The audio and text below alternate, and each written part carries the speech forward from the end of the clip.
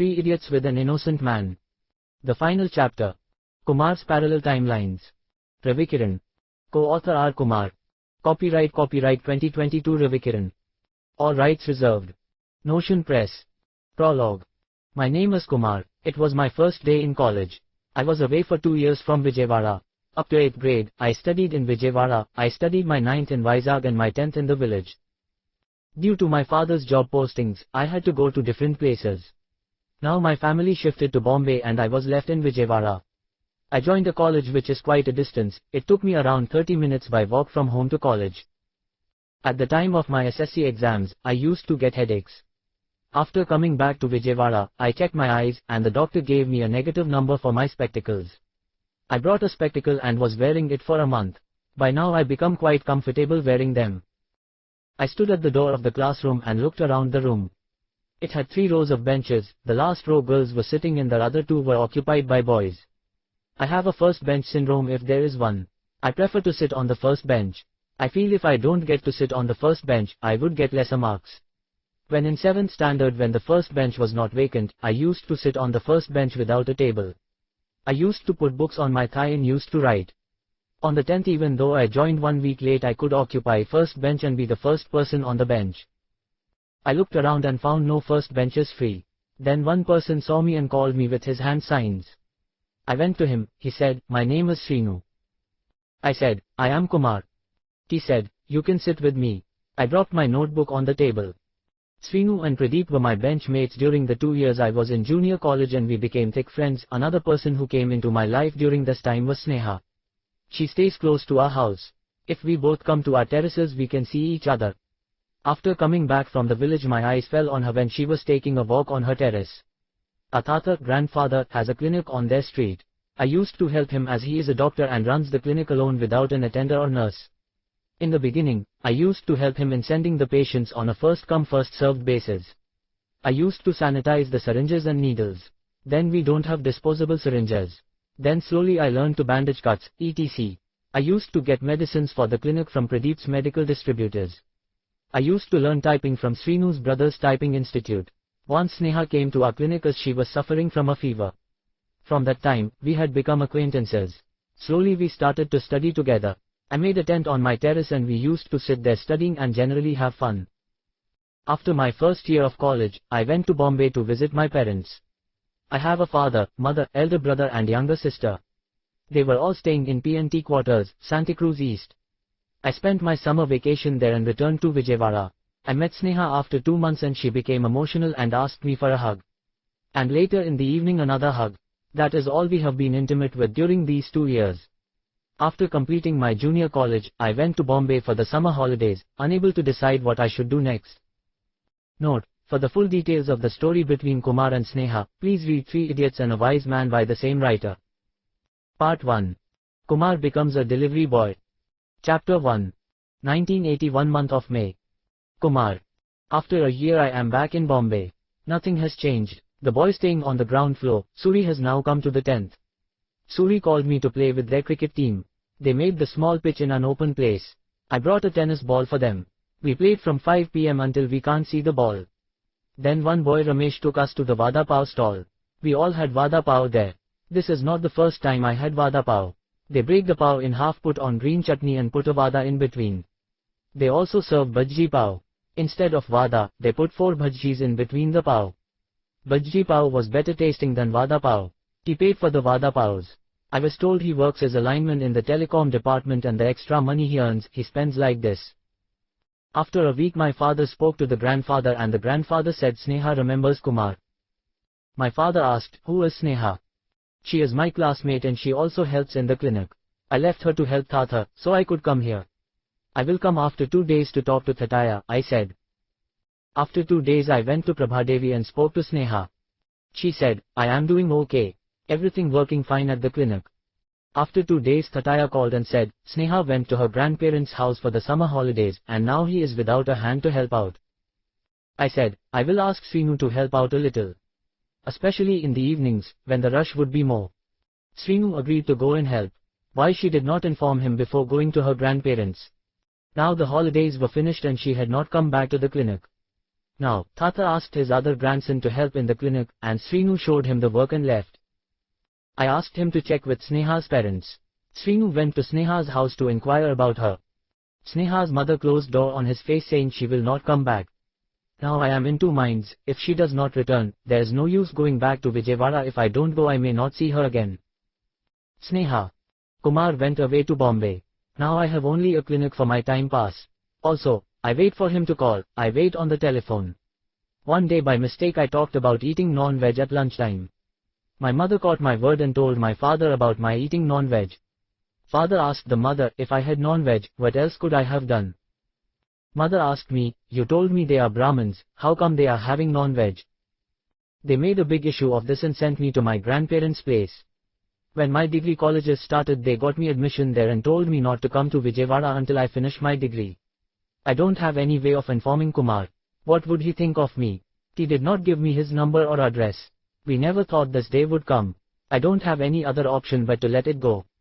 Srinu. Kumar rang me up and asked to check about Sneha. It seems she has not returned from their village. I went to the clinic and waited outside to see if Sneha's sister comes out to confirm her details. She said, she got admission to college there and would not be coming home until completing her degree. I informed Kumar about this. Kumar.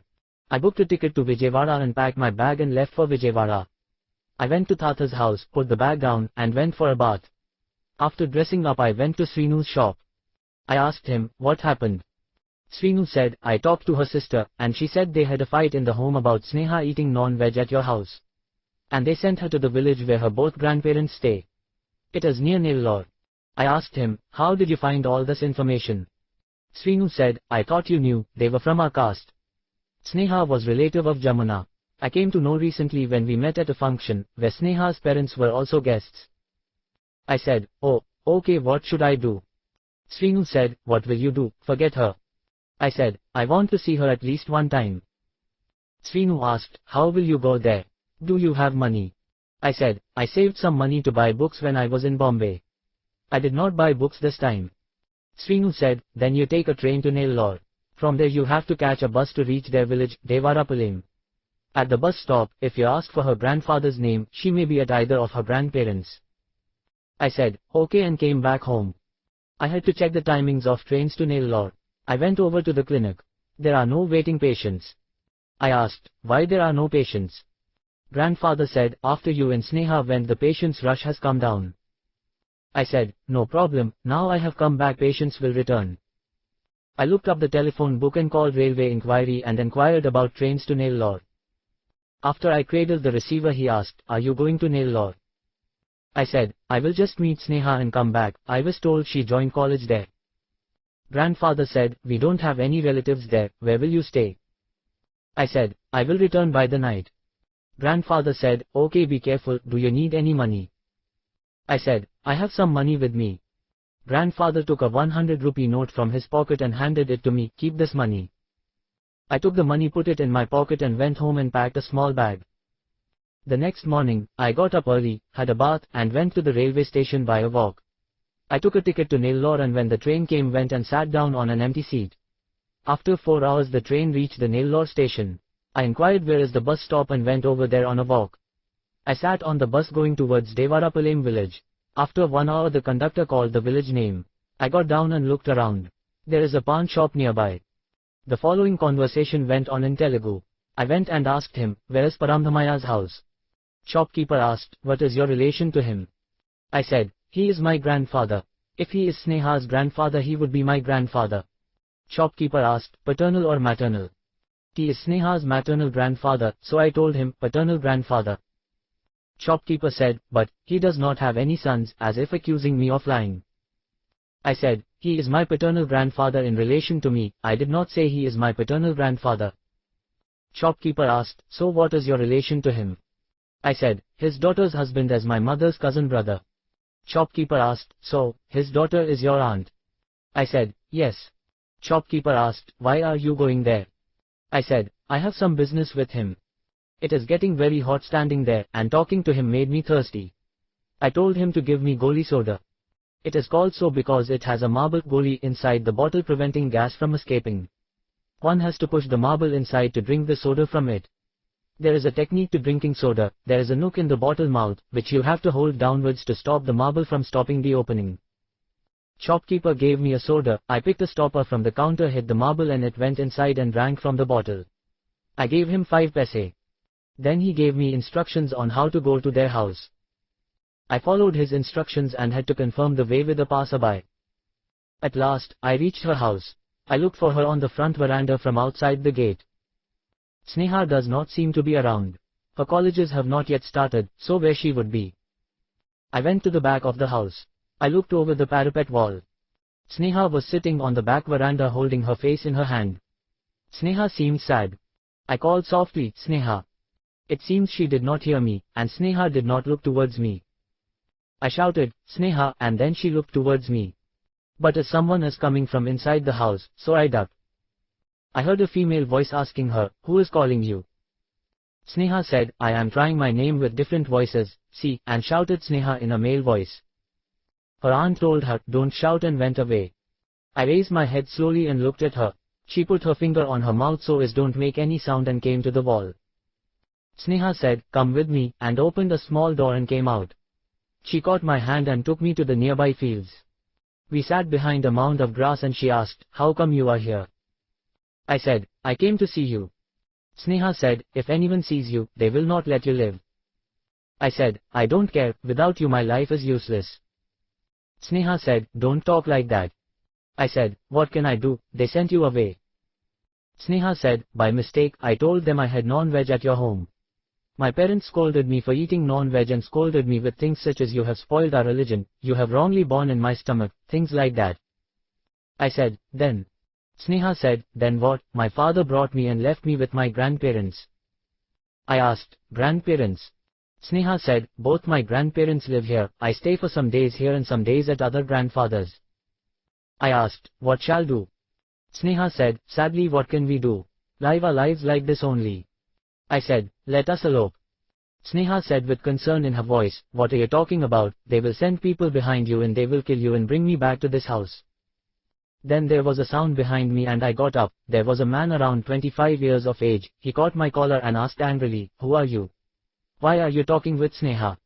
I said, I am Kumar, her classmate. He said, oh, it is you who fed her non-veg. I said, I did not feed her, she ate it herself. He said, now you are talking back also, and he gave me a slap which landed on my ear. I fell sideways on the grass mound and then on the earth face down. There was a saying eating mud. When I came back to my conscience, I was on a running train and my mouth felt like I have eaten mud. I looked around and asked him sitting opposite, where am I? He said, on a train going to Vijayawada. I said, thank God. At least they put me on the correct train. I looked in my pocket and there is a ticket for Nellore to Vijayawada. So considerate of them to buy me ticket also. I know if I return there they will not put me on a train, they will put me on a ghost train. I sat silently bearing the ringing in my ear. When the train reached Vijayawada, I got down and walked to my house. From his hit something must have moved in my brain. I went to Chinna Thata's grandfather's younger brother shop and asked him, give me a job. Chinna Thata jokingly said, what will you do, make home deliveries? I said, I will do that.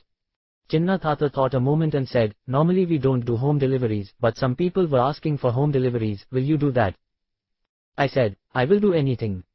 Chinna Thata asked, but what about your studies? I said, I want to earn money. Chinna Thata asked, by making deliveries. I said, I will do anything to earn money, I want to be a millionaire. Chinna Thata said, okay, you are going in the right direction, to earn that much you have to start small. Come and sit here, if there are any calls, you take the delivery. When the tea fellow came he ordered tea for all. I also had tea and waited. When one of the clerks at the shop went for lunch, I filled his place and packed the products. I spent the whole day helping the clerks. At first, as I was the grandchild of their boss, they did not tell me any work. I took initiative and helped them. Krishna, one of the clerks even told me, you are the owner's grandkid, what is the need for doing this work? I did not hear anything from them and adamantly sat there helping them. When Chinna Thata wants to go to the house for lunch, he let me sit at the cash counter, which means he has trust in me. He knows my father and he must have faith in our family. So, the day went like this. When he closed the shop and he collected the cash from the counter, I accompanied him to his house on a rickshaw. I walked back home from his house. When I reached home, Amamma asked, where did you go away? I said, I went to Chinna Thataya's shop asking for a job. Amamma said, what is the need for the job, your age is for studying. I said, I want to earn money, I want ₹1,000,000. Amamma asked, what will you do with ₹1,000,000? I said, I will marry Sneha. Amamma said, all this to marry Sneha. She laughed and let it. When Thataya came to have dinner, she said jokingly, he wants to earn ₹1,000,000 to marry Sneha, so he went to your brother's shop asking for a job. Thataya said, I didn't have ₹1,000,000 with me, otherwise I would have given you. At least you wanted to do a job to earn that money. I said proudly, I want to earn that money, not steal or do anything illegal. In the morning I got up and readied and went to Chinna Thatha's house. Chinna Thatha took me to the bank with him and showed me how to deposit the money in the bank. Chinna Thataya said, now as you are here to help me out, you bring the collections up to the evening and put it in the bank. We will have less cash to carry home in the night. I said, okay, I will do that. We went to the shop and I tried to help them as much as possible. It is around 2 p.m. I got up and said, I will go home and have lunch and come. Chinna Thatha said, after you have lunch, go and deliver these items to the house near our house, with a big gate. You must have seen that house. You tell the watchman, these you have brought for Nimisha madam. He will let you inside. I said, okay, picked up the items and put them in a bag and left for the house to have lunch. After lunch, I picked up the bag. Amamma asked, what is in that bag? I said, some item for delivery. Amamma said, now he is making you do deliveries also. I nodded my head and walked toward his house. On the way, a little up on the hill was the house with a big gate. Only people with cars have such big gates. I stood before the gate and knocked on the gate. The watchman opened a small opening on the gate and asked in Hindi, who is it? I said, in my broken Hindi, I brought some items for Nimisha madam. The watchman opened the gate and said, she told me to expect a delivery, go inside. I entered the house. On a sofa, a lady of around 20 or 21 is sitting with a magazine in her hand. I called from the door, madam. Nimisha looked up and admonished me by saying, don't call me madam, I feel like someone else, call me Nimisha, better call me Nimo. I said, okay, madam. Nimisha said angrily, you are calling me again madam. I said, sorry madam, sorry Nimo. Nimisha said, that is better, and asked me, how come you are here? I said, I came to deliver these items. Nimisha said, oh, Thataya sent you. Okay, put them here. What will you have? I said, nothing madam, Nimo. Nimisha said, I am going to have a cup of tea, will you have one? I am not the type to reject tea, I nodded my head. Nimisha said, I was asking for a long time to have the groceries delivered, and now he got the man to do deliveries. I said, I am still a boy, madam, Nimo. Nimisha said, it will take some time to get accustomed to calling.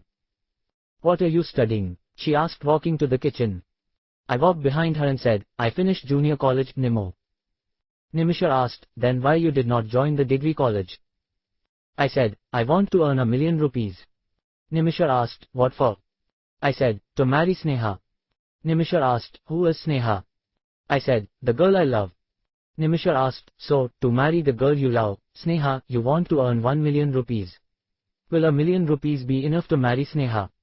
I said, I don't know, I thought at least ₹1,000,000 is necessary. Nimisha said, yeah, at least 1 million is necessary. She filtered the tea into cups and handed me one cup and said, give this cup to the watchman and come. I picked up the cup and gave the watchman and returned to the hall. Nimisha put the cups on the table and said, take one. I picked a cup and started sipping. She said, you are sipping without making any noise, so nice.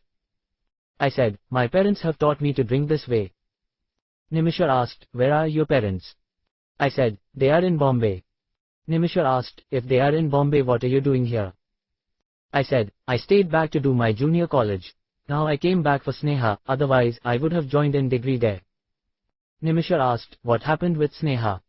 I said, her parents sent her away to her grandparents' village for eating non-veg. Nimisha asked, so, they should not eat non-veg? I said, I did not know, otherwise, I would have stopped her from eating non-veg. Now they sent her away and I can't meet her. Nimisha asked, for that, you stopped your studies and want to earn money by doing deliveries. If you study, you can earn more than ₹1,000,000, go and join the college. I said, okay, madam, Nimo. I will go and join in college. Nimisha said, if I came to know you did not join college, I will come and hit you with this stick, showing me a walking stick standing in a corner. I said, I am going to join in college, don't hit me. Nimisha said, take this money and give your grandfather and tell him you will join college and you will only help him in the evenings, okay? I said, okay, Nimo. Nimisha said, you are coming into the line. I said, thanks, and went back to the shop. I told Chinna Tata that I can't do full day work, I will join college and only do work in the evenings after college. The next day, I went to the college and spoke with the principal. I said, I wanted to join degree first year. The principal said, admissions are closed and colleges will start next Monday. I said, I had gone to Bombay to be with my parents, I want to join college here.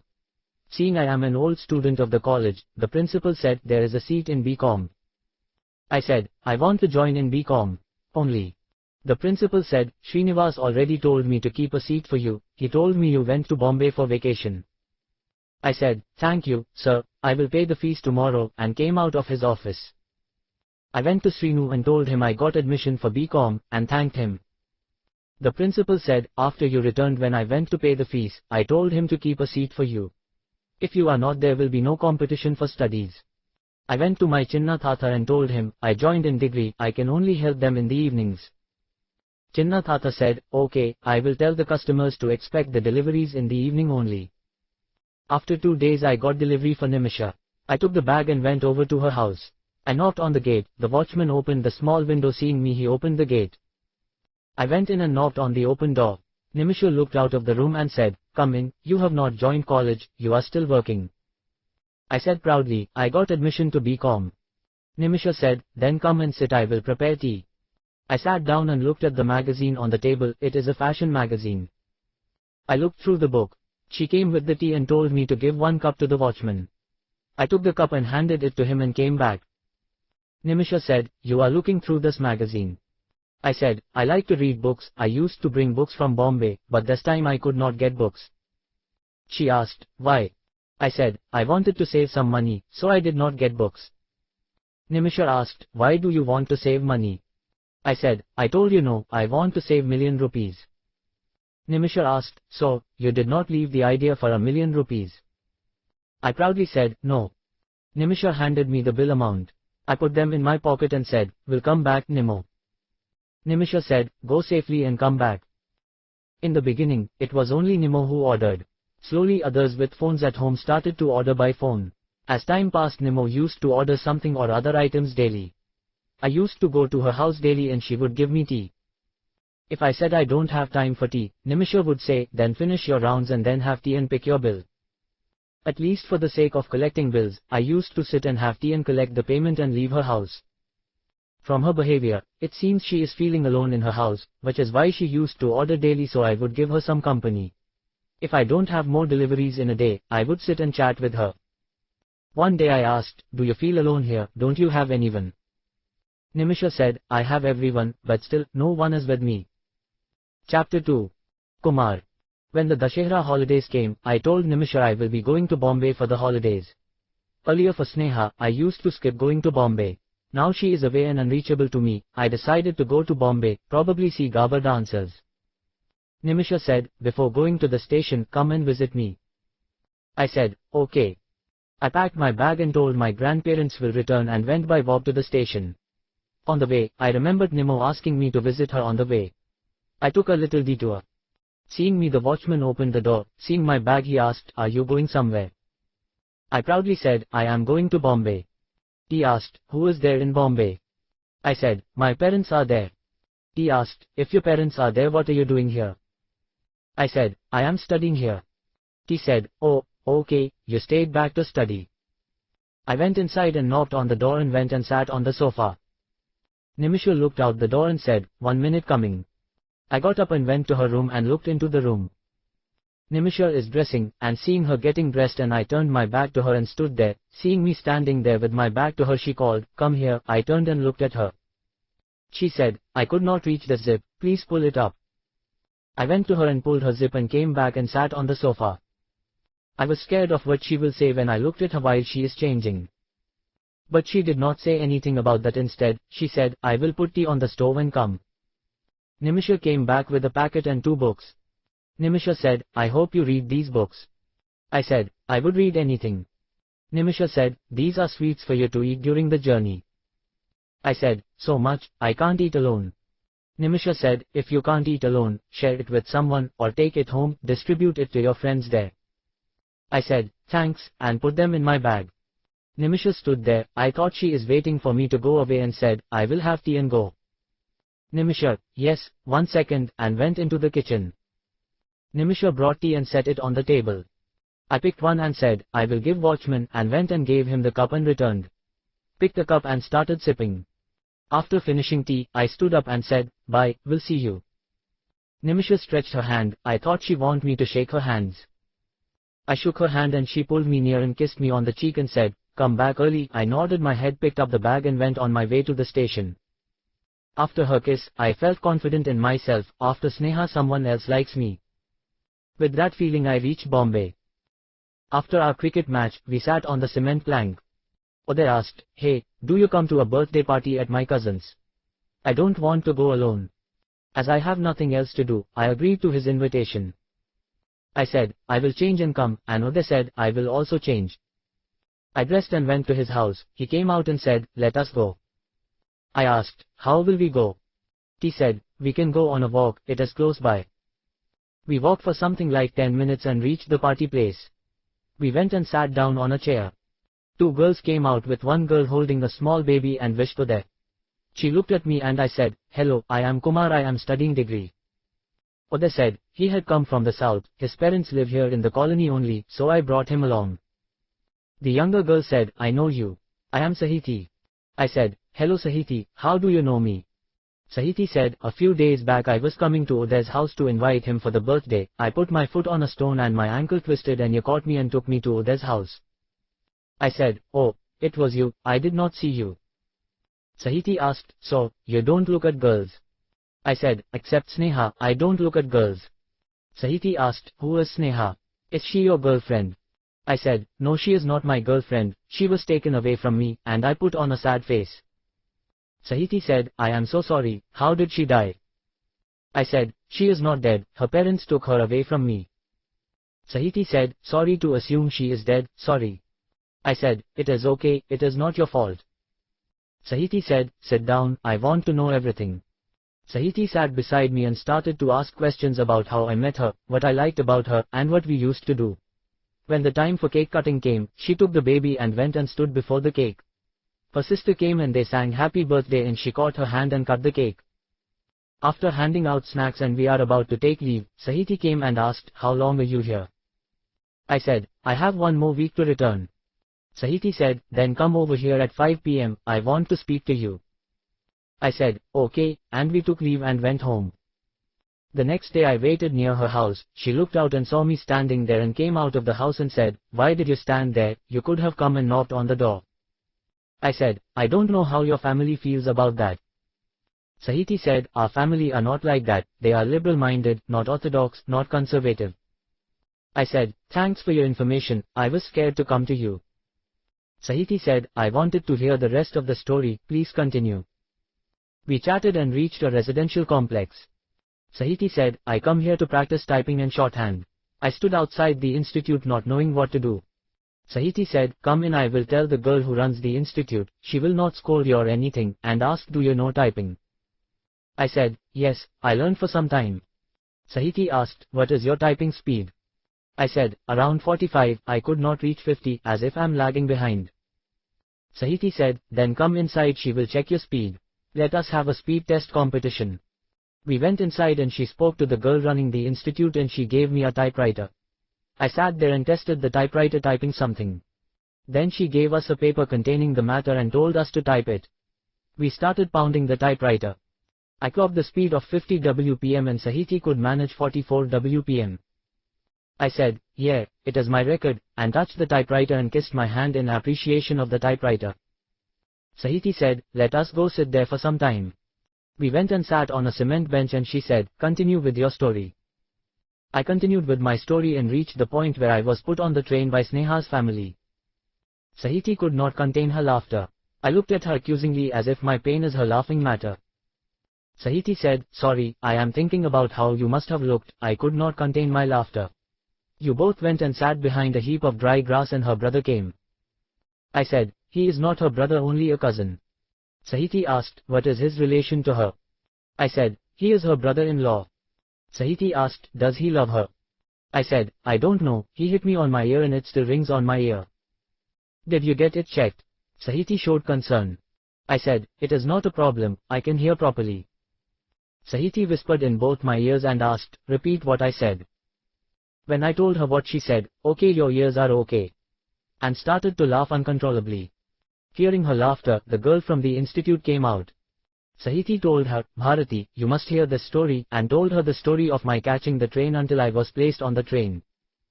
After hearing the story, she also started laughing, and seeing each other they started laughing. They say yawning is contagious, no, it is laughing. Seeing them laughing, another two guys came out from the institute. The short one asked, what happened, Bharati? Seeing him she said, you must listen to his story, Raj. Raj turned to the other guy and said, shall we listen to his story, Julie? I thought, why Julie, a girl's name? Sahiti got up and said, you tell them your story, and went inside the institute. They both sat beside me on each side. I looked at them and said, if you promise not to laugh, I will tell the story. Raj said, mother, promise, I will not laugh. They listened to the story seriously until I was back on the train. Raj said, then what happened? I told them about Nimisha. I told them about her sending me back to college. Raj asked, is she beautiful? I said, I don't know. Raj turned toward the tall guy and said to him, he does not know if she is beautiful. If not Nimisha, is Sneha beautiful? I said, I don't know about you, in my eyes she is beautiful. Raj asked, do you have a photo of her? I opened my purse and showed him Sneha's photo. He looked at it and said, she looks beautiful. Why are you talking like that? She is only beautiful in your eyes. I told him, because she is beautiful in my eyes only. They went inside the institute laughing. I am not angry at them for laughing. I am happy that I can tell stories and make people laugh. Maybe like the man in Mera Naam Joker, who wants to keep people happy. I just saw that movie on the TV. I sat there thinking about Sneha and what she would be doing. When will I meet her again? When will she come to Vijayawada? Raj and Julie came out of the institute and sat beside me on each side. Raj asked, do you have any other stories? I remembered the stories I read and started telling them about one of the stories, putting myself in the shoes of the hero. I put Nimisha in the role of heroine of the story and started to tell them. One day I went to Nimisha's house. The main door was kept ajar. I pushed the door and entered. There is no one in the hall. I crept into the room. I did not see Nimisha anywhere. Slowly I went near the door. I pushed the door. It opened with a sound, cra. I looked into the room. She was sleeping on the bed, and then I stopped, and he asked, what happened? I said, I have read up to that only, I have not read the story completely. Julie said, we asked you to tell your story, not the one you have read. Raj said, let him tell the story, it is more interesting than the one he told us. I said, I will tell you tomorrow. Raj asked, so, will you come tomorrow? I said, certainly, thinking I will have some company while Sahiti does typing. Raj said, then at 5 p.m, here. Sahiti came out after her shorthand. I asked her, show me what is shorthand. Sahiti showed me, and I asked her, read it to me.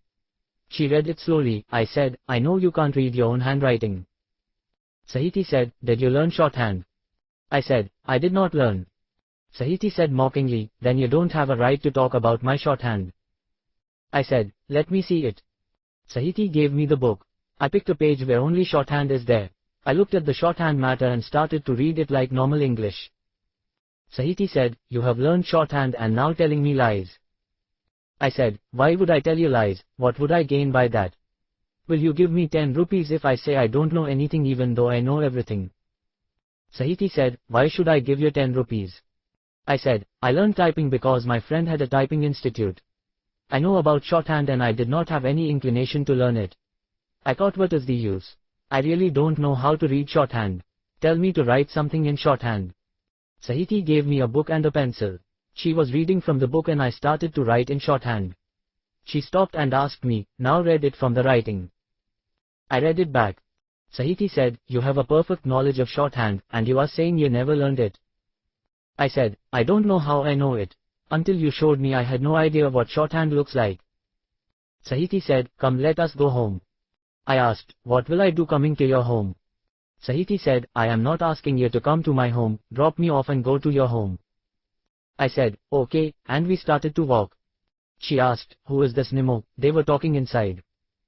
I said, Nimisha, I do deliveries to her house. Sahiti asked, what items do you deliver?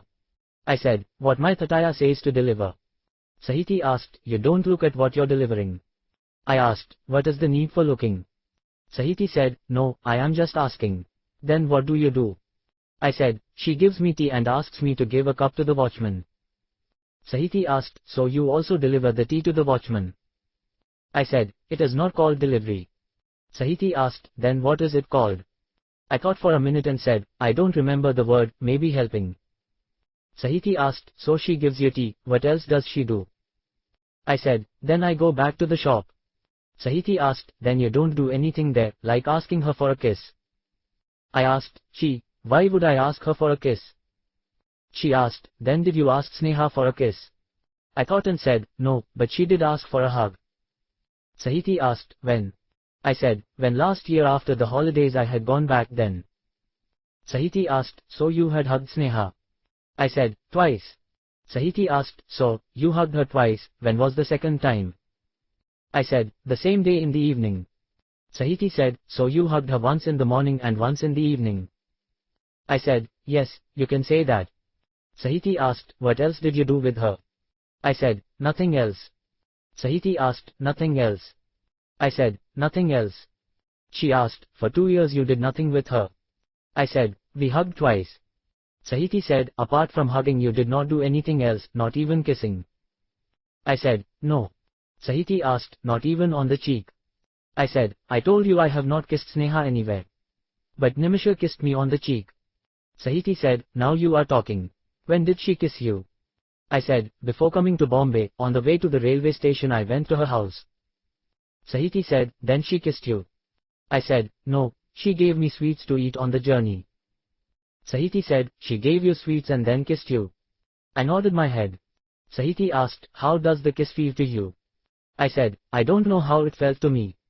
Sahiti asked, did it feel romantic or sisterly or motherly? I said, I don't know really, I don't know what way she kissed me.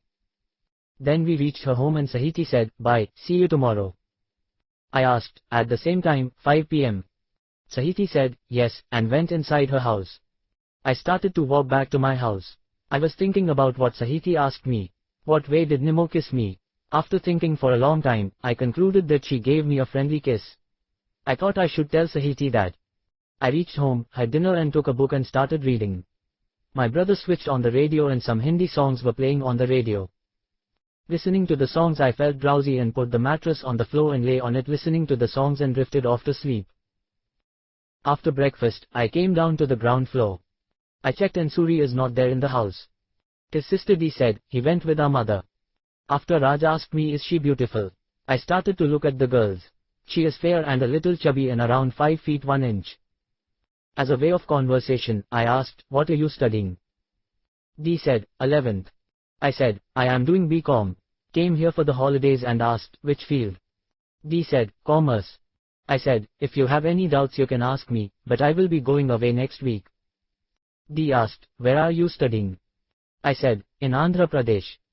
Dee said, where it is? I said, in South India. She said, okay, in Madras. I thought it is no use arguing with ignorant people. I said, yes, and came onto the road. As I don't have any work, I started walking and reached the market.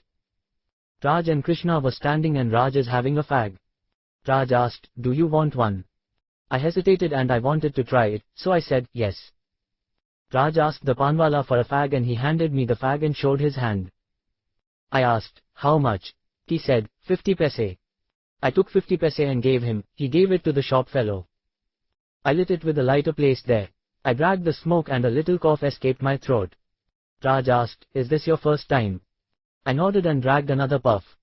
This time it went into the brain. I felt a kind of elation. Everything seemed clear to me. Raj asked, did you meet any girls here? I said, we have some girls on our ground floor. Raj asked, how do they look? I said, there is a girl on the ground floor and she is Suri's sister. Raj asked, but, how is she? I said, I would say she is cute. Raj asked, just cute? I said, how would I say, she is fair, a little chubby and around 5 feet. He showed his hand and a movement and asked, how are the curves? I thought about curves. I have read it in the books, but to describe curves I thought about her in my mind. This time I had only looked at her face and did not see her clearly. I said, I can't say, next time I will tell you. Raj asked, how? I said, I will have clear look at her and will tell you. Raj said, come I will show you, let us sit here. We sat down on a cement plank. Raj showed a girl passing by. He said to her, hello Maria, how are you?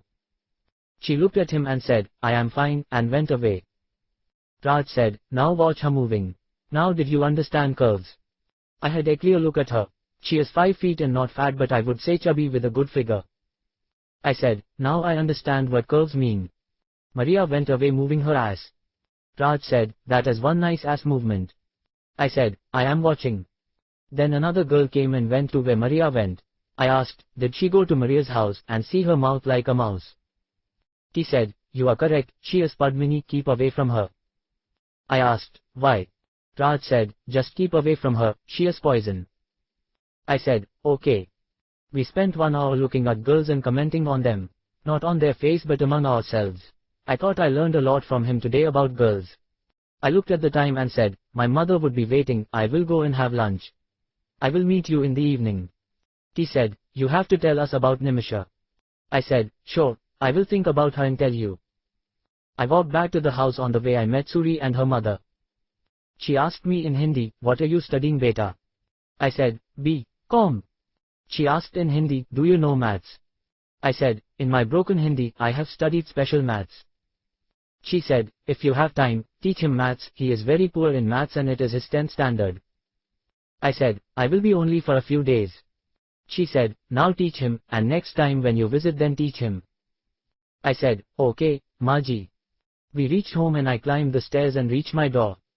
I rang the doorbell and looked down. His sister opened the door and asked, why did you take so long? I went in and closed the door. Mom said, come and eat lunch. I went and took a plate served from the dishes on the table and sat down on a chair and started eating. After lunch, I felt a little drowsy. I put down the mattress and went to sleep. I got up and looked at the time. It is 4:30. I washed my face and almost ran to Sahiti's house. I did not knock on the door as she asked but stood outside the house. One boy going along asked, what are you doing here? I said, I am waiting for my friend. Just then a boy came out of the next house. Seeing him he assumed I was waiting for him, and he went away. After 5 minutes Sahiti looked out and saw me and went inside and come out wearing chappals. I asked, who is the boy who asked me, what are you doing here? Sahiti said, oh, Suresh is a nosy neighbor. Forget about him. We started walking toward the typing institute and Sahiti asked, tell me about your first kiss. I said, I have not kissed anyone. Sahiti asked, not even on the cheeks. I said, not on the cheeks, what were you asking about? Sahiti said, French kiss like on the mouth. I shook my head and said, no, not on the mouth or the cheeks. Sahiti asked, it was your first time receiving a kiss on the cheeks for you. I replied, yes, but how many kisses did you receive? Sahiti replied, me, none. I asked, then why did you ask me about the French kiss? Sahiti said, I thought you had a girlfriend, so I thought you would have kissed her. I said, no, we have not done anything like that. Sahiti said, you told me you had hugged her, and I assumed you would have kissed her. I said, no, we are not friends like that. Sahiti asked, then what kind of friends are you? I said, as we studied together, she would help me in the clinic. Sahiti asked, so, you worked in a clinic? I said, I helped my Tataya in his clinic. Sahiti asked, whose clinic? I said, my grandfather is a doctor, I helped him. Sahiti said, so, you helped your grandfather in the clinic and you help another grandfather with deliveries, what else you have done? I said, nothing else. Sahiti asked, how does she look, your Nimisha? I said, Raj also asked the same thing. Let me tell you, she is of average height and she is fair. I think she is from North India, but she must be there for a long time. She speaks with a Telugu accent, I don't know from where. Sahiti said, then what else? I said, like her curves. Raj was also asking about the same. Let me think, she has a very slim waist. I don't know what is the other word for it, she has a wide ass. Then I think she had a good chest, I could not remember anything else. Sahiti asked, like me. I looked at her and said, no, I think she has a better figure. You are younger than me and she is elder than me at least by 4 or 5 years. Sahiti must be enjoying my talks with her. She continued to question me about her eyes, her lips and her chin and her cheeks. I told her whatever I could recollect. As we reached Typing Institute, Sahiti stopped the questioning. She went inside the institute. I sat down on the cement bench there. Raj must have seen me from his house. He came out and said, "Let us go." We went out through the gate. We entered, and he took me to a nearby pawn shop. He brought 2 fags and I gave him 1 rupee. Raj said, "Next time I will buy it for you." I nodded my head, thinking my rupee went away. We smoked there and were returning. Next to their complex was another house and lots of people were waiting. I asked, "Is it a ration shop, so many people were standing?" Raj said, "No, it is Maharashtra Sena office." I asked, "What do they do?" Raj said, "So many things," and we entered the gate and sat on the cement bench. I said, "You wanted to know about Nimisha," and told him what I told Sahiti. Raj said, "In the morning you could not recollect anything, how come now you are saying all this so fast?" I said, "I had a rehearsal with Sahiti." Raj asked, "Did you say all this to Sahiti?" I said, "She was asking questions and I was answering." Raj asked, "You talked to Sahiti about figures and curves?" I said, "Yes." Raj looked at me like I was telling him lies. I said, "She even asked about kisses and hugs." Raj asked, "What about kisses?" She asked about Nimisha kissing me. Raj exclaimed, "Nimisha kissed you?" I said, "Before coming here she kissed me on the cheeks and gave me sweets to eat on the train." Raj asked, "What about hugs?" I said, "Sneha hugged me last year after I returned from Bombay." Raj asked, in a low tone, "Did you finish that with her?" I asked, "Did I finish what?" Raj said, "How should I say it, did you have sex with her?" I said, "Chi, it is not that kind of friendship between us." Raj asked, "Then what kind of friendship between you both?" I said, "Just up to hugs and that too 1 time only." Raj asked, "So, what are you doing for a full year?" I said, "We are spending time in our tent on the terrace." Raj exclaimed, "So, you also have a tent on the terrace?" I said, "We used to sit there and study, spend time there, and nobody disturbed us." Raj said, "Still you did not do anything." I said, "After our hug, I took a vow to keep control of myself. So, I did not try to hug again. I know I can't control myself if I hugged again." Raj asked, "Who wants to control oneself?" Sahiti came out and sat beside me. She said, "I have finished my typing, I have some time before the shorthand lesson." I said, "Why wait for the sir to give you a lesson? Give me the book, I will give you a lesson." I was reading from the book and looking at her writing, and if she had a problem I used to correct her, show her how to write that. Raj got up and said, "I will have a fag," and went away. I thought I missed my fag from Raj. We sat there talking and she got a call for a shorthand lesson and she went in. Raj came back and sat down beside me. Raj asked, "What is your story with Sahiti?" I shook my head, "Nothing." Raj asked, "How do you know her?" I said, "A few days back I was coming home from a walk. There is a girl who stays on our ground floor, whom I told you about. She goes to the typing in the evening. Now when she comes back I go for a walk and cross her on the way. So, while coming back from my walk, I saw a girl walking in front of me. She has a nice ass and I was watching her moving her ass. On the way, she must have put her leg on a piece of stone and twisted her leg and she was about to fall, so I was near her and I caught her from falling down, gave her my shoulder and took her to Uday's building and left her there. At the time I did not know she was going to Uday's house. 2 days back Uday took me to a birthday party and it was Sahiti's niece's birthday party. I met her there. Until I met her there I did not know it was she, whom I helped. So that way we got connected. After the party, she told me to come to meet her at 5 p.m, so we will go to the typing together. And on the way she was asking questions and I was answering her. Raj said, "I don't know what you are, you have a girlfriend and you study with her in your tent and you have a girl whom you deliver to and she gives you a kiss and sweets. And now here you have Sahiti whom you help when she sprains her leg and meets at a birthday party. You are one hell of a guy." Looking at his house he says, "Okay bye, my mother is calling me," and went away. Sahiti finished her shorthand and came out and said, "Let us go," and we walked to her house. When we reached her house, Sahiti said, "Bye," and looked at this side and that side and kissed me on my cheek and went into her house. I stood there for a minute and returned to my house. I rang the bell and mother opened the door and asked, "Where did you go?" I said, "For a walk." Mom said, "Come have dinner, it is getting cold." I said, "I will serve myself." After dinner, I went and sat on the steps looking at aeroplanes flying. Sahiti. Kumar talks funny. His talks are so innocent and it feels like he had a girlfriend or is just telling stories. I think he likes to tell stories. He was telling the story of Nimisha and he told them a little bit and said he did not read the full story. I think he reads books and likes to tell those stories. But the time he went to see Sneha and her brother gave him one on his ear and put him on the train. It seems it can't be from a book, it must be his own experience or he has a vivid imagination. But overall, he seems like a gentleman. When I gave him a kiss and ran inside, he just stood there for some time and then went on his way. Let me see how he reacts tomorrow. How long he will be in Bombay. He said he will go back on Sunday. When will he return? Possibly for the Christmas holidays. Then he will spend at least 2 months in the summer holidays. I should take his address, possibly we can write letters to each other. His Hindi is broken but he seems good in English. But he had a South Indian accent. Let us see how it goes tomorrow. Kumar. I got up and readied and had breakfast and went out looking for Raj. He was not found at the pawn shop and he is neither in the compound. Finding nothing to do, I started to walk on the back street towards Sahiti's house. I thought if I don't see her I can go to Kalina and make a round and come back. I was near her house, and the boy she referred to as Suresh came at me threateningly, shouting, "What are you doing here?" I said, "This road is not your Abba's Jagir, meaning your father's property." Suresh removed a pocket knife from his pocket, opened it and threatened me. As I was in bad mood from telling my story of the incident at Sneha's village, I used the same technique with him. I gave him one on his ear. He, instead of falling down as I did, caught his ear and sat down. Hearing the commotion, Sahiti's family and their neighbors came out. Sahiti came and asked, "What happened?" I said, "He is threatening me with the knife," and showed them the knife on the ground. Sahiti asked, "What did you do?" I said, "I slapped him, and he sat down like that."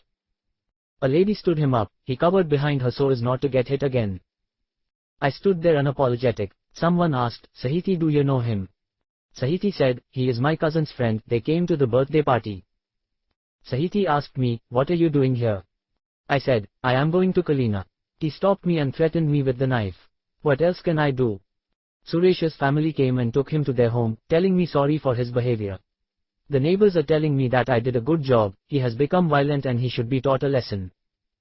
Someone said, they should call the police. Sahiti said, "Come and sit," and took me to her veranda where some chairs were placed. I sat down and she brought a glass of water gave me and I drank the water and passed the glass back to her. Sahiti said, "Keep calm." I said, "I am calm as a cucumber. Did you see me getting angry?" She said, "I will speak with Maharashtra Shakha Pramukh and he will admonish him for his behavior." I said, "Okay." Sahiti said, "Let us go and see him." We came back as Raj indicated it as the house next door to their society. We went and stood aside. Seeing her, he called her inside. Shakha Pramukh asked, "What happened?" She said, "It is about Suresh, he is terrorizing people walking on the road." I looked at the board on his table, it said Dinesh P. Deshpande. Deshpande asked, "What happened?" Sahiti said, "This boy was walking in front of our house going towards Kalina. Suresh brandished a knife and attacked him, and this boy gave him a slap and he sat down on the road. Now he is fearing he might attack him again." Deshpande said, "I will call him and warn him not to do that again, else I will put him in jail."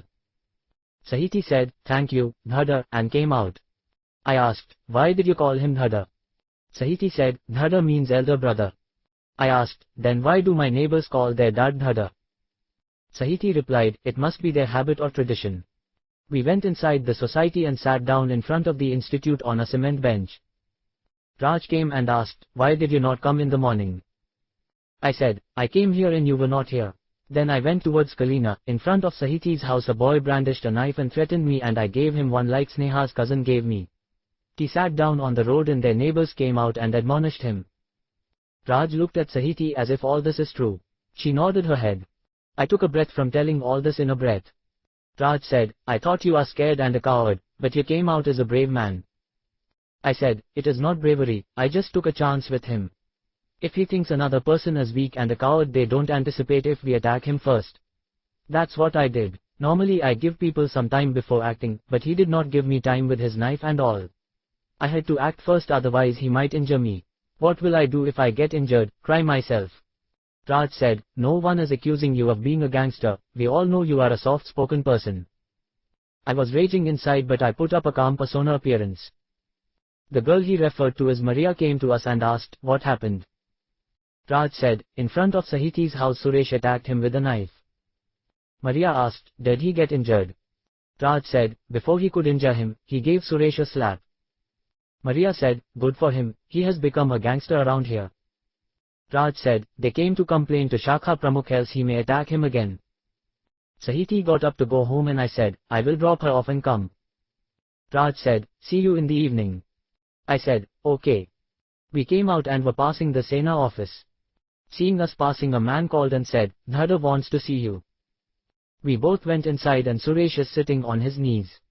Deshpande asked, what is he saying, you kissed this boy yesterday night? She said, what is he saying, he is a liar. Why would I kiss him, is he my boyfriend? I shook my head indicating I am not her boyfriend. He came yesterday evening to drop me at my house after typing practice. At the institute, he was giving me pointers on shorthand writing. Then he came with me to drop me at my house and went his way. Deshpande asked me, what is your name? I said, Kumar. Deshpande asked, where do you stay? I said, I stay in PNT colony. Deshpande asked, how is Mr. Pawar? I said, he is fine, he is the president and my father is the secretary to the colony association. Deshpande asked surprisingly, what, Mr. Krishna is your father? I said, yes. Deshpande said, they both came recently to me with a problem at the colony. I know him, he is a nice man, how can you do these kinds of things? I said, I don't live here, I study in Vijayawada, Andhra Pradesh. I came here for my holidays. My neighbor took me to her house for a birthday party, else I may not know her. I don't know her properly, why would I kiss her? Suresh said from where he is sitting, he did not kiss her, she kissed him. Deshpande scolded him, if she kissed him, do you take a knife to him to injure him? Don't talk in between, I am talking here. Deshpande asked, Sahiti, did you kiss him? Sahiti said, why would I kiss him, Dhada? Before entering my house, I turned towards him and said bye, see you tomorrow. He is going back on Sunday. Deshpande turned to Suresh, is she telling the truth? Suresh said, she might be telling the truth, I could not see clearly, it was a little dark there.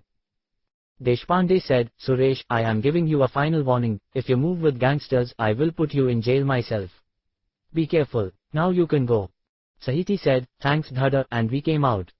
When we walked for some time I asked, did he see you kiss me? Sahiti said, what if he sees? Who is to come at you with a knife? Now he will stop his gangster ways, or else Dhada will see what has to be done. I dropped her at her house and went back to my house. Mom asked, where did you go on this hot day? I said, I just went to meet friends. She asked, did you make friends here? I said, I am coming here for 3 years, why I would not have friends? I play cricket with them. She said, okay, come and have lunch. After lunch, I put the mattress on the floor and slept off. When I woke up it is 4:45 p.m. Hurriedly I washed my face and went to Sahiti's house. She was waiting for me on the veranda. I said, sorry I dozed off and woke up late. Sahiti said, no problem, I thought you were scared Suresh would attack you again. I said, why I would be scared? I was not scared of Sneha's cousin, who is Suresh, a small kid before him. Sahiti asked, then why did you not go back to their village? I said, I wanted to save ₹1,000,000 before going there to her village. Sahiti asked, what will you do with ₹1,000,000? I said, I will throw it on their face and say, see, I have earned $1,000,000, if you give your daughter to me then see what I can do. Sahiti asked, what will you do? I said, it is just a dialogue like they show in movies. Sahiti said, so, you will not do anything. I said, how can you say that, I will do what I was doing to earn the $1,000,000. Sahiti. I don't know what to think of Kumar. One time he talks so innocently, another time he talks so confidently and acts confident, and some other time act and talks so foolishly. Like he was talking about earning $1,000,000. He wants to throw ₹1,000,000 on the face of Sneha's parents and ask for their daughter's hand in marriage. Does anyone do that? I can't come to a conclusion about him. His father seems to be an important person. He said he is the colony secretary, I should check with Uday about him. The Shakha Pramukh also mentioned Mr. Pawar, Uday might know them. I have to make a pretext to go to their house. How will it be if I go to his house? What will I say when I go to their house? Do they know about Sneha and his actions in her village? They may not know, as far as I understood him. He would not tell them all these matters. What kind of pretext can I have to go to their house? Kumar. We went to the typing institute and I sat down outside on the cement bench. Raj went inside for typing and then Julie went inside to practice. I sat down and looked around. The girl with the mouse-like mouth came and sat on the bench. I looked at her and turned my head toward the institute. Sahiti came to the grill, showed her hand and went away. What did Raj say her name? Padmini. Padmini asked, is she your girlfriend? I thought if I say she is my girlfriend, she might go away, otherwise she might catch me like a leech. I said, you can say that. Padmini asked, what do you mean? I asked back, what do I mean? Padmini asked again, what do you mean by that you can say that? I said, you can say that again. Padmini asked, what can I say again? I said, sorry, I did not know you don't know fluent English. It is the way it is written in books. I am an avid reader. Padmini asked, what did you read? I said, I am now reading Perry Mason, The Case of Substitute Face. Padmini asked, what kind of story is it? I said, if you don't know Perry Mason, what is the use of telling you? Padmini felt offended by my words and went into the institute for practice. Seeing her go in, Raj stopped typing and came outside and asked what she is talking about. I said, she is asking if Sahiti is my girlfriend. What did you say? Raj asked. I said, you can say that. He asked, what does that mean? I said, if you want to you can take it that way. He said, it means you can take whatever you want, correct? I said, you can say that way too. Raj asked, where did you learn your English? I said, I read lots of books and I use them wherever I can. Raj said, you are a funny person, and went back to his typing. Sahiti came out and asked, are you comfortable here? I said, I am okay, you continue your typing, and she went back in. To check why the students are coming out and going in, the owner of the institute came to the door and looked out. He was short, thin, and with a bald head.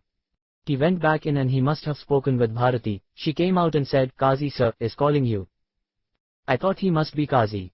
I got up and went inside the institute. Kazi asked, what is your name? I said, Kumar. Kazi asked, where do you stay? I said, P&T Colony. Kazi asked, where did you learn to type? I said, Vijayawada. Kazi asked, where is it? I said, in Andhra Pradesh. Kazi asked, so, you came from Andhra Pradesh? I said, I came on vacation, I am studying BCom. There. Kazi asked, whose house you have come to? I said, to my parents' house. Kazi asked, if your parents are here, why are you studying there? I said, for Sneha. Kazi said, so you are studying with Sneha? I said, not at present, I was studying with her. Kazi asked, if at present you are not studying with her, where is she now? I said, she is in her village with her grandparents. He said, if she is not studying with you, you should be studying here. I said, I want to earn million rupees, so I am studying there. Kazi said, if you can earn million rupees there, here you can earn 10 million rupees. I said, I have joined there, now I can't join here. Kazi said, maybe after your degree, you can come over here. I said, I suppose so. If I did not earn million rupees by then, I will come here to earn that. Kazi said, that is the spirit. If you want you can sit there and practice typing. I said, thanks, and came out. Raj came behind me. Raj asked, what is Kazi telling you? I said, nothing, he was asking about me. Raj said, come then. We went to the pawn shop and he got 2 fags and he gave me one and asked for money. I said, you told me yesterday, next one you will get me. Raj said, yes, you gave 1 rupee, correct. I nodded. We smoked and went back. I looked in, Sahiti is taking a shorthand lesson. We both sat down on the bench. Raj asked, how are the girls in your village? I said, it is not a village. Raj said, okay, city or town, I don't remember its name. I said, I don't know much about girls. I don't follow them, but Srinu likes one girl, Jamuna, she looks good. Raj asked, who is Srinu? I said, he is my classmate and friend. Raj said, so, you like your friend's girlfriend? I said, she is not his girlfriend, he only likes her and he can't even talk to her. Raj said, okay, she is not his girlfriend. I said, I only look at her going on the road standing in his shop. Raj said, okay, what about other girls? I said, near our house, we don't have many girls of our age group or I don't get connected to them. He asked, if you don't connect to them, you leave them alone. I said, yes, maybe if I like them and want to connect with them, I might follow them. Like our neighbor girl, they call her D. I stand on the stairs when she goes to typing practice and I go her way when she returns. Raj said, so you follow girls also? I said, nowadays only because I think I lost Sneha forever. I want to move forward in my life. That is the reason I am speaking to Sahiti. Raj said, so you think you have some techniques for connecting with girls? I said, I am sure, I connect to them mentally. Like I can force them to do what I think. For example, this girl D, I wear what color of dress she is wearing. Either I can read her mind or I make her wear the color of the dress I am wearing. Raj said, I don't know if we can connect this way also. I said, I used the same technique with a girl in my 10th. She is at the top of the class, and she also goes to tuition with our maths teacher. She looks good with a good height. She must be from a well-to-do family. So, I used to wear the same color as her dresses as she was wearing. Then I joined the same tuition she goes to. I used to sit across her as the sir used to sit at the door, and on one side boys and other side girls used to sit. I used to finish the problem first and used to look at her while sir was explaining the problem to others. But when I came to Vijayawada for vacations, she also went away. I went to the village after some time and my friend told me that she also went away after SSC. And she visited the village recently and now she is doing MBBS. I think I am just unlucky, even though I can connect to the girls and then they are taken away by God. Now I have resolved, don't get attached to the girls. Just treat them like friends, nothing more. This way I don't have to break my heart every time some girl leaves me. Raj said, yeah, that is a good way to look at life. Be aloof about the girls and they will flock to you. I said, you can say that. Now, Sahiti came out of the institute after completing her shorthand. I asked, show what you have written in shorthand. Sahiti handed her book. I took the book and started to read aloud from the book what she has written. At one or two places, I asked her to read it back. Sahiti read it with difficulty. I said, you have written this wrong, you could read it from memory, but this will not work in real life. Try to correct yourself. Sahiti nodded her head. I asked, do you have to go home? Sahiti nodded, and I said, I will drop you. I said to Raj, see you, and we both walked to her house. When we reached her house, I looked around if anyone is present and said bye to her and walked back to my house. After dinner, I took the book and started to read it until I fell asleep. Sahiti. When he was looking around first I thought he might be looking around if anyone attacks him, then when no one was around, I even thought he might return my kiss. But he just said bye and went away. I think he will be here for another 2 days only. I have to take some action before he goes back. What can I do? Maybe take him to a movie or something. I will ask him for a movie and see how he reacts. After bath and readying I sat on the veranda and waited for Kumar. He might come like yesterday. After waiting for half an hour, I saw him coming towards our house with Raj. He looked at our house and passed without stopping. Where are they going? It seems he can't see me sitting on the chair. I got up and went to the gate. By the time he passed our house and walked towards Kalina. Now I sat down and kept a watch on the road from Kalina. I saw them coming. I bought chappals and went to the gate. Seeing me he stopped and said, I was looking for you, where were you?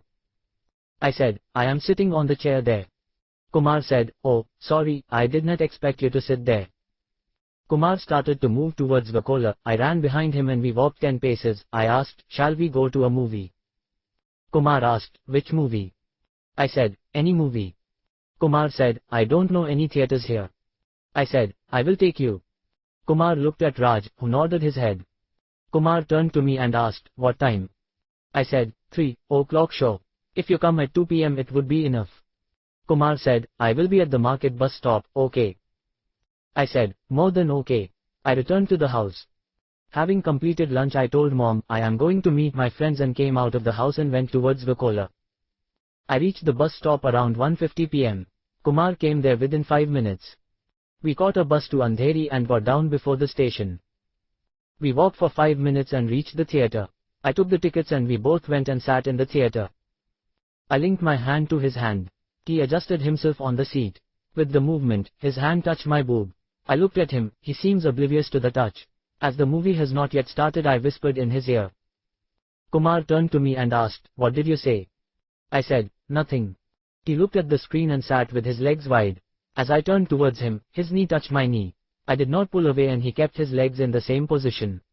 I thought he must be doing this purposefully. Then the movie started and the titles ran and the main movie started. I looked at him, he is looking at the screen. From the light from the screen, his outline can be seen. I moved my hand towards him. I put my palm on his thigh. There was no reaction from him. After a minute or so he moved the other leg closer. His leg nearer to me touched hard on my knee. I moved my hand towards his crotch.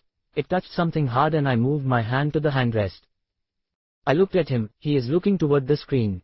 At halftime, he got up and went out and brought popcorn and cool drinks. When the film started he put his hand around my shoulder and sat.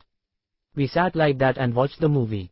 When the movie was completed he removed the hand, and we stood up and moved out of the theater. We walked a little and caught a bus and reached Vakola. I told him to meet me at the institute in 15 minutes and he agreed and went away. It seems he was not telling stories about Sneha. He might have already been with her and been to the movies. Has he been aroused by my touch? It seems so. No need to think about all this now. Let me see when he returns. I should take his address to write letters. I don't know if he had any phone numbers. We had no phone in our house. He will come now to the institute. I have to take his address without fail. Kumar. When Sahiti asked me to a movie, I thought I might be on a step toward having a girlfriend. It was different with Sneha. She was the most traditional type of girl. I know these Bombay girls were bold and beautiful. To check her intentions I touched my hand to her boob, then tried to touch my leg to her leg. She did not pull away her hand or her leg. I thought about her hand touching me on the crotch, but it could be accidental. I feel I have a chance with her. When I met her, I was scared of how she felt about me. Compared to her I am dark and of average height, from the south, which seems like negative qualities for a boy here. I don't know fluent Hindi, mostly speak with them in English. Speaking with them, my English is improving. It could be a plus point. She is Maharashtrian and I am from Andhra. I have been to her house. There was no discrimination then, maybe because of the party no one noticed me, except Sahiti. Can I ask her for a photo to keep with me? I can go and show Srinu and Pradeep. I have to freshen up and go fast to the institute. I went home and rang the bell. My sister Revati opened the door, and asked, "Where did you go?" I said, "I went to a movie." Revati asked, "With whom did you go?" I said, "Obviously with friends. Do I know any theatre here to go to alone?" I freshened up and started to go out. Revati asked, "You came just now, where are you going now?" I said, "Cricket practice." Revati said, "You are not taking the ball with you." I scolded her, "Do you think they don't have a ball to play cricket?" What is with all these questions? I will answer your questions when I return, and opened the door and closed it behind me. I got down the steps and Suri is waiting for me at his door. Suri said, "I have not seen you for the last 2 days. Where are you going in such a rush?" I looked up at our door and said, "Come with me, I will tell you on the way." When I turned the street, I said, "I found a girlfriend, she took me to a movie today. So, I am going to meet her." Suri asked, "Can I see her?" I said, "If you want to meet her, come with me." We both went to the institute and sat on the cement bench. When Sahiti entered the gate, I showed her to Suri and said, "She is Sahiti." Suri did not say anything. She said, "Hi," and went inside the institute. Maybe she was late for the class. Raj came over and asked, "Did you go to the movies?" I said, "Yes." Raj asked, "What did you do?" I asked, "What is there to do, except watch the movie?" Raj said, "Okay, you watched the movie." I nodded my head. Suri asked, "You went to a movie with her?" I said, "We went today afternoon." Raj asked, "Who is he?" I said, "He stays on the ground floor, he is Suri." Raj signed, "Is he her brother?" I nodded. Now it seems he is interested in Suri. Raj sat beside him and started asking him questions like what he is studying, where is his school, who is there in his house, etc. I let them chat and looked into the institute. Bharati came over and told me to come inside. I went with her and she took me to Kazi. Kazi asked, "Can you look after the shorthand students for an hour?" I said, "Sure." Kazi said, "I have an emergency, I have to go," and he left from the back entrance. I looked at Bharati, she said, "You can sit there," and showed me his chair. I sat down and looked at the student sitting in front of me. She is wearing a skirt, shirt and coat and looked like from a posh family. I asked, "Which lesson is he teaching you?" She indicated the lesson. I started to read from the lesson and she was writing in shorthand. In 1 or 2 places, she did not know how to write, and she asked me how to write that and I showed her on paper. She completed the lesson and I asked her to read back. She started to read slowly what she has written. I had to correct her at 1 or 2 places as she has written wrongly and was reading wrong. I showed her the correct way to write them. I completed her lesson and asked, "Do you have any questions?" She asked, you speak good English, where did you study? I said, I am doing my first year BCom. She asked, where did you learn shorthand? I said, learn? No, I did not go to any institute to learn. She asked, then how did you know shorthand? I said, I don't know for sure, it came naturally to me. She said, that's why it seems you have a good grip on shorthand. Qazi sir has so many years of experience, you seem to have the same experience in teaching as him. I said, I am only filling for him, I don't teach this. We were chatting like this and the next student came and sat down beside her. She said, I am Susan and you are? I said, I am Kumar. She got up and said, glad to meet you Kumar, and went to practice typing. I looked at the next student and she is Maria. Raj told me her name. I asked, are you Maria? I am Kumar. She said, how do you know my name? I said, a little bird told me. Okay, what lesson are you doing? She showed me from the book. It is an advanced shorthand book, not the one Susan was doing. Susan was doing it from the basic book. I thought, can I do advanced shorthand? But when I looked at the book, it was the same lines and dots. I could easily read it. Only the English was a little higher standard. Maria said, can you read this sir, it must be higher shorthand. I said, don't call me sir, I might be younger than you. I am just filling in for Mr. Qazi, who went away for an emergency. Maria said, I saw him going and thought I would miss today's class. I have to attend an interview with a company for a steno job. I am a little tense about attending the test. I said, shorthand is English only, the way you write is important and it is more important to read it back. When you are working you need to take the dictation fast, when writing fast you may miss something or write in a way you don't recognize. If you don't know how to write then write it in English, no one will check your writing. What you need to do is type what you have written. So, there will be different speeds for taking dictation but no speed for typing it back. What you present after taking dictation only matters. So, what you have to do is while taking dictation you need to remember what you could not write down or write in a short form in English. That is why you need to take lessons. I think this advanced book covers actual working conditions. You can practice at home also. You can have someone to read from newspapers or some magazines to practice. What you need to do is find out if you can take shorthand or not. Maria said, I got the idea. Now I am confident about taking the interview test. I started to read from the book and she started to write in shorthand. I completed her lesson and she went away and Sahiti came over and sat down. I said, jokingly, I am Kumar, your substitute teacher for today. Sahiti said, I am Sahiti, your non-substitute student. I said, non-substitute student, what lesson are you doing? Sahiti showed her lesson and I gave her dictation and corrected her writing and her class finished. I looked at the time and Qazi has not returned. I said, shall we go? I got up and we went and sat on the cement bench. Raj seeing us came over. I asked, where is Suri? Raj said, he waited for some time and went back. I said, okay, he must have gone back to play cricket. Sahiti asked, give me your address and phone no. I asked her to give me her book and wrote my house address, and shop phone no and clinic no. I explained the shop no and clinic knows when to call or give a message. If you write I will reply, if you don't write I don't know, okay. Sahiti said, I will certainly write. I said, if you certainly write, I will certainly write back. We got up and started to walk and Raj came behind us and at the pawn shop stopped for a fag.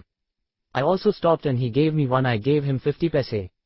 We both lit and started walking with Sahiti. We left her and walked back. I asked, where is Julie, but why are you calling him Julie? Raj said, Julie was their pet dog and it had died some time back, so their family members started calling him Julie, his real name is Krishna. I said, oh, okay. When his house came I said, okay, bye and went home. Suri is sitting outside his house.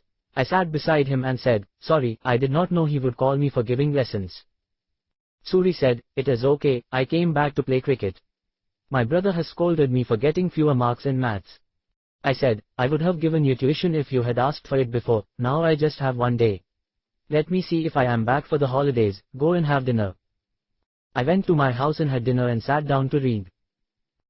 I woke up and it is Saturday today and I will be catching the train tomorrow morning. I decided to complete my work for the season today.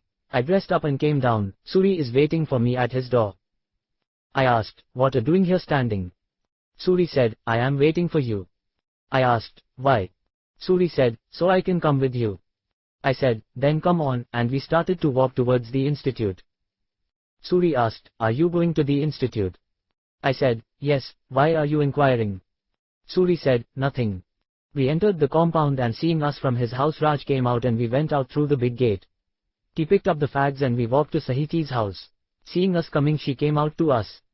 We kept on walking towards Kalina and she came from behind and caught us up. We continued to Kalina and came back to Vakola on the main road. We entered the road towards the old airport and there is ground at the end of the road. We went inside and sat on a bench on the ground.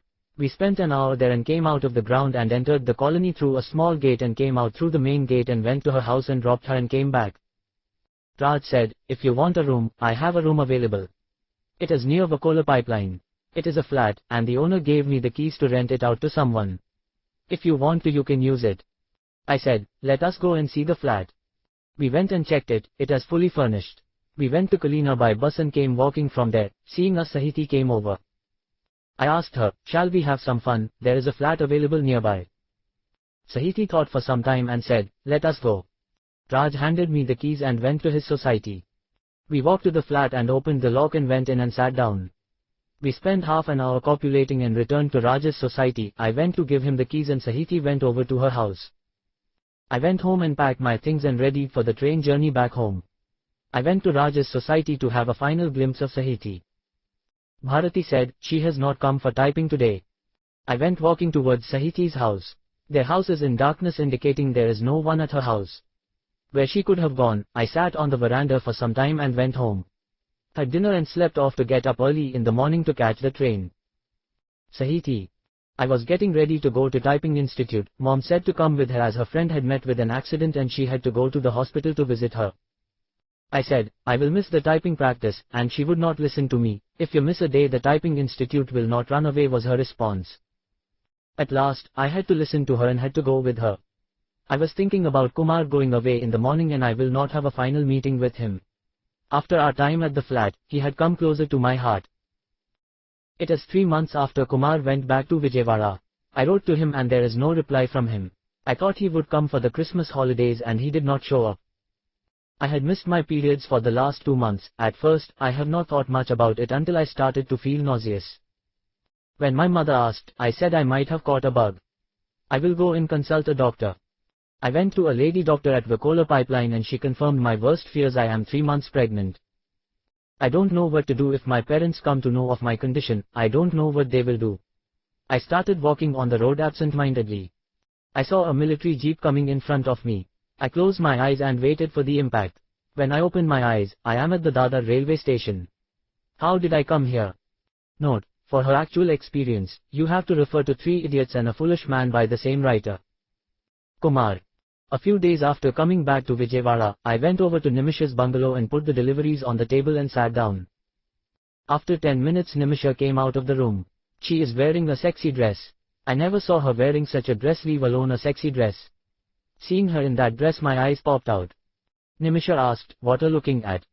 I asked, shall I give my honest opinion? Nimisha said, yes please. I said, you are looking damn sexy. If I had been elder than you I would have taken you into that room and would have raped you. Nimisha said, then what are you waiting for? There is an invitation in her voice and eyes. I did not think anything else and I walked into her room, and Nimisha came behind me. After my experience with Sahiti, my body is asking for a lady's companionship. We went into the room and I closed the door. I came out of the room fully tired and sat down on the sofa. Nimisha said, I will give you tea, and went into the kitchen. By the time she brought tea, I recouped myself and drank the tea and got up to go. Nimisha said, I am going to Vizag tomorrow. I asked, when will you return? Nimisha said, I don't know. Do you want to come with me to Vizag? I thought for a minute and said, what will I do there? Nimisha asked, what kingdom are you running here? Come with me, you will have something to do. I asked, can I earn ₹1,000,000 there? Nimisha said, if you do what I tell you can earn more than $1,000,000. I thought for a minute, and if she is guaranteeing me to get $1,000,000, what am I waiting for? I collected the money for the delivery and went to Chinna Thatha's shop and handed him the money and said, I am going on a trip with my college friends, and came home and packed my bag and told my Amma that I going on a college trip and went over to Nimisha's house. Part 2. Kumar becomes gigolo. Chapter 1. Kumar. We caught the evening train and reached Vizag in the morning. There is a car waiting for us. We sat and went to a bungalow on the seashore. She took me to a room and said, It is your room, you can stay here as you like. I put the bag there and went to the attached bathroom. I came after a bath, dressed and took clothes from the bag and put them in the cupboard. I came out of the room looking for something to eat. I saw the kitchen and entered it. There was an auntie, looking at me coming over. She asked, "Do you want breakfast?" I nodded my head. Auntie put some idlis on a plate and put some chutney and gave it to me. Auntie said, "You can sit at the table and eat." I took my plate to the table and sat down. By the time I completed my breakfast, she brought a cup of tea and placed it in front of me. I completed the tea and wandered outside. I could feel the sea wind. But due to the high walls, I could not see the sea. I moved near to the gates to look at the sea. The watchman asked, "Do you want to go outside?" I shook my head and went back to my room. I sat down on the bed and picked a book I brought with me. At 1 o'clock I put the book aside and went to the kitchen. The same auntie put some rice on the plate and put some dal and bendi fry, and I picked up the plate and went and sat at the table. After finishing lunch, I inquired about Nimisha. Auntie said, "She must have gone out." I came back to my room and continued to read. After 3 p.m. again I went to the kitchen. Looking at me, she asked, "Do you want tea?" I nodded my head. Auntie said, "Sit down, I will prepare and bring it." She brought 2 cups of tea and brought and gave me one and took one herself. Auntie asked, "Where did you come from?" I said, "Vijayawada." Auntie asked, "Why did you come here?" I said, "Nimisha promised me I could earn money." Auntie asked, "Why do you need money?" I said, "I need ₹1,000,000 to throw on Sneha's parents' faces and ask for her hand in marriage." Auntie asked, "Why do you need to do that?" I said, "We studied together for 2 years and they took her away from me." Auntie asked, "Are you in love with her?" I said, "I think so." Auntie said, "So you don't even know why are you doing this?" I said, "I told you, I want to marry her." Auntie said, "That's okay, but why did you come here? Do you know what kind of woman Nimisha is?" I said, "What kind of woman? She was good to me when I took her deliveries. She would sit me down, and she would give me tea. When I am going to Bombay, she gave me sweets and a kiss." Auntie said, "So, she bought you with a cup of tea?" I did not understand her words, so I kept quiet. "Do you know what she is planning for you?" Auntie questioned. I said, "I don't have an idea." Auntie asked, "What is your age?" I said proudly, 17. She mumbled, "So young, and, in their hands, what will he become?" After completing my tea, I went back to my room to continue reading. At around 5 p.m., I got up and washed my face and went down to the gates. The watchman asked, "Do you want to go out?" I said, "I want to go and sit on the beach." He said, "Don't go far, be in my sight." I thought, why is he telling me to keep in sight? Am I a small kid to go missing? There was a cellar with fried groundnuts and I took a packet and sat there eating. After some time, I came back into the house and went to my room. I heard the sound of the gate opening. I looked at the time, it is after 10, I looked through the window and a car entered the compound and stopped. 2 ladies got down the car in a stupor, they walked inside the house. I went to the balcony and looked down. They sat down on the sofa laughing. I saw those kinds of people, who had a drink or two. Do these ladies drink? I saw auntie come and ask them do they want to have dinner. I came back into my room, lay on the bed, picked up the book I was reading. I could hear the laughter from downstairs. I switched off the light, lay on the bed and tried to sleep. I got up and brushed and had a bath and went into the kitchen. Auntie gave me a plate with breakfast. I completed and she came with 2 cups of tea and put one in front of me. I picked up the tea and it seems she wanted to speak with me. I asked, "Who is the other girl with Nimisha?" Auntie said, "She is her cousin, they both do all kinds of things. They drink, smoke and wander with boys their age and generally pick fights." I asked, "Who are they really?" She asked, "You don't know their background and came with her?" I said, "I had no idea." Auntie said, "She is Zamindar Purushottam's niece. She is the daughter of his elder sister and the other girl Pranita is Purushottam's daughter. They do everything together. For the last year, Pranita was at a boarding school in Dehradun, where there is a lot of cold and ice, so she comes over in winter." I don't know anything about boarding schools, so I nodded my head. So, Nimisha was staying at the bungalow at Vijayawada and her cousin studied in Dehradun. Auntie continued, "Now Pranita came here for her holidays and Nimisha also came over to give her company. So, you must have seen what they do, this way they will spend their holidays. I thought she only brought me for holidays, so once we return to Vijayawada I can continue my studies. So, when will I earn my money? Did she bring me to do what?" After finishing my tea, I went back to my room and lay on the bed thinking. I heard the sound of the foot walking on the floor and looked up. It was Pranita standing there. I got up and stood there. She asked, "Who are you?" I said, "I am Kumar." She looked me over and called Nimisha. I stood there awkwardly moving from foot to foot. When Nimisha came over, she whispered something in her ear. Nimisha said something in her ear. Pranita shooed her to go away. She went out and closed the door behind her. Pranita came and sat on the bed. Seeing me still standing, she pulled me to the bed. I fell backwards on the bed. Pranita kissed me on the mouth and I started to kiss her and we ended up having sex and fully tired. Pranita said, "Whatever Nimisha said is true." I asked, "What did Nimisha say?" Pranita said, "You are a damn good lover." I asked, "Am I?" Pranita said, "I would give you 10 out of 10. Pranita removed a packet of fags from her purse. Pranita put one to her mouth and showed me the packet. I picked one and she lit it and asked, "Do you smoke?" I said, "When I was in Bombay, I smoked once or twice." Pranita asked, "You were to Bombay, what for?" I said, "I have gone there for my vacations, my parents stay there." Pranita asked, "What does your father do?" I said, "He is an officer in telecom." Pranita said, "Oh, an officer. What did you do there? Did you meet any girls?" I said, "I met many girls." Pranita asked, "Did you do this with any girl?" I said, "Yes, one girl." Pranita said, "Oh, already experienced. That experience can be seen in you." Pranita finished her fag and looked around to throw it. I said, "Give it to me, I will throw it in the bathroom." Pranita gave me the packet and said, "You keep it, bye," and went out and closed the door behind her. I dressed and lay on the bed and thought about the experience I had. I must have dozed off. I felt hungry and looked at the time. It is 1:30. I got up and went to the kitchen. Auntie placed food on the plate and handed me. I asked, "Where is madam?" Auntie said, "They went out shopping." I said, "Okay," and came and sat down at the table. After completing my lunch, I went back to my room and continued to read the book. This book is a fat book with more than 1200 pages. I hope to finish this book before going back. I read until 3 p.m. and went to the kitchen for tea. Seeing me, auntie put on tea on the stove. I came and sat at the table and waited for the tea to be brought. I completed the tea, went back to my room, lit a fag and stood at the window and smoked. I threw the stub in the bathroom and came and lay on the bed and continued to read. At around 6 p.m. I heard the sound of the gate. I went and looked through the window. They both were back with bags in their hands. Must have returned from shopping. I looked down from the balcony. They went to their rooms. I came back to my bed. After half an hour they tiptoed to my room and closed the door behind them. They removed a bottle of whiskey and put it on the floor. I said, "I don't have glasses in my room." Nimisha said, "Go and get them from the kitchen." I went to the kitchen, picked up 3 glasses and brought them to my room. Nimisha poured drinks and opened a packet of snacks and placed it on the paper.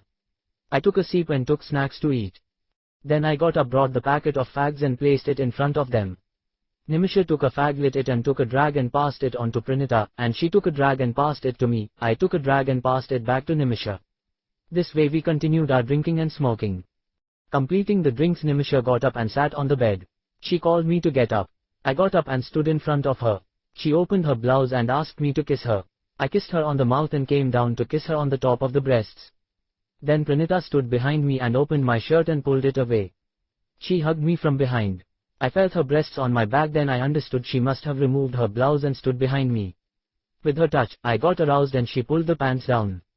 She handled my penis and Nimisha pulled her skirt up and guided me into her. Pranita was behind me and I was rhythmically moving with her.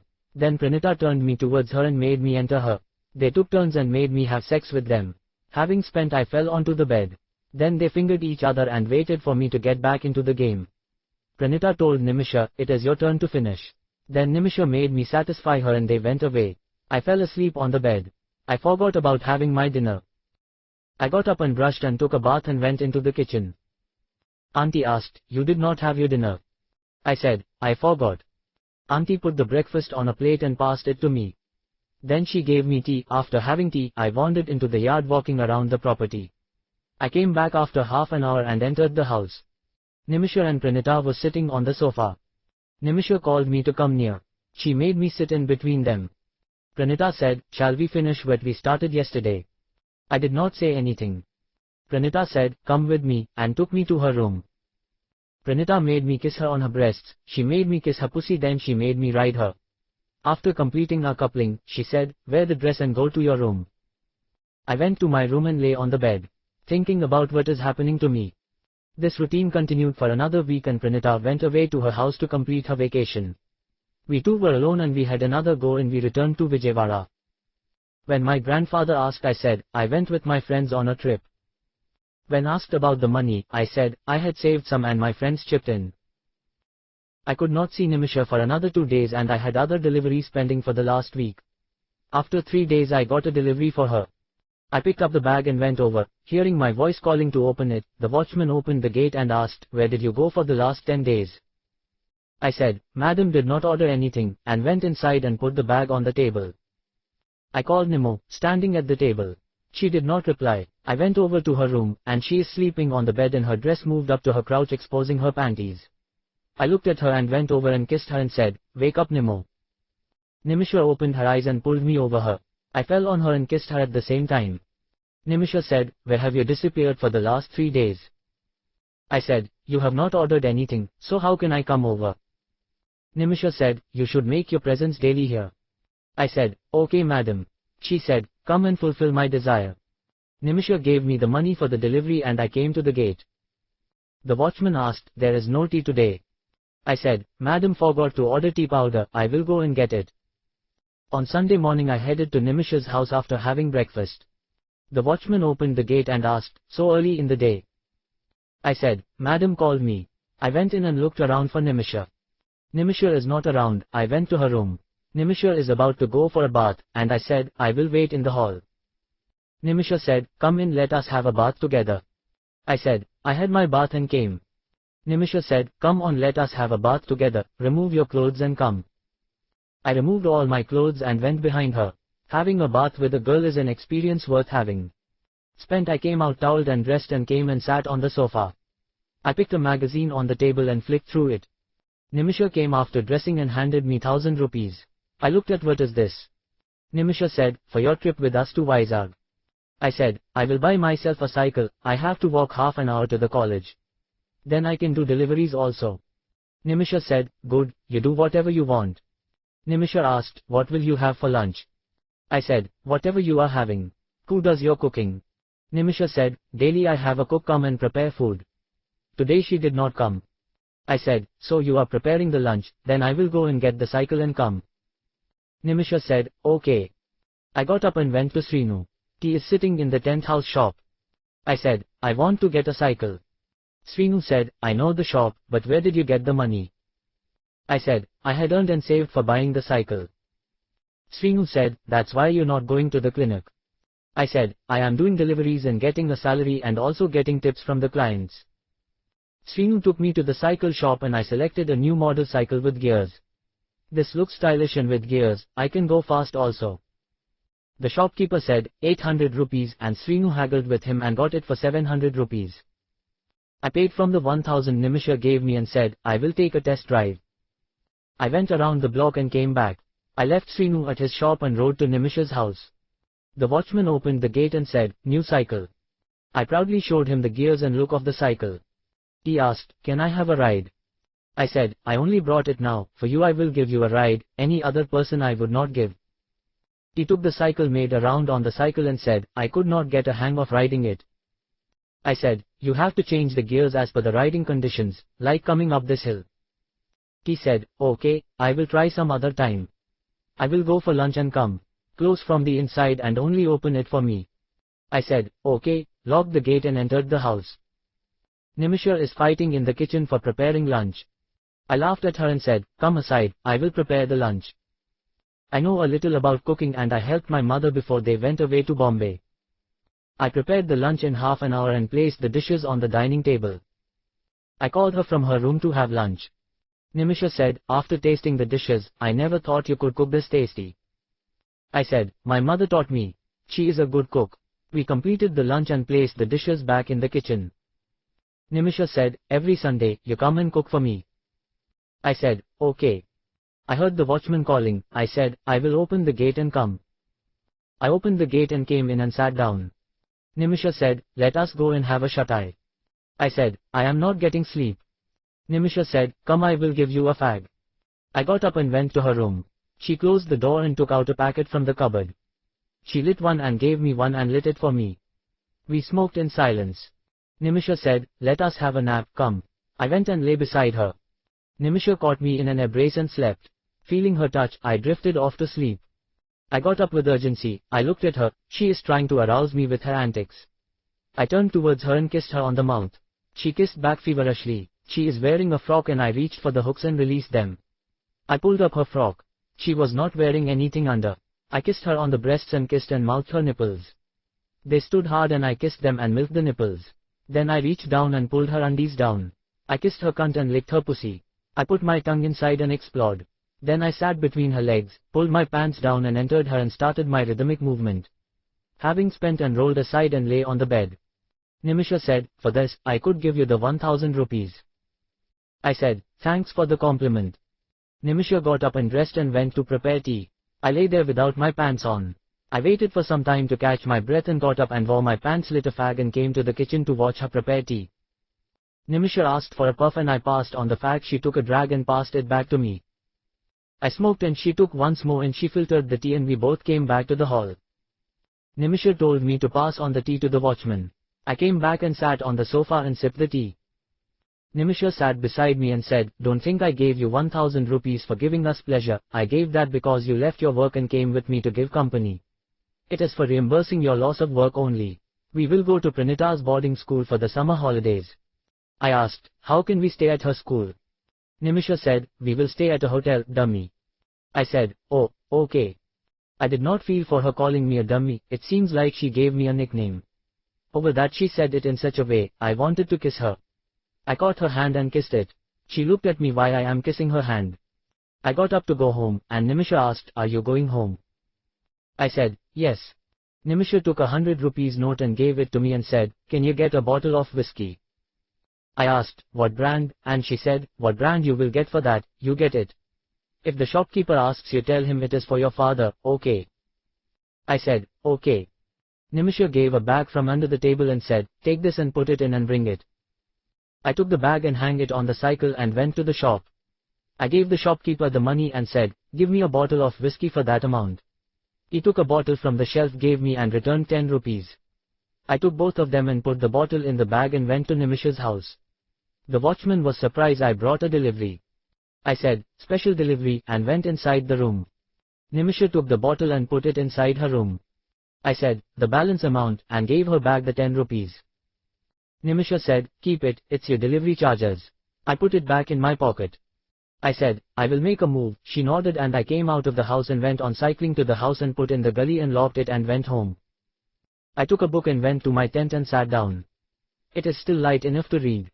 I read for some time and got up and looked at Sneha's house. There is no one on the terrace. I kept staring at the house hoping Sneha would come to her terrace. I heard a shout from Amamma and went down. She said, "Have your dinner," and served me. I had my food and went back to the terrace, switched on the light and continued reading.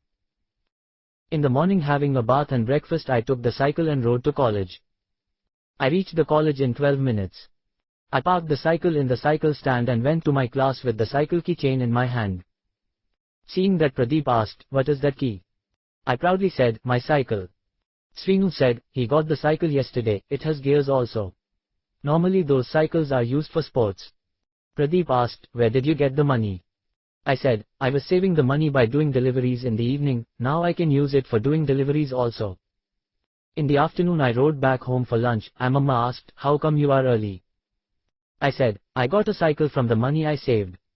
So instead of 30 minutes of walking, I came in 15 minutes.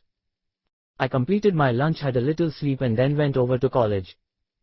Then in the evening after college, rode back to the shop and Chinna Thataya looked at his time and said, "You are early." I said, "I got a cycle now, I can do deliveries fast." He said, "If you can handle more deliveries, I will pay extra per delivery also." I said, "Okay by me." He said, "Nowadays we are getting a lot of delivery orders. Thinking you can't handle them, I am refusing many clients." I said, "Now I can handle any number of deliveries on my cycle." So, this has become my daily routine now. Due to the number of deliveries, I could not stop at Nimisha for more than 5 minutes, that is also to have a cup of tea. Nowadays after ordering she would prepare tea and keep it ready for me. I would go to her house first to have the tea. With more orders, I getting more tips. Especially if the delivery is urgent, they would request urgent delivery and would give me an extra tip to me for coming immediately. This way my income also increased. After the month end, Chinna Thataya paid me more than my salary as extra for deliveries. His business is booming and he is charging extra for the deliveries. Clients don't mind paying a small extra charge for getting them to their homes with a phone call. Because of the phone order, the clients are limited to the phone owners. Now new clients have overcome this by giving their lists to me when I visit their neighborhood. Earlier I could carry only limited items on hand, now I can carry more items on the cycle. I got hooks fitted on the back stand for putting on extra bags. By the time my exams finished, I got a second-hand scooter purchased for doing deliveries. When Chinna Thataya came to know I purchased a scooter for deliveries, he offered to put in a 50% payment for that. Because now the delivery bills were more than his previous in-shop sales. Over time when the second clerk left he did not get a replacement. He is running the shop with one clerk to do the packing. So, he saved the second person's salary. Now I got an assistant without his knowledge to pay him half of my tips, he would do deliveries by cycle and I would do it by scooter. We would take the bags outside and would split the deliveries there. I would give him only small packets, which are less costly so he could not pilfer the money, and we would split the tips he gets. When the summer came Nimisha proposed we go over to Dehradun to meet Pranita for the summer holidays. I took the assistant to the shop and told Chinna Thataya that I would be going on holidays and he would fill my place and I am handing him the cycle for deliveries. This way I had a trained person to replace me for holidays. We caught the train and reached Dehradun, where Pranita is studying. Nimisha has booked a room in a hotel for us. During the summer they give her only 1 week's holiday and they would give her extended holidays in winter. So, Pranita could come over to the hotel to stay with us for a week. We smuggled drinks into the hotel room and had a blast. After 2 days another girl Monica, Pranita's classmate joined them at the hotel. Now instead of 2 girls, I had to satisfy 3 girls. But at my age it is enjoyment, and with the help of drinks I could satisfy all of them. They did not spare anything to feed me and constant supply of fags, I became addicted to cigarettes. But I did not mind all this, because they would encourage me with constant praise as the best love maker, best fuck buddy, etc. Encouraged by their praise I would strive to perform better. I would go and buy books and try to experiment with them. I thought it would be 1 week but we spent there 1 month. As my summer holidays would last 2 months, I don't have to worry about going back to college. Deliveries are done by my assistant. I phoned and checked with Chinna Thataya about his work. He could not do as much as I used to do, but he could manage some deliveries. They will manage for the time being. I am not worried about losing that income, I expect to get more than the loss of income there. When Monica left the hotel and went back to her school she handed me 1500 rupees. Pranita was there for 2 weeks and she said, Nimisha will give me the money. Then another 2 girls joined Nimisha. After 1 month instead of returning back to Vijayawada, I caught a direct train to Bombay and reached Dadar with 10,000 rupees in my pocket. I went home, had a bath and went over to the institute in the evening. I waited on the bench outside the institute. After perhaps 10 minutes of waiting Raj came over. He called me outside. We went and brought fags and I paid for them. When he was about to pay me back I refused. When we were smoking I saw Sahiti coming toward us, she stopped before me and told me I want to speak with you and looked at Raj. He nodded and went to his house and brought the keys to the flat. We went inside the flat and closed the door. She hugged me and said, where did you disappear? I said, I had a lot of work and could not come during the Christmas holidays. I did not tell her I went with Nimisha to Vizag. Sahiti asked, then why the delay to come for these holidays? I said, I am earning money. I looked her over and said, there is some change in you. You seem to have aged. She said, it is your doing only. I asked, what happened? Raj said, she became pregnant. I asked, did you have an abortion? Sahiti said, no, then where is the baby? Sahiti said, let me tell you my side of the story. I said, okay, tell me. Sahiti said, when you went away after 3 months, I got checked and found I was pregnant. I came out of the clinic and absent-mindedly walked on the road. Then a military jeep came in front of me. I thought I could not lay my eyes on you ever again. Then I was on the Dadar local station platform number 1. At the time a train was coming onto the platform. Then you caught me at my waist and took a round and I was safely out of the way of the train. I felt like you took me out of the path of the jeep and brought me there. Then to my surprise, you were with your wife Sneha with a boy in her hand. Sneha said his name is Atul. When I was fearing to face my family and you took me to your house and introduced me to your family. After having a bath and lunch you took me in the evening to my house. Surprisingly the door was locked and the neighbors told us that they have gone to the USA. Then you took me with you to a village you were staying as a pujari and doctor. I came to know that the year I am in is 1984. What year is this? 1982. I was transported to 1984, that is why you were married to Sneha and had a son also. Sneha had narrated her story. She was brought to Vijayawada to see her mother who was hurt in an accident and is in hospital in a serious condition. After visiting her, Sneha was returning to her house and she saw you with some bags in your hand. You told her you were doing deliveries. Then you both went to Nimish's house for delivery and she gave you some money and sent you to a village near Vizag. And you were staying there as a doctor. And when Atul was born you had contacted your family and they invited both of you to visit them, and that's when you saved me either from the jeep or train. Then when the village folk heard my story they created a rumor that you were some kind of god, and when I gave birth to a girl and you named her Leena. Then I came back to my home. When I went inside the house my mother asked, "Where did you go away for 3 hours and what is this dress?" I looked at myself. I was in a silk sari and had a cloth around my waist and a big bindi on my forehead. Some turmeric and sandal paste on my face. I told my mother that I went to do a play in college. This was the role of a pregnant lady giving birth and ceremonies after that. Mom scolded me for doing this kind of play and I escaped from the pregnancy and childbirth in front of them. I said, "So this is your story for that one time in this flat?" Sahiti said, "Mother, promise, I am not telling you lies." Raj came to her rescue. "She is telling everything true." Instead of her, the doctor who checked her died. We went and verified, the doctor died at the same time Sahiti escaped the jeep. Over that she came back a changed person. Don't you see the change? She was leaking milk from her breasts and she had to manage all that. See her condition now. After 5 months she is still looking like the mother of her child. Sahiti asked, "But how did you do all that? How could you take me from in front of a jeep into 1984 and kept me until I give birth to Leena and send me back on the 21st day ceremony a few hours later that day?" I said, "You are asking me, you have witnessed all that.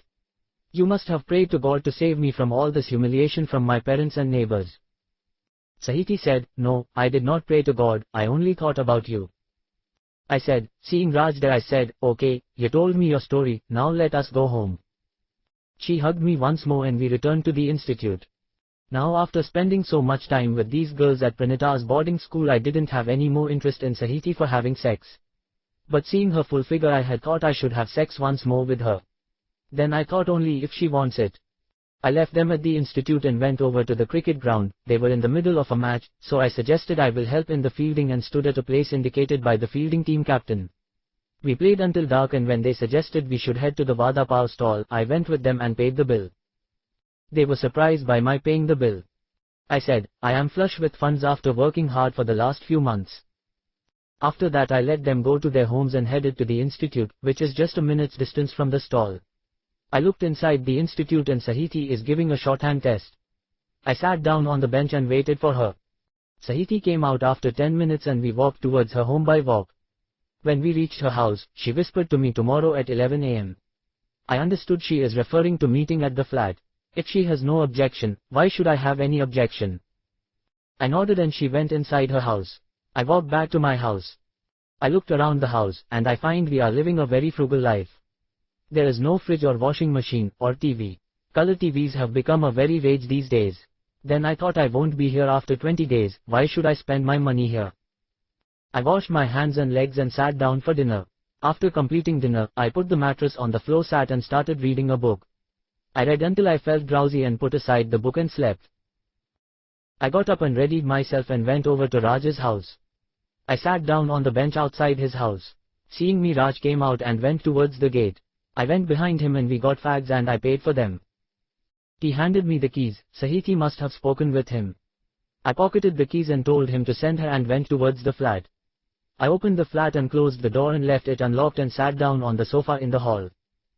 Sahiti came after some time and closed the door and locked it from the inside. I looked at her from top to bottom.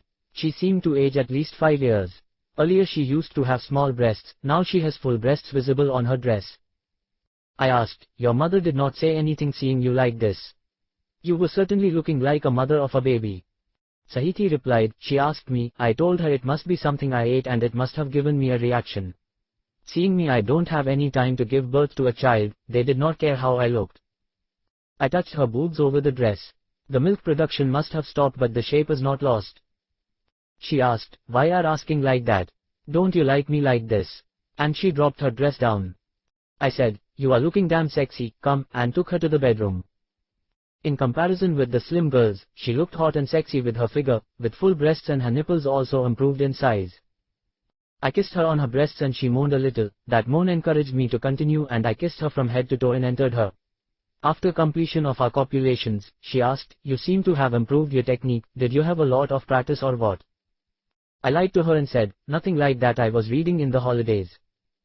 She seemed to have accepted my answer, and she got up and wore her dress and sat beside me on the bed.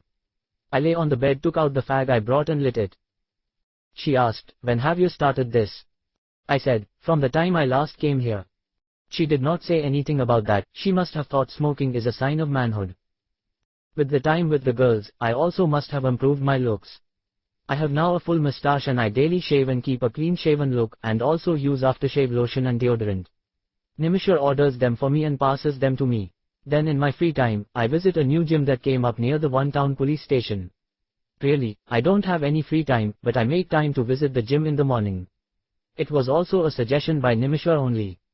During this summer I had satisfied 6 girls excluding Nimisha. Then we had to return back, otherwise another 2 girls were ready to come to the hotel. I heard one of the girls talking on the veranda. She touched my chest and asked, what are you thinking? I said, shall we have another round or not? She said, get lost, you have satisfied me, I won't need it for another month. I said, now you will say that, but you will want another round in another hour. She said, you are talking like an expert. I said, I became an expert on you, so I would know. She asked, are you going to marry Sneha? I thought, do I want to marry Sneha now? I think after the one received from her cousin, my love for her must have disappeared as it when Nimisha took me to her room before going on vacation. I said, no, and for a fact, I said, I forgot her after you and I came together. If she comes in front of me as you told our story, I would ignore her and would turn into another street. She asked, would you do that? I said, I would certainly do that for you. What has Sneha given me, and caught the ear where her brother whacked me. At that time, I was a boy who was weak with no confidence in myself. Now I am a man with full confidence and with a tough body. After going there, Pranita saw my body and said, you have changed yourself. She patted me on my chest and said, I would fall for this body. Remembering her, I got aroused. Sahiti looked at me and said, you seem to be ready for another round. It seems she doesn't want to dress again, so she gave me a blowjob and satisfied the heat in me. I got up and dressed and sat down on the bed. I said, I won't stay here in Bombay long as I have to look after deliveries in Vijayawada. Time is money and money is everything in this world. I took 200 rupees and gave her and said, get yourself a nice dress, and kissed her on the breasts over her dress and got up and picked up the keys and put them in my pocket. Sahiti said, same time tomorrow. I said, as you wish. Sahiti said, you come out after 10 minutes. I said, I don't have anything to do, and lay on the bed. Sahiti went away and I heard the sound of the door closing. After 5 minutes I heard the sound of the door opening. I got up and went to the hall. It is Raj. He came and sat on the sofa. Raj asked, is everything okay? I said, no problem. Raj said, tomorrow I am getting a girl. I asked, what time? Raj said, afternoon 2 p.m. I said, then I don't have any problem. Raj asked, what were you doing in your village? You seem flush with money. I said, I am fucking girls for money. He opened his mouth and kept it open. I said, close your mouth, flies might go in. Raj closed his mouth. I said, nothing like that, I am doing deliveries and earning this money. Raj asked, do you get so much money doing deliveries? I said, now I have employed an assistant too. You have an assistant also? Raj asked. I said, I have a scooter and geared cycle. Again, he kept his mouth open. I asked, you seem to like flies so much. Raj closed his mouth and said, I don't know, there is so much money in this. I said, nowadays nobody goes shopping, they order through the phone. If they don't have a phone at home, they waylay me and hand me their lists. Raj asked, what are you thinking? I gave him some money and told him to get a packet of fags. Why a packet? He asked. I said, we will leave it here and whenever our work finishes, we will have a fag ready. Raj said, you have a point in there. I am giving a drinks party, are you coming? I said, add me to your party and gave him some money for the drinks. Raj said, after 6 p.m. I said, okay. We got up, locked the flat and went to our houses. After lunch, I went over to Bombay VT and booked a ticket for the return journey. Then went over to the flat for the party. Raj had arranged booze and snacks and everything. He seems to do this regularly. His other friends came over. He introduced them as Harry, Sekar and Dharamjeet Singh. Dharam had tied his hair in a ball and wore cloth over that. As I was looking at his head, Raj said, he is a Sardarji, they wear their hair like that, they don't cut their hair. I nodded as if I understood. Then there is Julie. I came to know his name is Krishna originally. He told his story of the death of their dog Julie and they started to call him Julie from then on. We finished the bottles brought by Raj and lay on the bed and went to sleep. We got up in the morning to clean up the house and Raj took the bottles to throw in the garbage or sell as scrap. Then we went to our houses. I told mom that I have booked tickets to return to Vijayawada. She said, you should have stayed back for some more time. I said, I am missing my work there. Then I had a bath and breakfast and reached the flat. I lit a fag and waited for Sahiti to come to the flat. After 1 hour Sahiti came in and locked the door. I looked at her, she seemed to be in a new dress. She said, I brought this with the money you gave me, how is it? I said, it is very nice, thinking it is for removal only. She came and sat beside me, as I have the whole day free and spent some time chatting with her and then slowly put my hand on her shoulder. Slowly going inside her dress and pressing her boobs. She is aroused by that and stood up and unbuttoned the dress and removed it. She is now clad in a bra and panties. I looked her over, she was not the Sahiti whom I fucked the first time. She has become a lady now. Thinking how beautiful she looks, I said, I love you. She said, I love you too, but you are going back. I said, let me finish my studies, I will take you to my house. She said, promise, and I said, promise. I loosened the bra and started to kiss her on the breasts. Then I laid her on the bed, removed her panties and kissed her pussy and played with my tongue and made her sit and entered her doggy style, and having satisfied myself lay on the bed. Later she dressed and went away. I lay on the bed and went to sleep. I got up at 1 p.m. and went over to the house for lunch. I made this routine for the remainder of the time I am in Bombay and returned to Vijayawada by train. The next day, I resumed my deliveries. My grandfather was complaining the orders came down in my absence. My assistant, his name is Chintu, is telling me that people, those who don't know your name, were asking where is the other delivery man who knows your name was asking by your name. I said, now I came back, I will take over the deliveries. I resumed my deliveries and went over to give attendance at Nimisha's house. I took her a bottle of whiskey and reached her house. I knocked on the door and went in and handed her the bottle. She thanked me and put the bottle in the cupboard.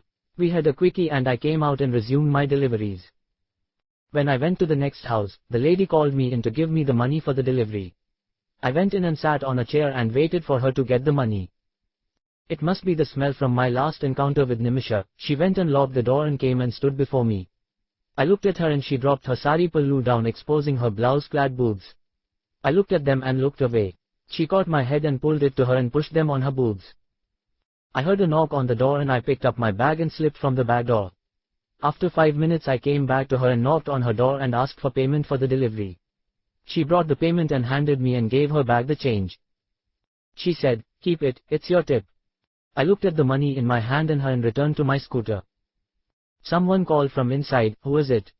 She said, delivery boy. By the time I brought the money he went over to the next house for delivery, he is having heavy bags for them. I picked up my scooter and drove to the next delivery. Next time I got a delivery for her I parked my scooter beside the neighbor's. I knocked on the door and handed her the packet. She looked around and said, come in. I went in and sat down on the chair. She locked the door and came over to me. Last time her husband must have returned unexpectedly. He goes on tours for weeks together. This time she must have made sure before ordering. I gave her what she wanted and took my money and went outside by the back door. Took my scooter and went to the next delivery. She asked for delivery after 2 days. I looked at the item and the address and understood she is not going to ask for the item. This time when she opened the door and she told me to sit down and she closed the door and she went into the bedroom and I followed her. I satisfied her and took the money she gave me and came out the back door without delivering the item. I returned the item and bill and said, they were not at their house. This way I started my other delivery business.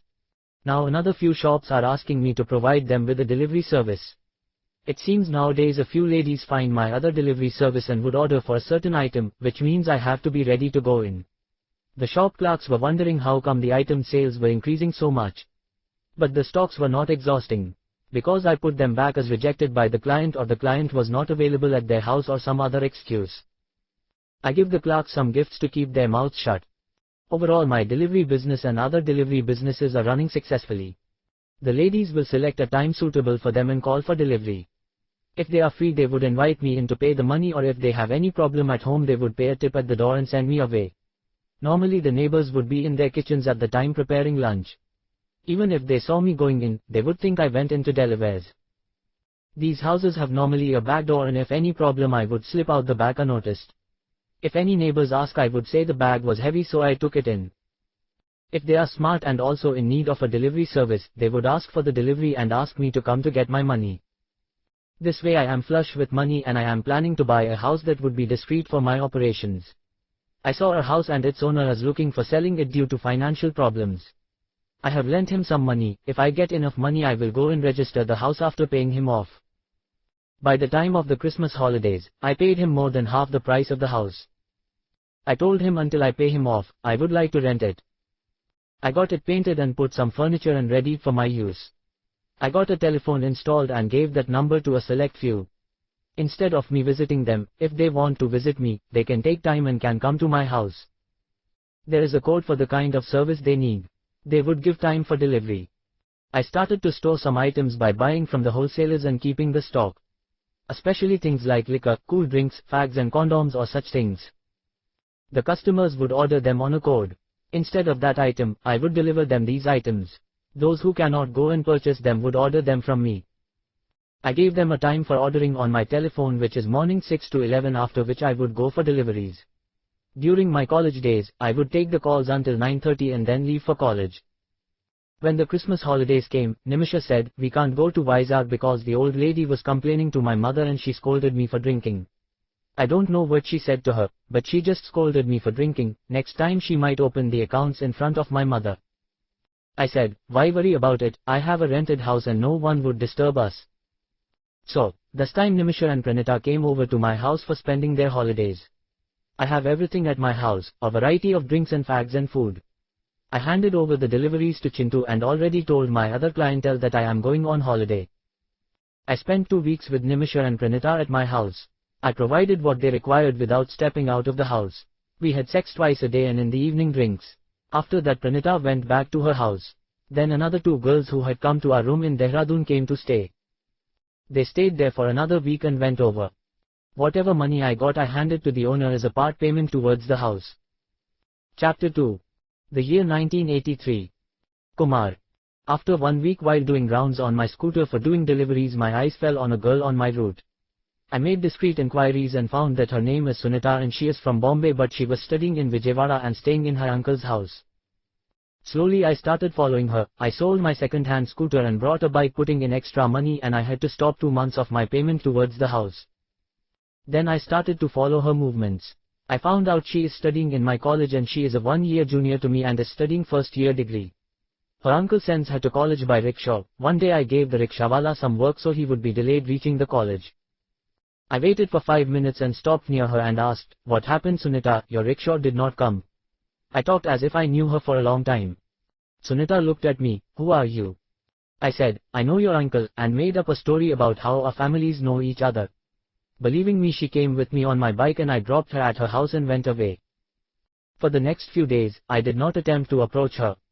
One day, finding her on her veranda, I struck up a conversation with their neighbor and gave him a bottle of whiskey at a cheap price. The next time I was delivering in the neighborhood, she approached me and asked me can she get a bottle of good whiskey. She wants to gift her uncle as his birthday is approaching. I gave her a bottle of my best brand of whiskey, and when she asked about the price, I said, "Give me when uncle appreciates the bottle." The next time she approached me and said her uncle appreciated the whiskey and asked for the price. I told her what is a few rupees between friends. I got the bottle as a sample. Sunita went away happy. I had to bear the cost of the bottle but thought her friendship was worth the price. When the next time her rickshaw was delayed, she stopped me herself and got on my bike. This way our friendship started blossoming. When the examinations were completed and she wanted to go to Bombay and she requested me to get her a ticket. I booked tickets for both of us in a first-class coupe. I did not hand over the tickets to her and said, I am also coming to Bombay as my family is also there. When we went to the railway station to get on the train, and I took her to the first-class compartment, she was surprised. I acted all high-handed and said, I will get reimbursement from the government, and I booked her ticket in my sister's name so both of our tickets can be reimbursed. Because I said we will get back the amount spent on the tickets, she did not further object to the first-class travel. I know once we reached Bombay she would go her way and I had to go my way and we would not return on the same train. I also promised Nimisha that I would come directly to Dehradun from Bombay after 15 days. I would be going to Dehradun and would return to Vijayawada from there. So, whatever I had to do, it is only my chance to do on this journey. So, after dinner, we closed the doors of the coupe and I started to work my magic on her. Start with little things like touch and say sorry as it is unintentional. See her reaction and follow up further. When we both stood up to fix the beds and the train had a side movement when changing the tracks, I caught her with one hand and the berth with one hand and then hugged her. It must be the first time for her to have a man touch her. I took full advantage of it and proceeded further with her. We had our first night in the train compartment. The thing she did not know is that I had purposefully gotten the reservation in that single coupe compartment. Over that, I paid for the ticket from my pocket. We got down from the train at Dadar station and proceeded to the local train station. We stood on the platform waiting for the train. I saw the train arriving at a distance. I turned my head and looked at the girl going near the platform edge and the train is coming on the platform. I shouted baby and pulled her out of the train path. She looked at me and said, Daddy, where did you go away? I was stunned and Sunita is also stunned by her calling me daddy. Then her next words were more surprising, what is this dressing daddy? Where is your dhoti? Why are you wearing pants? Where is mummy? She is asking question after question. I calmed Sunita with my hand, and asked, what is your name baby? She said, Leena.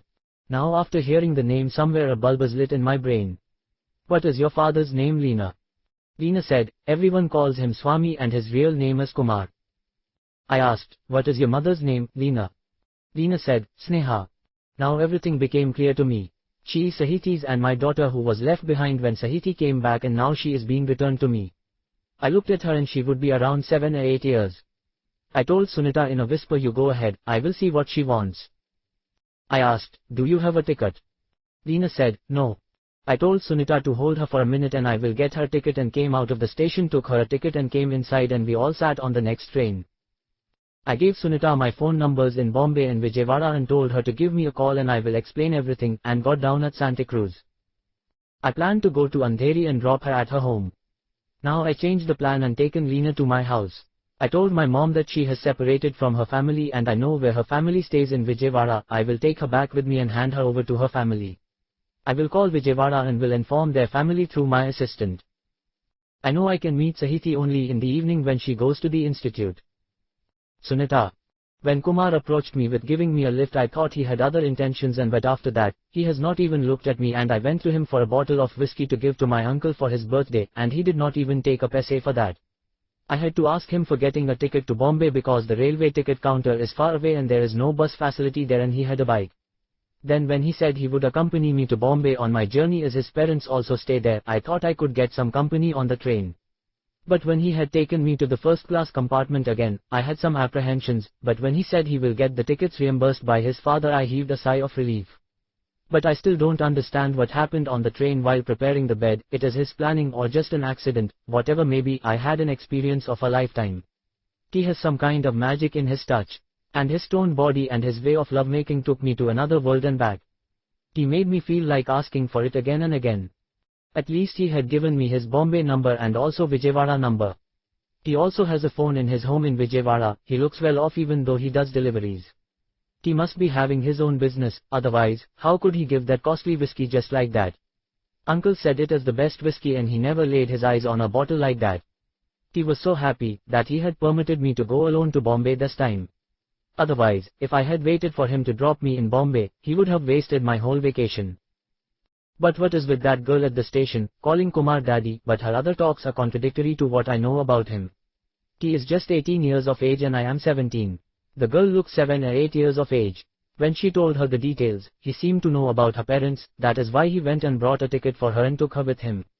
Maybe she is his elder brother's daughter or someone who has gone missing. Kumar does not seem to be a cheating type, and over that, his age would not match with her. He would have to be around 10 or 11 when she was born. So, it is out of the question she would be his daughter. I know he would not try to cheat me, otherwise, he would not have given me his home number. I will make a call to his home number and see, maybe I will go visit them after taking their address. Kumar. I wanted to speak with Sahiti immediately, but I had to go to her house. Will she be there? Otherwise, I had to wait until the evening when she goes to the institute. Then who will go out there in this hot weather? We just came from the station, it was so hot, and now I had a bath and sat to have my lunch. Leena is sitting there and my mother put a plate in front of her. Now today is Sunday and she would have made non-veg. Would they eat non-veg? If she is living with Sneha, who is a vegetarian, and would she cook non-veg there? And over that she is saying they call her father Swami and he wears a dhoti. Is he a pujari in a temple? I asked, Mom, what did you make? Mom said, chicken fry and sambar. I said, just ask her does she eats non-veg, I heard her father is a pujari. Mom said, sorry, I did not serve her chicken fry. Papa, do you eat non-veg? Leena asked, what is it? It means she did not know what is non-veg also. I asked, Leena, do you eat chicken at your house? Leena said, Chi, who eats chicken? I said, they don't eat chicken. Mom put rice and served sambar on her plate. Leena started to eat. I said, don't put the chicken on my plate, I don't want to eat in front of her. Mom said, okay, and put rice and sambar. I had eaten, put some more rice and served myself curd and completed my lunch and got up and washed my hands in the wash basin. Mom asked, who is she really? I did not know what to say. Finally, I said, she is the daughter of a pujari I know in Vijayawada. Her mother also I know, we both studied in intermediate together, you might have heard about her, she also used to help our grandfather in the clinic. Mom asked, where are you living nowadays? Dad says you are not coming to the house. I said, I had taken a house on rent for the purpose of my business, I had to buy the items and store them, I gave my phone number also. Dad called me 2 times from the office. Mom asked, what business are you doing? I said, mostly deliveries, I have an assistant also. I have a bike for my deliveries and my assistant delivers by cycle. Most of our deliveries are for the Chinna Thataya shop. Nowadays I buy from wholesalers and store them in my house and sell them to clients who phone and ask for deliveries. I have a good business going on. She asked, are you saving the money or spending all of it? I said, you know me, do I spend on waste expenses? I am putting the money to buy the house I am renting. I am paying monthly, so within a year the house would be mine. Mom asked, are you going to stay in Vijayawada only? I said, when I finish my degree I will sell the house and my business and come to Bombay. I want to settle here only. I had a shut eye for some time, got up and had tea and took Leena and went to the institute. Raj came over and asked, who is this girl? I said, she is my daughter. Raj said, don't joke with me. I said, she is really Sahiti's and my daughter. I asked, Leena, who am I? Leena said, you are my daddy. I said, see. Raj said, you must have coached her to say that. I said, okay, if you don't believe me, let Sahiti come. We sat down on the bench and waited for Sahiti to come. It took Sahiti another half an hour to come to the institute. Seeing me, she came over and saw Leena. She stopped in her tracks. Her motherly instinct must have recognized her and asked, Leena. Leena nodded her head. Sahiti went and caught her and could not lift her. Instead, she sat beside her and kissed her. Leena said, Auntie, Mommy told me about you. I said, Mommy must be Sneha. Leena continued, Mom showed me a photo and said you are my real mummy and she is the one looking after me. I said, Raj, see, now will you believe me? Raj said, will anyone believe you have a 7-year-old daughter? I said, I myself won't believe it if Sahiti did not tell me the story. Raj asked, what story? I asked, don't you remember she was pregnant for a few hours and gave birth to a baby and the baby is 7 years now? He asked, it was just a year ago, did you go into a dimension where time flies fast? Sahiti said, something like that. He said, you would have aged. Then he looked at her and said, yes, you have aged like 2 to 3 years all of a sudden, weren't you? She nodded her head. Raj said, still I could not believe it, we have to have a party today, I will call other friends. I took some money, handed it to him and told him to arrange the party. He went away. I asked, what will we do about Leena? It seems she came back for good. We have to look after her now. How will we proceed with it? Sahiti said, if you ask so suddenly, what can I tell? I said, you must have completed your 2nd year and I also completed my 2nd year. If I have to look after her myself, I had to come and stay here with my parents. Then I will miss my third year, same with you, if you come with me to Vijayawada, you will miss your third year. I don't know if my grandparents can look after her. The only option left for me was to leave her for a year with my parents. Then next year we can both stay together, either here or there. What do you say? She sat there thinking. Leena asked, what is the problem, Daddy? I said, I am staying in Vijayawada alone and I can't keep you with me there. Here your Amamma does not know about you to keep in her house. I will keep you in your Nanamma's house, can you stay here for 1 year? Then we can keep you with us, here or there. Leena said, okay Daddy. I said, Sahiti, now I have to go to Dehradun on a business trip. I will keep her here and tell my parents I will come back after finishing my work there. You go and visit her once in a while. Sahiti said, okay, for the time being, we will do that. I said, then I will go and book my tickets to Dehradun tomorrow, now I will take her home. I got up and caught Leena's hand, we walked home. Mom asked, where did you go? I said, we went to see her auntie. If she can keep her with her. She is scared of what their family says if she takes her to her house. Now I have to go to Dehradun on a business next week, if you can keep her for the time being, after returning I will decide what to do with her. Mom asked, do you need to go to Dehradun now? I said, if I don't deliver items for them they would be without food for the summer. Mom said, if that is the case go and come. I said, tomorrow I will go and get a ticket for Dehradun. I left Leena in the care of Mom and went over to Dehradun to enjoy the company of the girls. This time the number of girls increased at the hotel. The last time 2 girls came together. This time there were 4 girls in the group. I had a tough time looking after them. I acted at the hotel as their servant who had come to look after them while they were in the hotel. Otherwise, they would think about what I am doing with the girls. First, it was Nimisha, Pranita and the 2 girls who had come to my room. They stayed for a week and the 3 girls went over and 4 girls came over. Nimisha stayed as a spectator now. When Pranita was there I used to have a threesome with them. Nimisha, Pranita and me. These 2, Nimisha and Pranita, were more experienced with me and I took the act with them a notch up. Trying all kinds of experiments with them. Like anal sex and different kind of poses and things like that. If I had my act with them in the daytime with the other 2 girls I would have the act in the night and change the order the next day for 1 week. Then when Pranita was back at her school another set of girls came over. I changed my tactics with them and lowered my speed and force. So, I can last 2 rounds at one time. I aim to satisfy both of them and not think about myself. So, I used more time with foreplay with them to satisfy both of them at one time.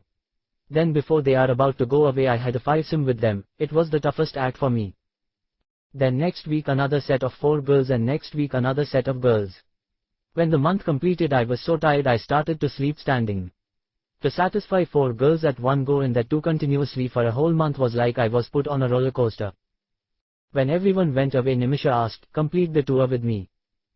I took 2 pegs of whiskey before going in front of her. However, I satisfied her and I returned to Bombay and she got down at Vijayawada and went to her house. I have not counted what I earned for the month until later. This time I have earned more than 3 times for the last time in 1 month. They all said, they would visit for the winter to my house. I reached Bombay and took the keys to the flat from Raj and slept for 3 days continuously. Sahiti used to come and feed me and go away. After 3 days of rest, I could get up and move around the room. I told Sahiti I must have caught a bug in Dehradun, so keep a distance to avoid her coming closer to have sex. I don't have any juice left in me. Then I took the bags and reached home. What I found when I entered the room is Sunita is sitting in a chair in the front room. I said, hi, what are you doing here? Sunita said, I came to meet your family. When I called the number you gave me, your mom told me you had gone to Dehradun. I said, I would have gone earlier to Dehradun, to accompany you I had postponed the trip. Sunita continued, when I was chatting with your mother, I came to know my uncle is known to your family. Your family was staying in our area when you were small, then they shifted to another area where your grandfather shifted. Apparently, our families were close until your family went over to Bombay. When you offered a lift, I seemed to recognize you but could not recollect. Whatever you told me about knowing my uncle, I did not understand one bit as I was trying to recollect where I had seen you. As I felt I know you I came with you willingly. Where did you go? I said, I was on a business trip to Dehradun, and every year they ask me to deliver some items there. There is a client in Vijayawada who orders and I go and deliver there. Then I tried to contact Leena's parents and I could not locate them as they went away without telling anyone. Now she is left without anyone to look after her. I can't look after her at Vijayawada as I am alone and I had to complete my degree. So, finally, my mother agreed to look after her for a year and I would come back to look after her next year. Mom said, "You are earning a good income, better to get married." I said, "I might think of marriage next year." On that note, I returned to Vijayawada with Sunita. Yes, we connected when she came to our house and we both came back to Vijayawada on the same first-class coupe. Next week there was a marriage function in Sunita's family. My grandfather received an invitation from them, and my family received the invitation through Sunita's family in Bombay. So, my family had asked me to attend the marriage and my grandfather's family attended from Vijayawada. Seeing us together, some of her relatives were biting their ears. One lady called her and asked, "Who is that boy you are moving around with?" Sunita said, "Oh, he is Kumar, he is the doctor's grandson," indicating my grandfather. The lady said, "Oh, they were once well-lived people but lost all the money in the lottery tickets business. Your family is well off, think before you move with him, he may be after your family's money." Sunita said, "I know him before he knew my family, he is not that kind of person." "What is he doing?" she asked. Sunita replied, "He completed his second year and now doing his third-year degree and he has his own business." "What business?" she asked. Sunita said, "He does all the home deliveries around here. He also has his own godown and he buys and delivers from wholesalers." Sunita asked, "What items did he sell?" Sunita lowered her voice and said, "If you want any costly foreign whiskey, he can get it for a cheap price." She made a face and said, "Whiskey?" Sunita said, "Not only is whiskey anything which is not available in the market, which he can also get for you." She said, "Okay, but be careful," and Sunita went to her mother who is calling her. "Sunita." My mother asked, "What she is asking?" "She is a rumor mill." I said, "She is asking about Kumar." Mom asked, "Is he the one who was moving behind you?" I said, "When I went to his house, he just returned from Dehradun." My mother asked, "What is he doing in Dehradun? Went there for the summer holidays?" I said, "No, he went there for some deliveries. He gets a client who orders from here and he goes there for delivery." "How is his business?" she asked. I said, "He returned back with 50,000 rupees. Must be big order," my mother said. When they came to know he was the grandson of the doctor, they called him and were speaking with him. Some others must have known him from deliveries, they were just greeting him. Some people were inquiring about their father and mother. Overall, by the time the marriage is completed, he has either been greeted or greeted by 75%. One or two ladies are seen whispering with him, they must be inquiring about some special items. The marriage was completed and my family went back to Bombay. Now I have asked my uncle to stop the rickshaw and I am going and coming from college with Kumar. Sometimes he would take me to his house on the way when we are returning and we would have a quickie and he would drop me at my house. When the Christmas holidays came he said, "I will go to Vizag for a week." I said, "I will come with you instead of going to Bombay." He said, "I will be busy with work and would be moving around, so you better go to Bombay, and I will come to Bombay when I finish work and then we can come back together." He got me a ticket to Bombay and he went over to Vizag with a bag full of a variety of hot drinks. I caught the train and went over to Bombay. Kumar. When Nimisha called me, I could not refuse her request to come to Vizag. She said, only she and Pranita would be there and please come with some drinks. After a lot of cajoling, I have accepted to go there. I wanted to avoid the trip and go to Bombay with Sunita. I wanted to see Leena, who is without any parental support. Sahiti would visit her once in a while but could not say she is her mother. I booked a ticket for Sunita and sent her there and I went over to Vizag with Nimisha. We went to the same bungalow we visited last time. This time I was a little free in the house, unlike last time I could ask things from auntie. We three of us spent time there enjoying ourselves. This time they took me to bars and restaurants with them. They must have thought it would be safe with me. We spent 1 week and returned to Vijayawada. I told them I can't come over to Dehradun this summer as I would be going to Bombay permanently. I would be closing the businesses by this summer. Nimisha asked, why? I said, I had found a small girl and I am going to raise her as my daughter. I could not find her parents or family. They were disappointed but they could not say anything, maybe they will find someone else. I went to Bombay and I took Sahiti home and we three of us went on a tour of Bombay. I spent 2 weeks and returned to Vijayawada with Sunita. I concentrated on my studies for the remainder of the period. I totally transferred the delivery work to Chintu and only limited delivery business with my own stocks. I want to exhaust the stocks in my house by the time I finish my degree. If anyone asks for the items, not in stock, I would get them directly from the wholesalers and give them to clients. Nimisha would call me once or twice for her favors. Others I totally stopped visiting. I want to leave this life behind and start a new life in Bombay. I did not think I would marry Sahiti or Sunita. My family would think of Sunita because she is from a wealthy family and her family was known to them. I would like to marry Sahiti for the sake of Leena, as she will be with her biological mother. When my exams finished, I put the house for sale as I paid the previous owner the full price and got it written in my name. I have not yet registered the property as I wanted to sell the house. Seeing the house my Chinna Thataya wants to purchase, when I asked him to find an interested party for the house. I registered it in his name and got the partial payment, and he would give the balance in 2 installments in the next 6 months. Closing my relationship with Vijayawada, I went over to Bombay with Sunita. She has another year to complete her degree and she would only return permanently next year. Chapter 3. 1984 month of June. Kumar. Until we decide what to do next, we decided to meet once in a while in the flat Raj provided. Nowadays Sahiti comes to the house freely to see Leena and we would take her out and spend time and enjoy with her. I thought if I could get a job, we can think about marriage. With Sunita, I never promised her anything. I don't know what kind of relationship I had with her. We never even had a conversation about marriage or children, not even jokingly. It was different with Sahiti. She is the mother to my daughter Leena, even though I could not tell it openly. Now, they have accepted Leena as a member of the family, so they did not even inquire about her parents.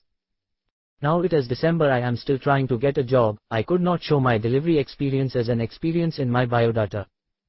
I went once to Vijayawada to collect the first part of the balance amount from my grandfather. I just met Sunita and returned to Bombay. Chapter 4. The year 1985. Kumar. I got a call from Sunita. She is calling me names and even went to the extent of using slang words. When I tried to tell her something, she would not listen.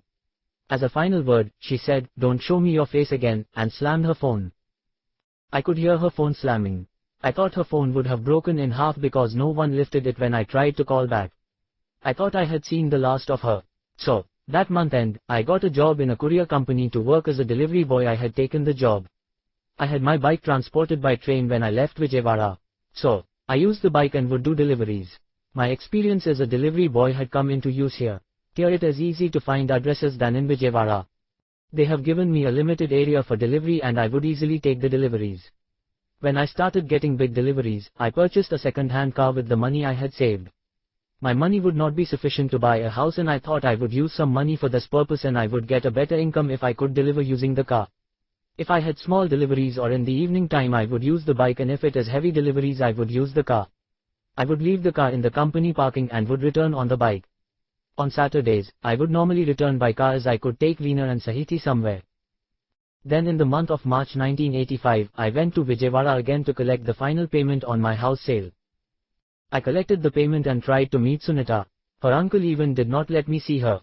He called me names, and when neighbors started collecting around, I left the place and returned to my grandfather's house. I packed my bags and returned to Bombay, deciding Sunita will be no longer in my life. Then I told my family of my intention of marrying Sahiti. They were not surprised by my decision, but they said they thought I would marry Sunita. I said, she no longer wants to see me or speak with me. When my mother called her mother to speak, when she heard my mother's voice she cut the call. I told mom to forget them, they must have got some misunderstanding, and instead of clarifying with us, they want to cut ties. I don't have any interest in those kinds of people. You fix my wedding with Sahiti. She had already agreed to marry me. Mom asked, would her family agree to your marriage proposal? I said, if they don't agree, she will agree to elope with me. So, don't worry about that. If they don't agree, we will marry in court. So, they went over to their house. Before that I got there to make some recommendations on my behalf. However, after much deliberations and pressure from Sahiti and her sister, they agreed to our proposal and we fixed a date. We have booked a marriage hall and printed wedding invitations and made all the arrangements by calling relatives and all. Then a week before our wedding date, Sunita went over to Sahiti's house and spoke to her at length. Later I came to know that my family posted the wedding card to Sunita's parents. At that time, she was in Vijayawada writing her exams. When she came back to Bombay, her mother showed her the wedding card. Now Sunita took it upon herself to spoil our life and went over to Sahiti and told her something. She not only told her, she told her family also. Then her father sent her there to our house to break off the marriage. From Uday, I tried to understand what happened at their house. He did not want to tell me what happened at their house. I had to take him to the flat the Raj has and we had to force him drink to get the truth out of him. From what Sunita told them, Uday understood that I was involved with many women in Vijayawada. One lady who has her daughter studying in Dehradun and she lives near Sunita's house told Sunita that he would go to Dehradun and blackmail girls and would rape them. Her daughter is one of those girls. Apparently, she has not used protection during my stay at Dehradun and had become pregnant and she told her family I had raped her instead of her coming there voluntarily. Now they don't have any proof against me, so she told Sunita the story to complain against me as I was visiting her house. They had her aborted, and stopped sending her to Dehradun. I told him I had only gone there to supply drinks like whiskey and rum and things like that. She must have had a relationship with some other person, perhaps her classmate, and she is cutting the bill in my name. I said, I don't care what anyone thinks, if Sahiti cancels her marriage it is her funeral. Uday said, it is not Sahiti who wants to cancel the marriage, she wants strictly to carry on the wedding and even told their parents she is having a relationship with you. So, she can't offer to cancel the marriage. Now they are planning to go out of the country. They have sent her somewhere, they did not even tell me where. I thought of all this and went over to them and tried to explain to them whatever Sunita told them was all lies, as she loves me because I rejected her and she doesn't want me to marry Sahiti, so she is spreading all these lies. But they were adamant in their approach and did not even let me have a glimpse of her, leave alone let me speak with her. Now I have taken up myself to take revenge on Sunita. If possible I want to marry Sunita forcefully so she will act as a mother to Leena. While doing the deliveries I made friends with the surrounding watchmen, and told them I would like to rent any flat available in the surrounding area. I said, I like this area and I am ready to pay any rent. They said, you have to pay 11 months rent as a deposit. I said, rent or advance is no problem. One of them asked, how can a courier boy offer the rent here? I said, I had a house in my village and I sold it off and came here. So, money is not a problem for me. After 1 month, I finalized an agreement with the owner of the house in the area. It is strategically placed and if I look from my window in the hall, Sunita's balcony and her bedroom window can be seen, but our entrances are on opposite sides. So, I took it upon myself when I am free from work, and used to keep a watch on her room. I got a powerful camera and used it to watch her and take photos of her if possible. I did it also discreetly. Sunita had no idea I was staying there. Sunita does not know I know how she moves around her house. This went on for 6 months. I used to go and make the deliveries and come and sit at the window watching her. Then go again to the office and collect the deliveries. When the deliveries were completed then I would again go and sit there. Then I would go and pass on the delivery slips collected in the evening and do pickups and come back and sit at the window until she goes to sleep. Now I understood her routine and I could do whatever I want with her. I waited for my time watching her. When her parents went somewhere with packed bags and found her alone, I went and knocked on her door. When Sunita opened the door, I went inside pushing her and sat on the sofa in the hall. She closed the door and came and sat on another sofa. I looked at her with my eyes blazing with anger. But I could not contain the anger much longer. Looking at her beautiful face I cooled down and looked at the floor. She did not say anything, not even asked why I came there, she just sat there and glared at me. I asked her, why you did do what you did. She asked, what did I do? I said, if you are angry with me you could show the anger to me, but why did you have to go and spoil another girl's life? She asked, which girl's life I spoiled? I saved her from a beast like you. I said, so, you have concluded that I am a beast, but why? What did I do to you for you to come to this conclusion? She said, did you not rape that girl in Dehradun? I asked, which girl? She replied, she is the daughter of my neighbor. I asked angrily, when she said you believed it without confirming from me what could have happened. She replied, what is there to confirm? She showed the hospital reports. I asked, the girl's mother showed you the hospital reports also. So, what? The report must have mentioned that I am the father of the fetus too. She asked, why would it mention that? I said, for you to take the report as proof of my raping her. She asked, why would the report mention that? I said, because you have become judge and jury to convict me of the rape charges, without even listening to my side. Did you ever think why she took my name with her mother and not report the rape to the police there in Dehradun? Did in your small brain you ever think she could have had a consensual relationship with someone and she could have told my name as she knows I am there instead of some unknown person to her parents? Why did you think I went there? To rape girls. I went on a business because a client had ordered me to bring drinks and other things which were not available there. And that client was distributing them for profit to these girls. It is a big business there during the summer holidays. Those girls get 1 week's leave in the summer to go out of the boarding school there. They can't go and come back to their native places. So, they spend the time the way they like by drinking and spending their time with their boyfriends. Now if she gets impregnated by someone they only know, how I am responsible for that? I am just a supplier of items during their stay at hotels. I think you should blame those hotels who give them rooms and the person who supplied them with those items buying from me. You should blame the girls who go and have sex without protection. You should blame their mothers for sending their daughters to such a place.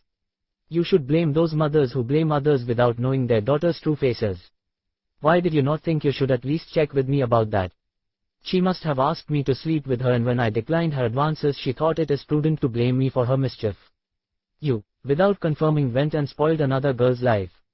She asked, why are you talking about spoiling another girl's life, whose life I spoiled? What you have done, what did you attempt with her? I asked, what am I talking about and what are you talking about? I am talking about Leena, she is the daughter of Sahiti and you made her motherless. She asked, what are you talking about? What is Sahiti's age and what is Leena's age? How Sahiti could be Leena's mother? I said, there is a big story behind that. That is for another day. Now Sahiti is missing or she is not available to meet. They have hidden her or done something to her, or she could have done something to herself. Now her daughter is left with me to take care of. How can I raise that girl without her mother? Sunita said, I don't understand a bit what you are talking about. Ultimately what you are saying is that you don't know anything about that girl being pregnant. I said, if the girl is pregnant because of me I would have married her. I am not the kind of person who runs away from his responsibilities. I tried to reason with her for another half an hour. Finally finding her not believing a word I am saying, I said, there is no use arguing with you, I will go and bring that girl and put her in front of you, then you may believe me. Sunita said, but how will you get her here? I said, by kidnapping her from Vijayawada, then I will bring her here and put her in front of you. Sunita said, don't do anything stupid. I said, what else can I do to make you trust my words? Let us go to Vijayawada and speak with the girl or the person who supplied them with drinks. Sunita seemed to believe me when I challenged her to check with me. Sunita asked, what do you want me to do then? I said, go and convince Sahiti parents to reverse their decision, otherwise become Leena's mother, it is up to you. Sunita said, I will see what I can do. I got up and said, remember what I said, if Leena is motherless because of you, you have to take up the responsibility to look after her. One way I challenged her to do right was by Leena. Another way I am saying you are responsible for whatever happened in my life. I came in with one idea in mind and went out of her house with another thing, I hope she will do something. I left her there and went over to my room and looked through the window. I saw her sit there like a rock for some more time and she got up and picked up her purse and came out of the house. I got up and picked up my bike and followed her at a distance. She caught a bus and then got down and caught an auto and reached Vakola. I followed her and waited at a distance. Sunita went to Sahiti's house and looked around and went to a neighbor's house. I thought about what happened and went over to their house. It was locked. She came out of the neighbor's house and I went to her. Sunita asked, what are you doing here?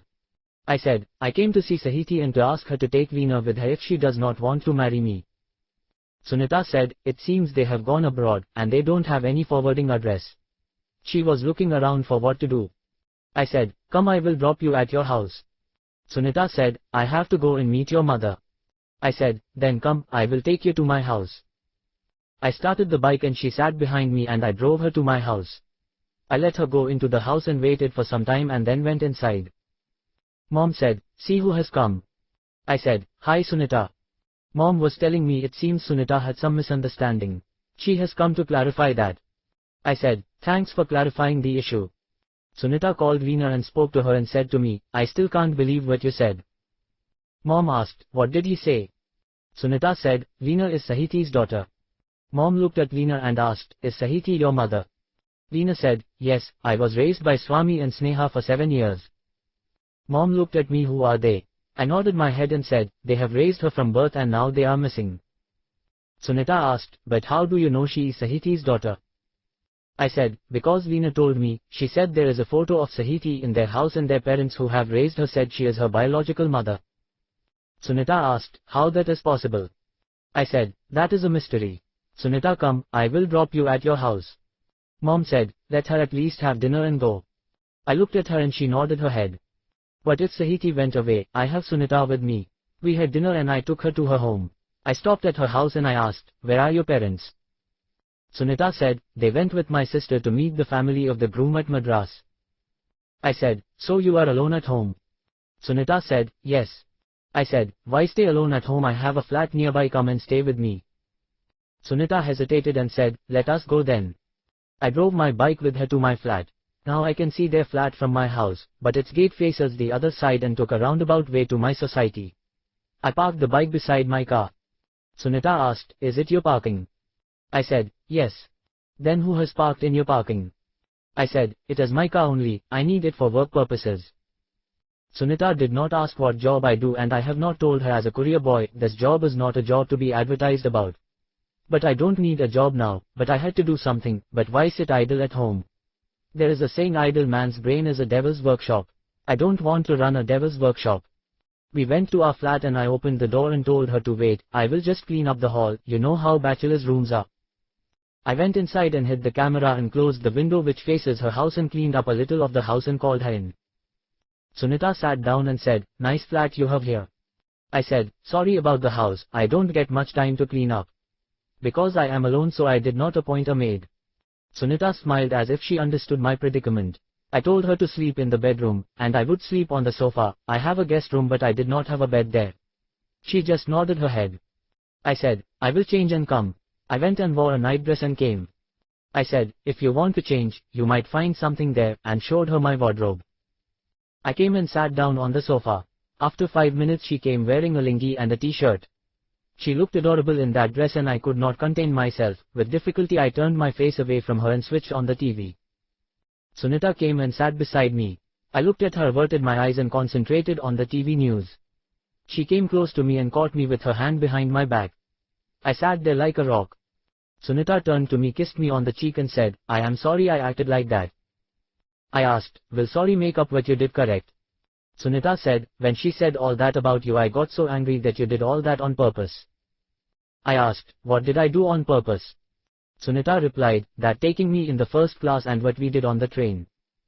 I said, "I normally travel first class as it is comfortable. As you are coming with me, I also booked for your first class. I am a man of comforts. I am earning good money and I don't want to act all miserly. If I need to spend money, I would spend it.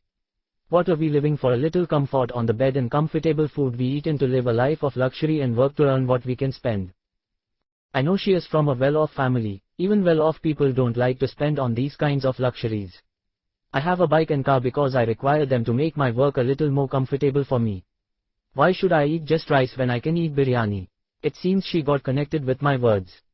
Seeing I am staying in a 2-bedroom flat, even a bachelor pad would do for me. I am maintaining a car and a bike. I want her to be impressed by my outlook on life. She should think I won't like her to feel she is living in a poor man's house if she decides to live with me. I want to earn smart, not hard. I will reach there in some time. I am making my inroads into the company with my smart workings. Someday, somebody will notice that. I pulled her to me and sat like that. I want her to take initiative. She sat there enjoying my company. I yawned and switched off the TV and told her to go and sleep on the bed.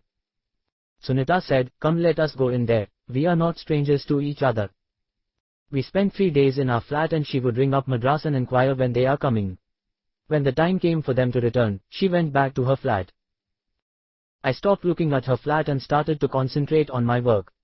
Seeing me working one day on the bike and one day on the car, our branch manager, Mr. Sengupta, called me and inquired, "Why are you using one day a bike and another day a car?" I said, "I use them based on the load. If it is a light load or evening traffic, I would use the bike, and if it's a heavy load that can't be managed on the bike, I would use the car." Sengupta asked, "You seemed a smart worker, what did you do before coming here?" I said, "I used to study and manage a business." He asked, "What business?" I said, "Buying and selling." Sengupta asked, "Where?" I said, "In Andhra." Sengupta thought a minute and said, "Let us go and meet a client. He is troubling us for some time and has not finalized the order." I took out the car and we went to the client. He made us wait for half an hour. Our BM went to the reception to inquire about our appointment. Receptionist said, "I will check." I went to him and said, "You better forget their order. Next month the prices are going to go up and he will have no option but to pay higher rates. Why give him discounted rates now and lose our income?" I said to the receptionist, "You better give our exit pass signed." She said, 1 minute, and went in and spoke to her boss and brought the pass signed and said, "You can go and meet him." I looked at him and we both went in. The client looked at what we are offering and haggled for the sake of haggling and signed the agreement, and we gave him his copy. We came out and he asked, "How did you do that? How do you know they will fall for that?" I said, "In my line of business I had met all kinds of people. I can read these ladies' minds and know what they are expecting from us." Sengupta challenged me, "If you know ladies so much, can you befriend that girl at the reception?" I asked, "How much time you are giving me?"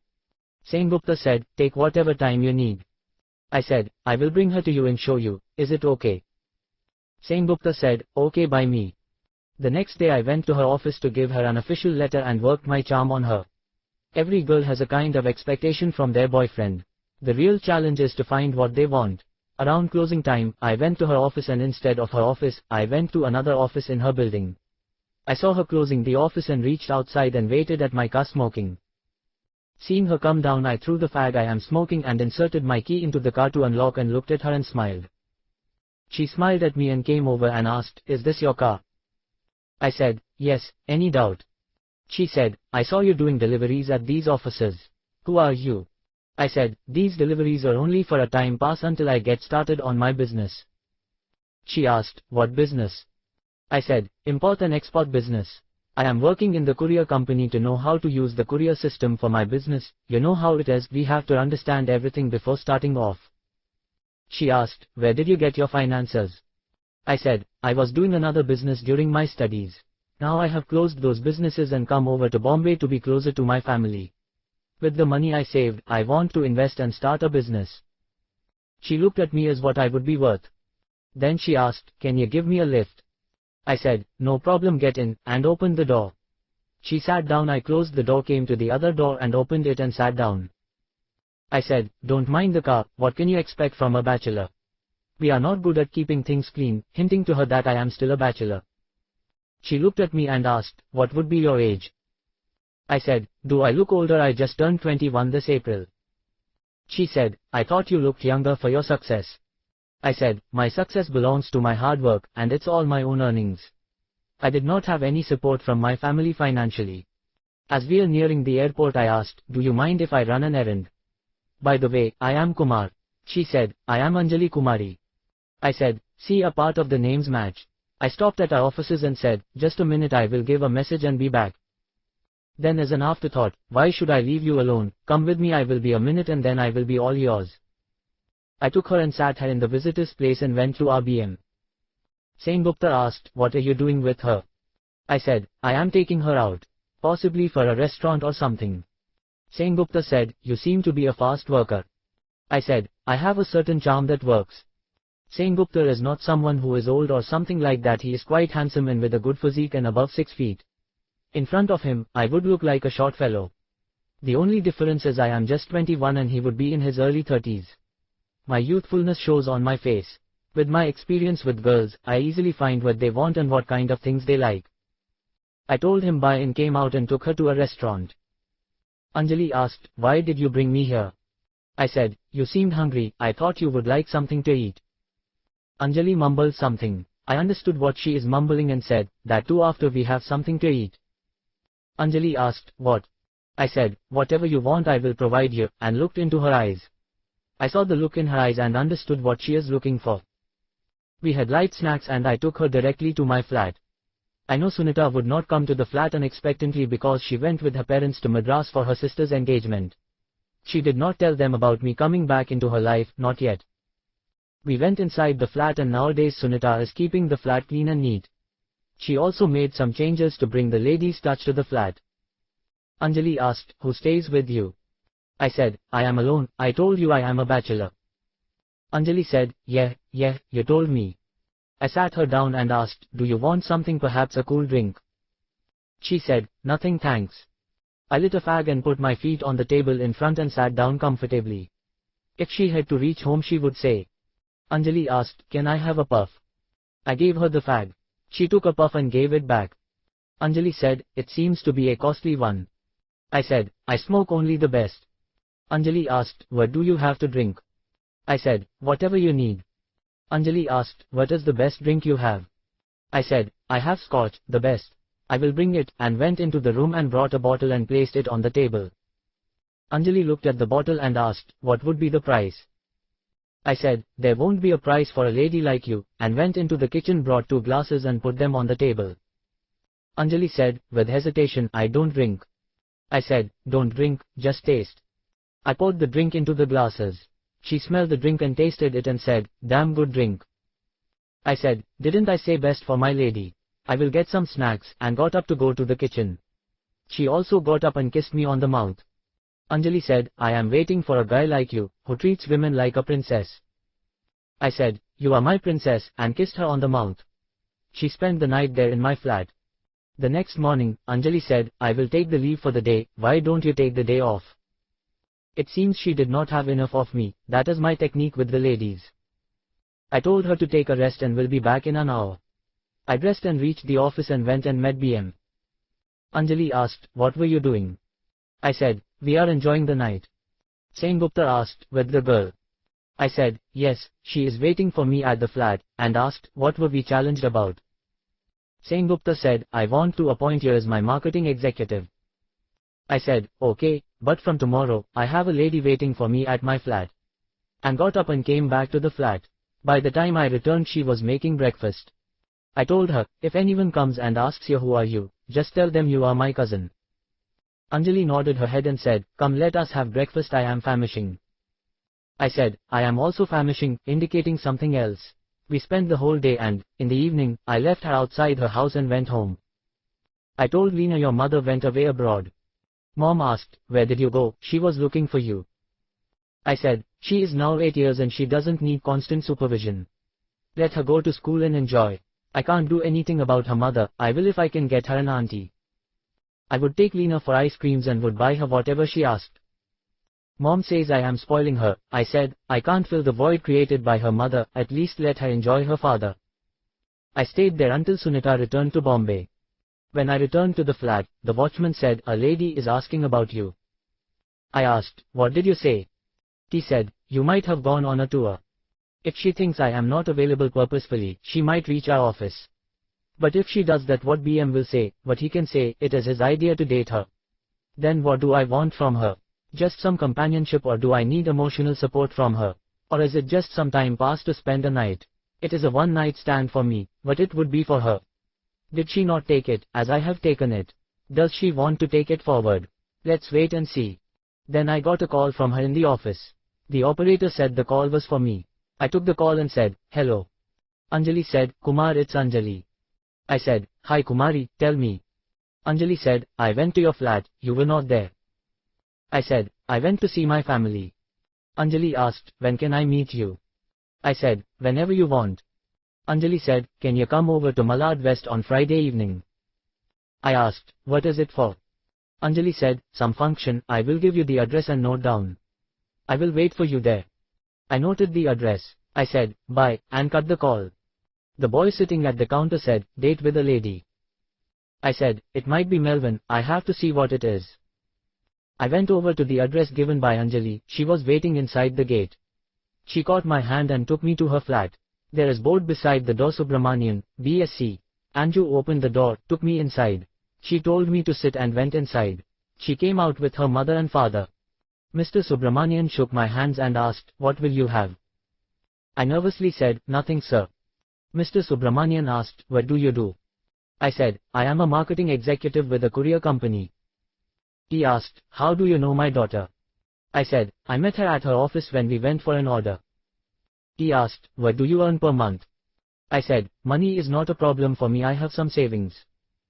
He asked, what would be your age? I said, I just turned 21 this April.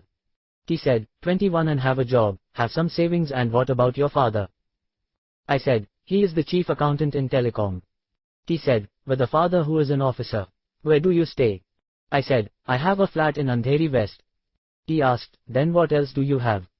I said, I have a car and a bike. He said, seems to be impressive. He called Anju, she came from inside with her mother. He told her mother, he seems to be good, but don't you think he is too young for her?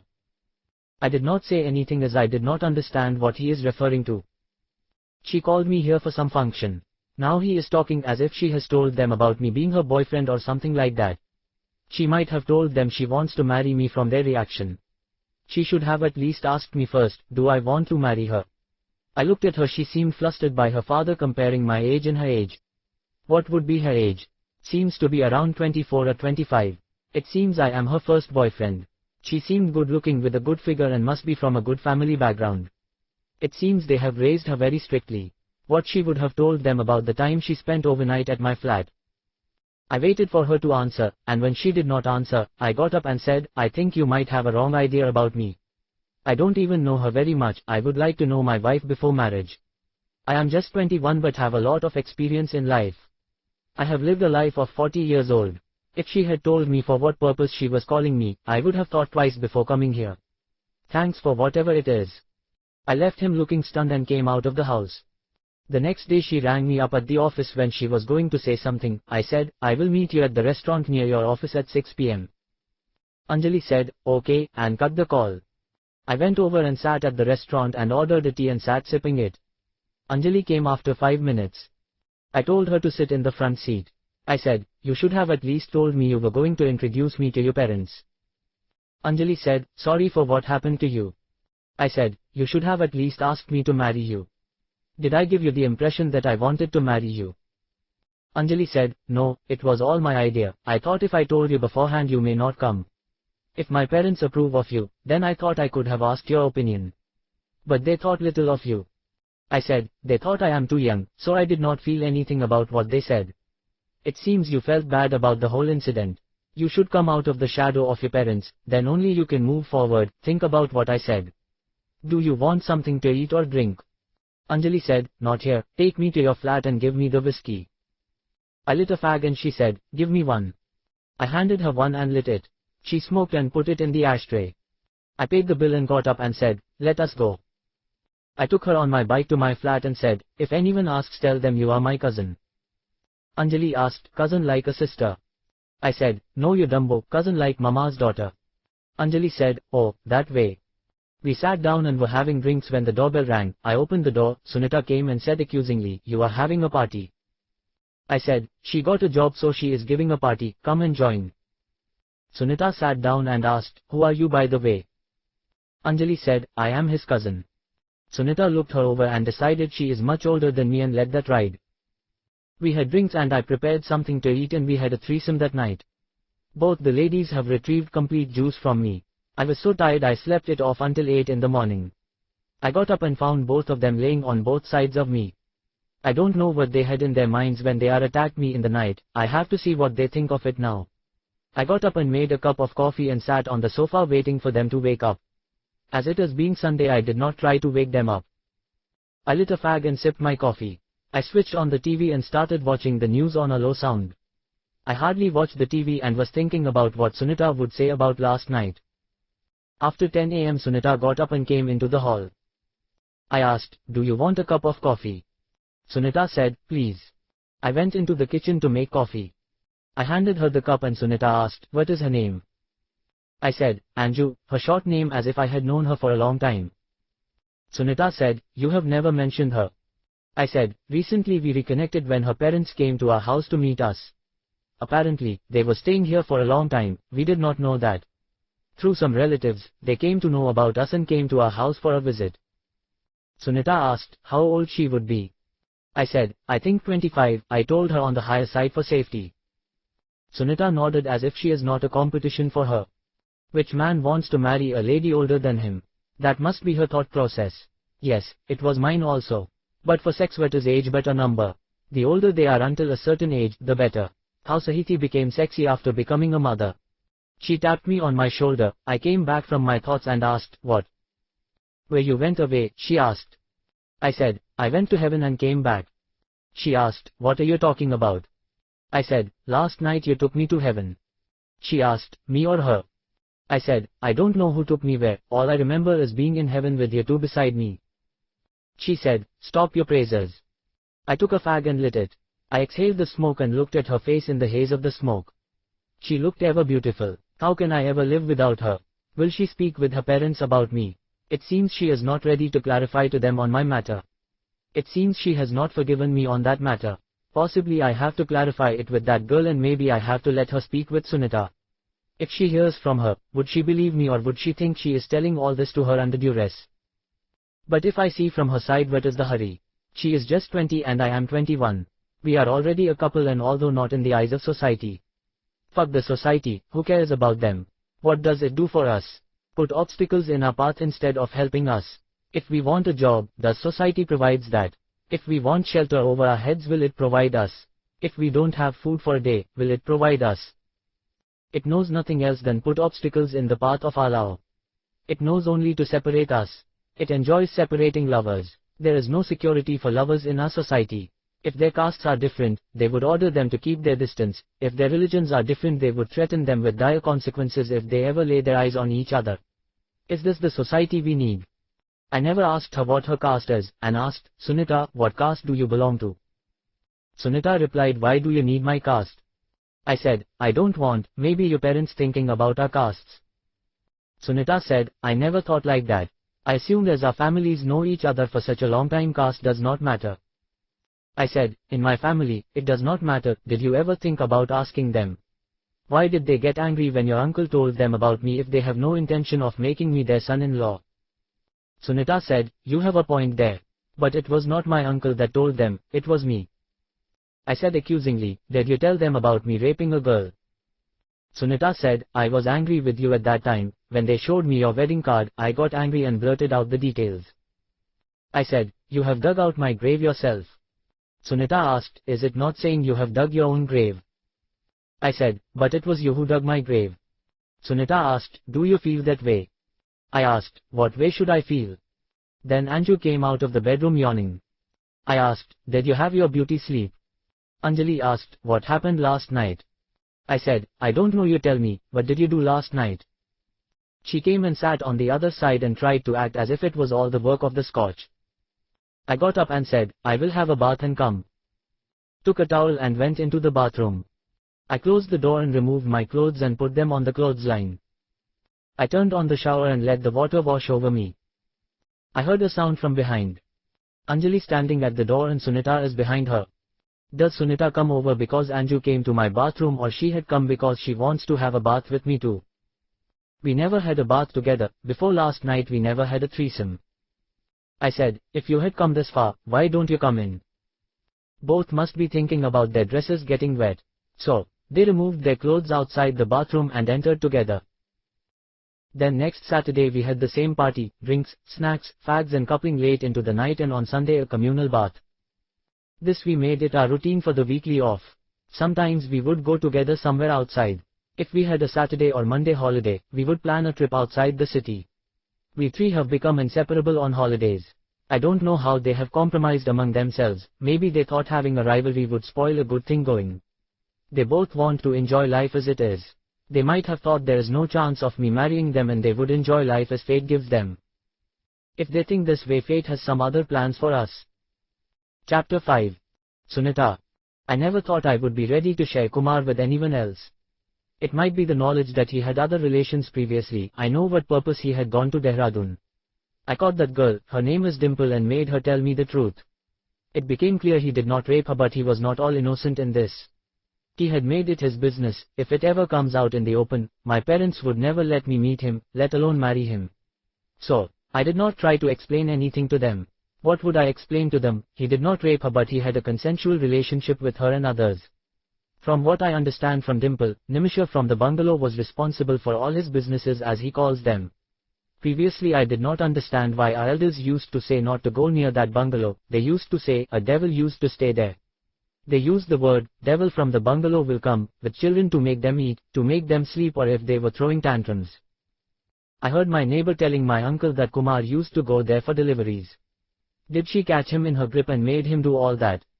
Dimple told me Nimisha arranged the parties at the hotel for 2 summers and she did not arrange for the 3rd year. Maybe he refused to go there. Maybe after we were together he decided to stop those businesses. Her friends were all disappointed because she did not arrange the parties. As her mother prohibited her from attending college there, Dimple got this information from her friends in Vijayawada. Is he really a changed man after our meeting? In the last year of his degree, he was all studies and closing up the businesses and recovering his money stuck in the business. He even sold off his house there.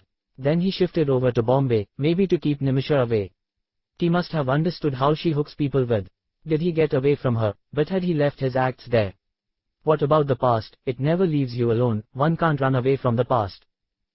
Now this girl Anju, who was she to him? Why did she come to his house? Just to have a party? Did I help her with getting her closer to Kumar myself? Knowing I can't be with him forever, did I give up my right to be the only person in his life? Did it have anything to do with Sahiti getting away from him? What is his real relationship with Sahiti? He is saying Leena is her daughter.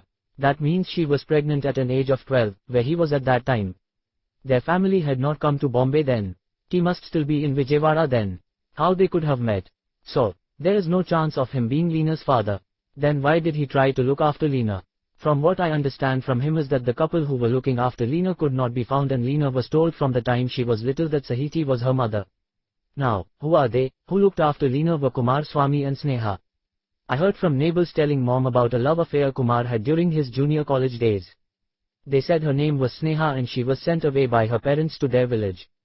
Did Sneha had married the father of Leena and was looking after her?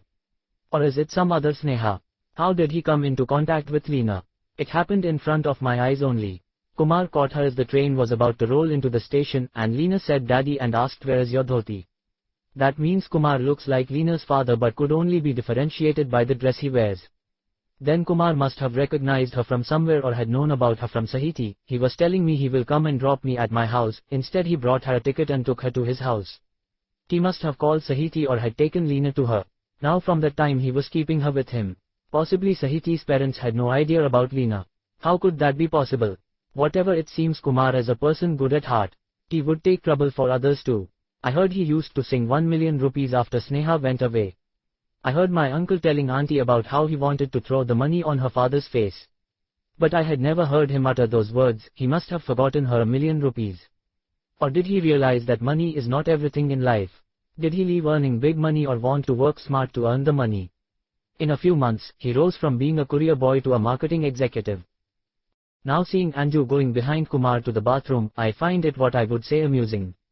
I went behind her thinking she would want me to come to her revelry. It is also a little more entertaining to have some competition. From what I have understood from Dimple, he was more entertaining when they came in groups than in singles. He could satisfy them all at once. He must have learned some techniques there. How he was in bed last night. It was an experience worth having. Even if I marry someone else I would like to keep him as a boyfriend forever. Anjali. From the time I laid my eyes on him at our office, I felt the need to see him again. I did not go in to tell our manager because he might miss the discounted prices, no. Only because I would like him to come and meet us again, as it happened the next day. It seems he also has the same idea. He brought his car and waited for me outside the office. At first, I thought he must have borrowed the car to impress me, but later I learned that he actually owns the bike and car. He told me when he joined the degree he was not having any money and his girlfriend was taken away from him. When he went to see her, her cousin gave him one on his ear and he woke up on the train, where they put him. How he looks like now, he can give 10 slaps in return, but I never saw him raising his voice. Even in anger, he speaks so sweet to other people who have to calm down and tell him sorry for their behavior. I have seen big rowdies speak to him like their own younger brother. He has that effect on them. He has a word for everyone. He talks to the watchmen and if they are in trouble helps them in either way possible. He is a unique man I found. But my father does not understand that. He thinks he is so young. But he could not look above his age and see his experience, his personality and his outlook on life. He is so experienced in bed, that he does not use the same technique twice, which makes it a unique experience every time. Where he could have learnt all that at such a small age. By seeing his experience, I could not believe his age would be that of 21. For the last 6 months, I had seen him giving us the satisfaction of a lifetime. When we are receiving it, we feel it would be enough for our lifetime, then the next day I would pine for his touch on my body. I could not keep away from him. We could only spend time with him on Saturdays and Sundays. I don't find Sunita as competition for me. I feel like she was part of our inner circle, where she is required to be present for me. She would only complement my enjoyment rather than share my part of the fun. What would I lose if my parents do not want me to marry him? I am having my life's fill without marriage.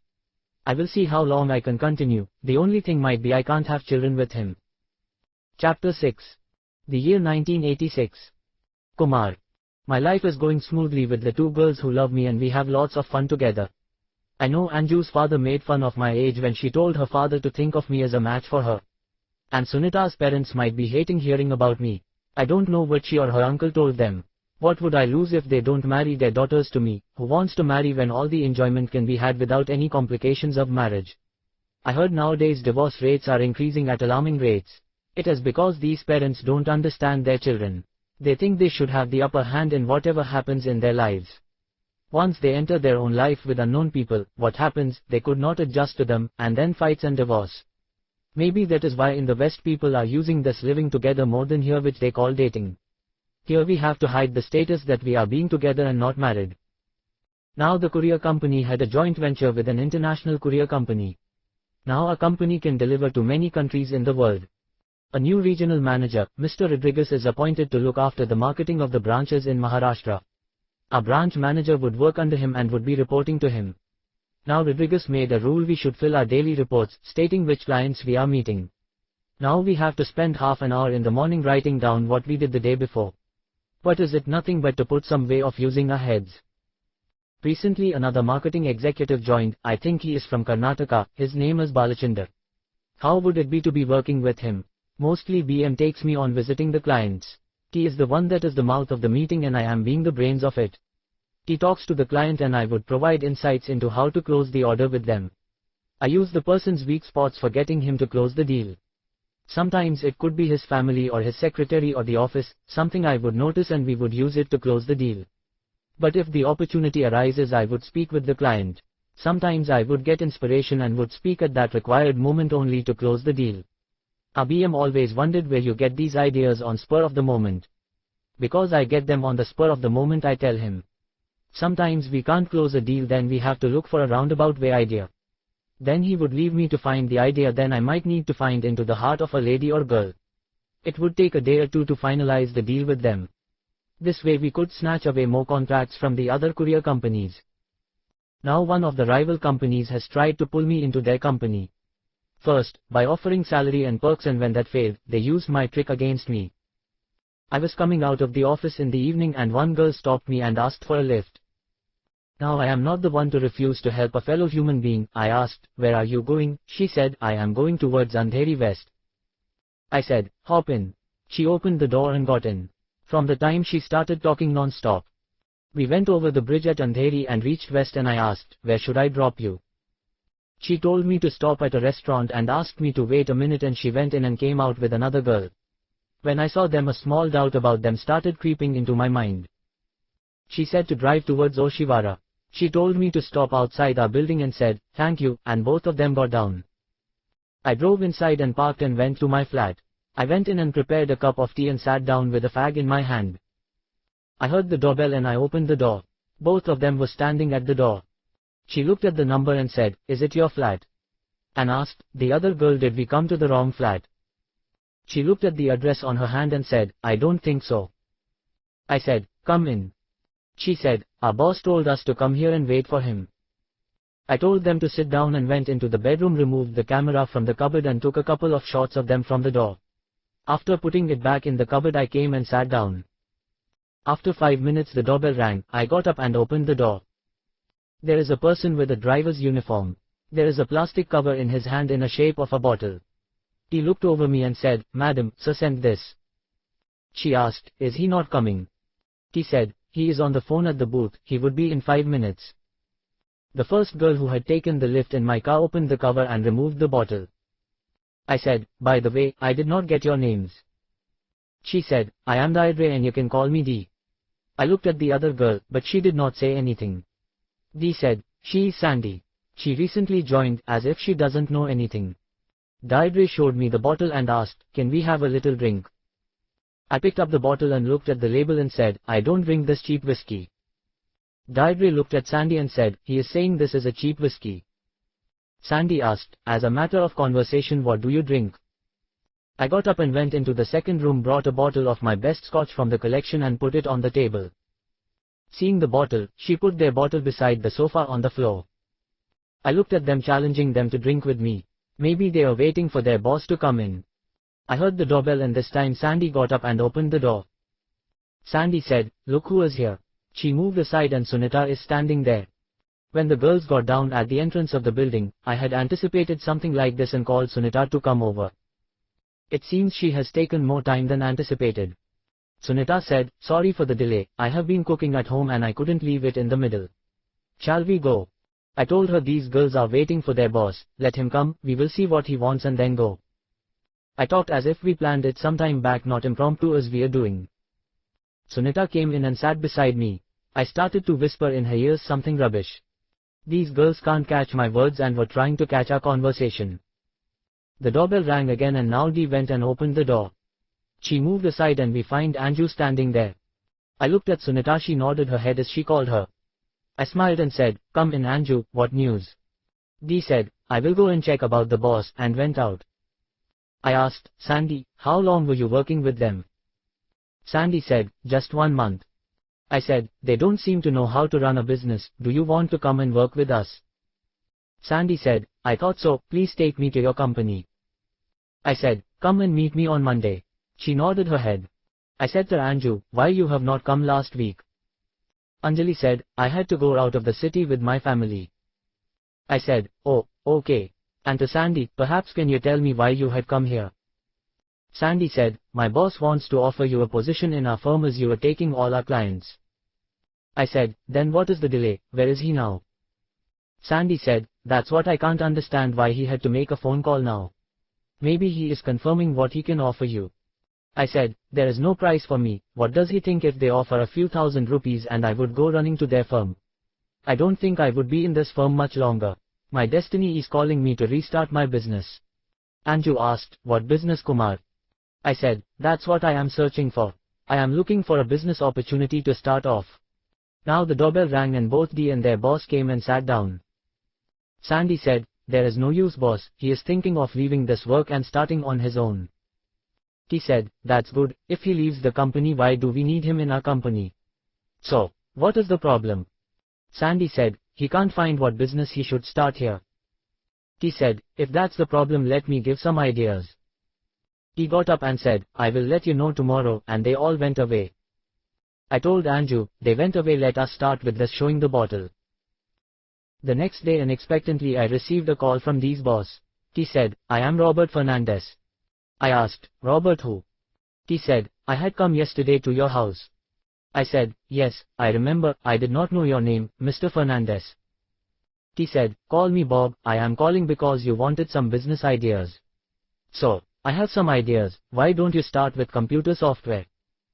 I asked, "What, computer software? I don't know ABCD of it." Bob said, "Why don't you get some books and try them out? It is going to have a good future. You give me a call after a week, take my number," and gave me his number. I noted down and I know where second-hand books are available in the Fountain area. I took the bike and reached where the second-hand books are sold. I parked the bike in front of a shop and looked for computer books. I don't know what they look like and I asked the shopkeeper to give me some computer books. He looked through the books and picked some books and gave me. I selected some books and asked him for their price. He calculated and told me the cost. I chose some more books of James Hadley Chase and Perry Mason books which first have not read and paid for all the books, and I brought a bag from a nearby shop and put the books in them and came back to my flat. I started to go through the books. I did not understand anything. Then I chose a simple programming book and started reading it.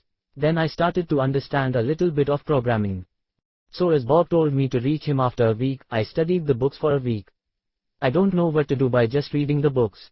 So, I called him and said, I had brought some books and read them, now what should I do? Bob said, "Come and meet me tomorrow at my office," and gave an address, "Better come in your car, you need to carry some items." When I went to the address he gave me, he told his peon to put a set of computers in my car. I said, "What will I do with these?" Bob said, "You take them home and connect them like this," and showed how they are connected on a set kept on a table. I said, "I understood." Bob said, "You switch on the computer like this and you will understand what to do." I said, "Thanks," and came home and put the computer on a table and connected the power cords to a UPS he provided. And then the UPS I connected to a power source. Then switched the UPS and then the system. Some things showed on the screen and then a flickering dot showed on the screen. I picked a book on DOS and started to practice the commands shown in the book. This way I started to learn the computer. Then when I was going to the office I saw a board for a computer store on the way. I went and looked at what is available. I brought some programming floppies that I brought the books for and some games floppies for time pass. So, I started practicing the software from the book and playing games in my spare time. Then when Anju and Sunita came, they also started playing the games. So, I slowly started programming for use in my daily needs. Like preparing a format for a daily report. I could fill the data and print it and give it to the BM. When the company went international, the company's international representatives came and introduced the computers in the company. As I already had some touch with computers, I volunteered to help them out. This way I started to feed the data into the computers and prepare daily reports. They prepared a room for computers and called it the EDP room. They let me sit there in the AC. I used to work half a day there and another half a day in marketing. One day Bob called me and said, "I have a job for you." I said, "I told you previously I don't like to work with others, I am planning to start a business." Bob said, "I called for that purpose only. There is a big business house." I asked, "Where it is?" Bob said, "It is in Bombay only, but it has branches all over India." I asked, "So what is the problem?" Bob said, "Now the person who is running the business has died suddenly and the company is in disarray, so I want you to take over the company and run it." I think I read this kind of story somewhere, possibly in one of James Hadley Chase's books. I asked, "How can I take over the company?" Bob said, "Because you look exactly like him, possibly a little younger than him. His name is also Kumar only. So, it will be easier to imitate him and take over his business." I asked, "What business does he do?" Bob said, "Computer software and hardware. Then his wife works in an interior designing company. That company you don't have to worry about." I asked, "So how will I know who all are there? If he is dead, don't they know that, and why would they let me take over?" Bob said, "Don't worry about all that, I will take care of all that. You just act as if you have forgotten all about the business and they will help you take it over."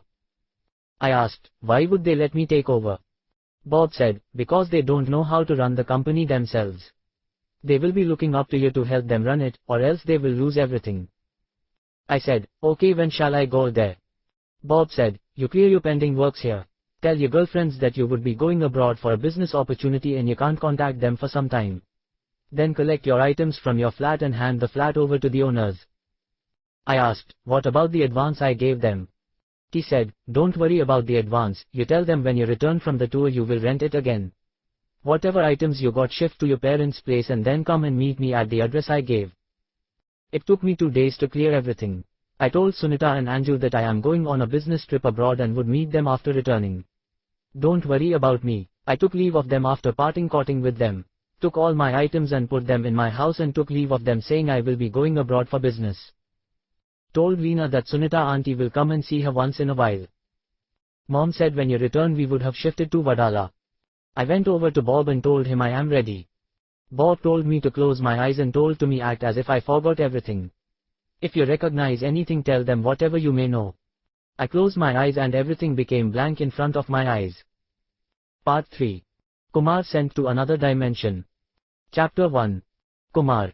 I opened my eyes and I am in the same place and Bob is hovering above me. Bob said, "Now you can go home." I asked, "What were you telling me about going to look after some business?" Bob said, "I have sent you there." I said, "I am still here." Bob said, "Your alter ego went over there. So, your work is completed with us." I said, "For this, you have made me tell my girlfriends I would be going abroad and I had given back my flat also. Then I had to take leave from my company. What should I do now?" Bob said, "You tell them your business trip got cancelled and you are back. Continue your life as it is." I caught his collar and asked, "Tell me really what happened." Bob might have thought I would not leave him without an actual explanation. He said, "We have created an alternate timeline with you thinking you were going to look after businesses elsewhere. We have to prepare you for that mentally, so we have to do all this telling you will be away abroad and everything. Now he is knowing all these things, from that timeline, he is sent where he is required. Now without him, that timeline will collapse and he can't return to it." I asked, where I went, and cannot return to my timeline. Bob said, "He can't however return to your timeline, it will be a clash for you. So, he will live like you in that timeline." I said, "At least can I go and live my life?" I came out of his office and went to my house and Lena seeing me came running, "Did you finish the work, Daddy?" I said, "My trip got cancelled and I am back to be with you.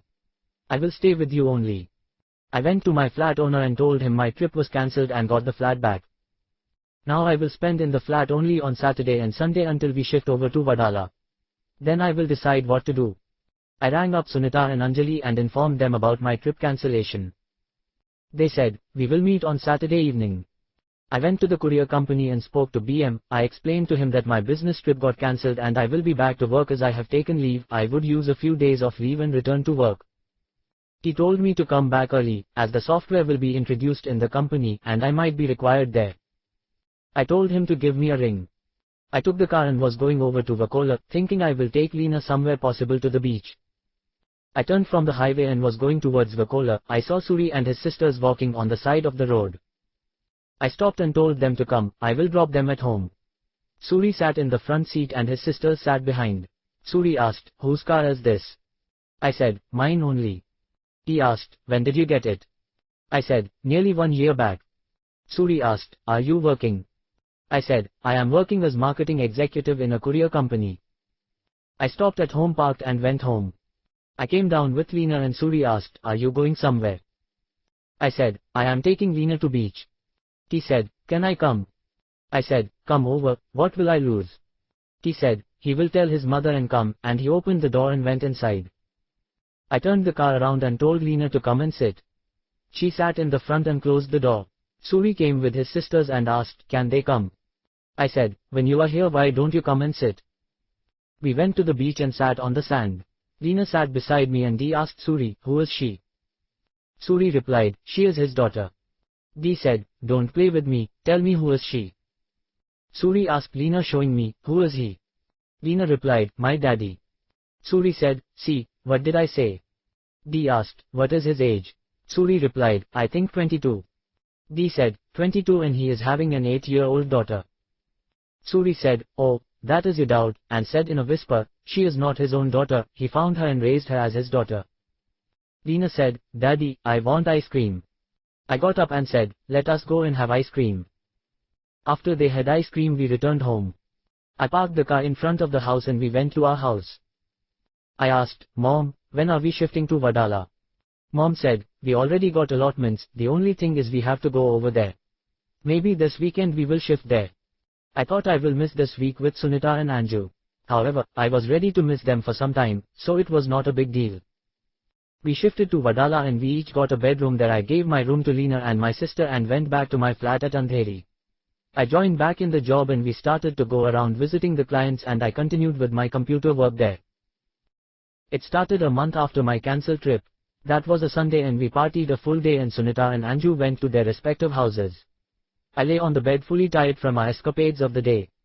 Then I started to see the day of my alter ego, who was sent to another timeline by Bob. I am sitting in a meeting room. The table is round and probably has some 20 seats.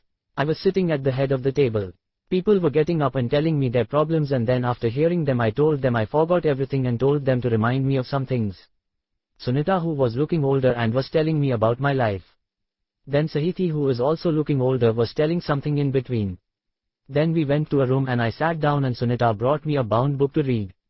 It contained the life of that dead Kumar. During reading the book I called a lady on the phone and she came over to my room. She is fair and around 36 years of age and looked slim with a perfect figure. From the book I came to know she is lovely and she is the owner of the interior decorations business which is looked after by Sunita. I was staring at her mesmerized and she got up and kissed me, and when I woke up I was on the sofa and shivering from cold and I looked around and found a bottle of whiskey and took 2 pegs. Then I went and sat in the hall and when the children came I told them I will take them to their grandparents and take them to Vijayawada and come back to Bombay.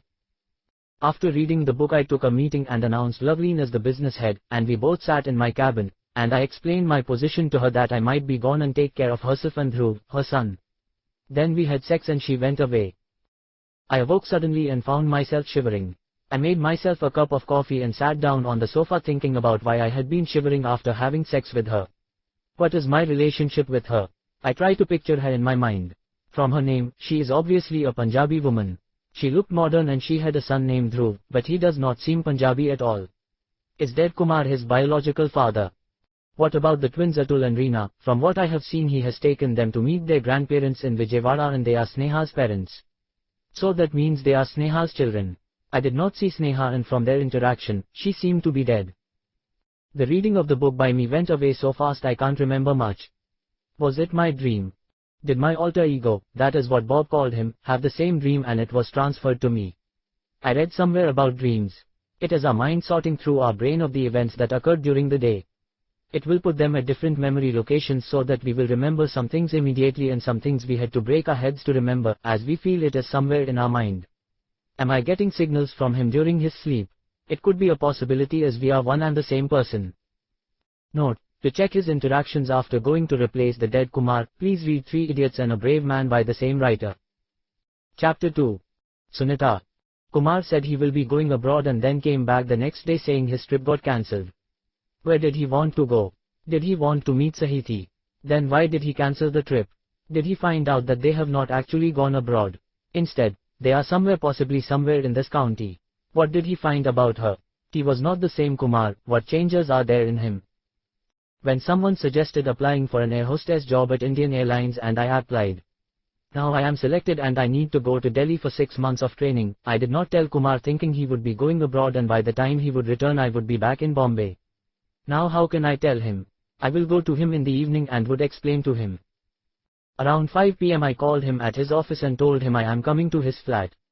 He said, "Okay, come, would you like to have dinner with me?" I said, "I will come and prepare something for us."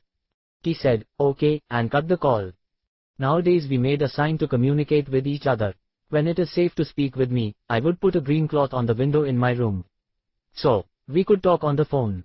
He would put a green cloth on his window if he is in the house and I can go there. If he is going out, then he would remove the cloth. Recently I accidentally found I can see my room from his flat as he keeps the window closed. One day to check what is on that side, I opened the window and what I found was my mother is going through my room.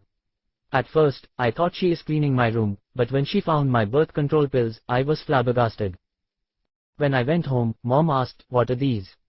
I was ready with an answer and said, "The doctor prescribed them because I am not getting regular periods." Mom looked at me suspiciously but let the matter drop. Sometimes I keep an eye on my room from Kumar's flat. I went to his flat and opened the door with my keys. After coming back from the cancelled tour, he has given us extra keys to come and sit in the flat. I looked what are the items available in the fridge. I found frozen mutton in the icebox. I removed it and let it thaw on the kitchen counter.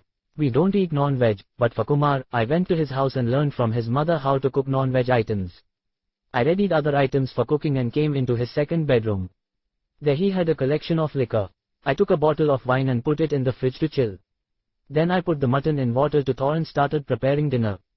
He came home around 8 p.m. I asked, "Why are you delayed?"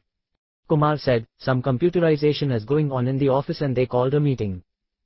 I asked, "Who called the meeting?" Kumar said, "Foreigners have come from the USA, they called the meeting to explain to us how to operate things." When Mr. Smith asked for any suggestions, I gave them an idea of how to computerize the branches. Mr. Smith said I had a brilliant idea and why they have not thought about it. I asked, "What is the idea?" Kumar said, "Now to track the packages they need to scan the packages at entry and exit points and store the data in the computers. Then they are printing the data and sending with the courier to HQ. So, because of the printing, the courier was getting delayed. Then they have to feed the data into the systems. I gave an idea to send the data through connected modems. Mr. Smith asked, "Can you prepare software for that?" I said I can do that. I asked, "How did you get that idea when those professional people can't think about it?" Kumar said, "It just struck me, that this way we can exchange data between branches." Kumar went and had a bath and sat down on the sofa and asked, "You wanted to speak something?" I thought when I said I wanted to speak to him. Seeing me thinking, he asked, "Did you get the air hostess job?" I never told him about applying. How did he know about the job? I asked him the same. He told me he had seen me in an air hostess dress in his dream. Now he is dreaming about the future also. I said, "Yes, I got it and I had to go to 6 months of training in Delhi." He took it very easy and said, "I will come and see you in Delhi." I asked, "How can you come to Delhi?" He said, "I will come as a courier with the load and meet you and return. The airfare will be borne by the company." I caught him and kissed him for being so considerate of me.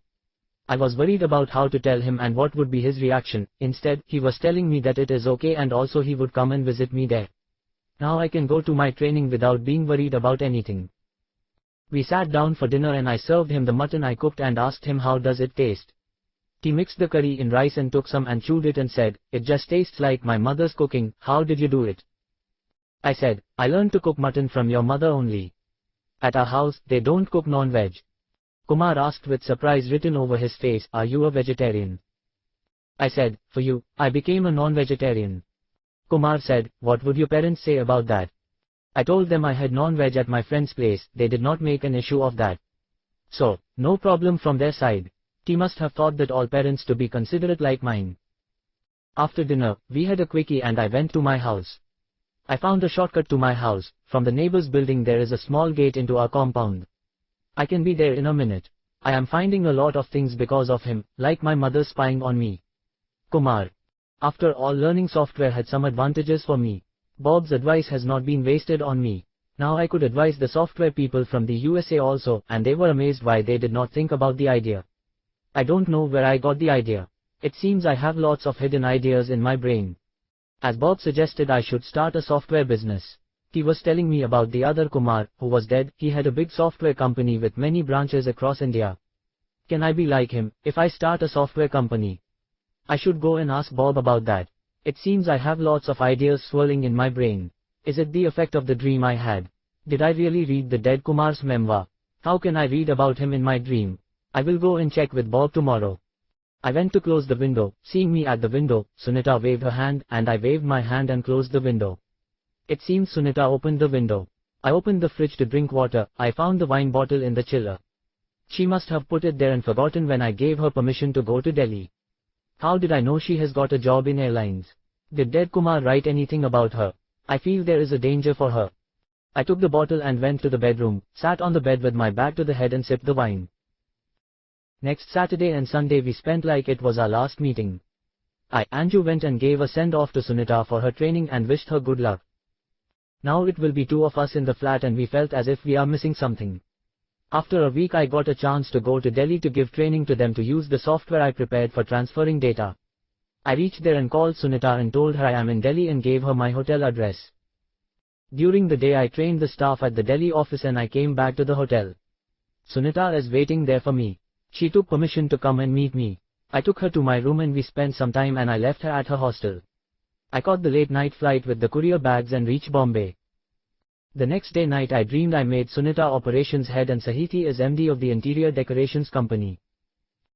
On my birthday I had given a party at Vadala. Anju came to the party and I introduced her as my friend to my mom. She inquired about Sunita and I told her she went over to Delhi for training. She asked, what training was it? I said, she got selected for air hostess. Next time you see her she will be in an air hostess dress.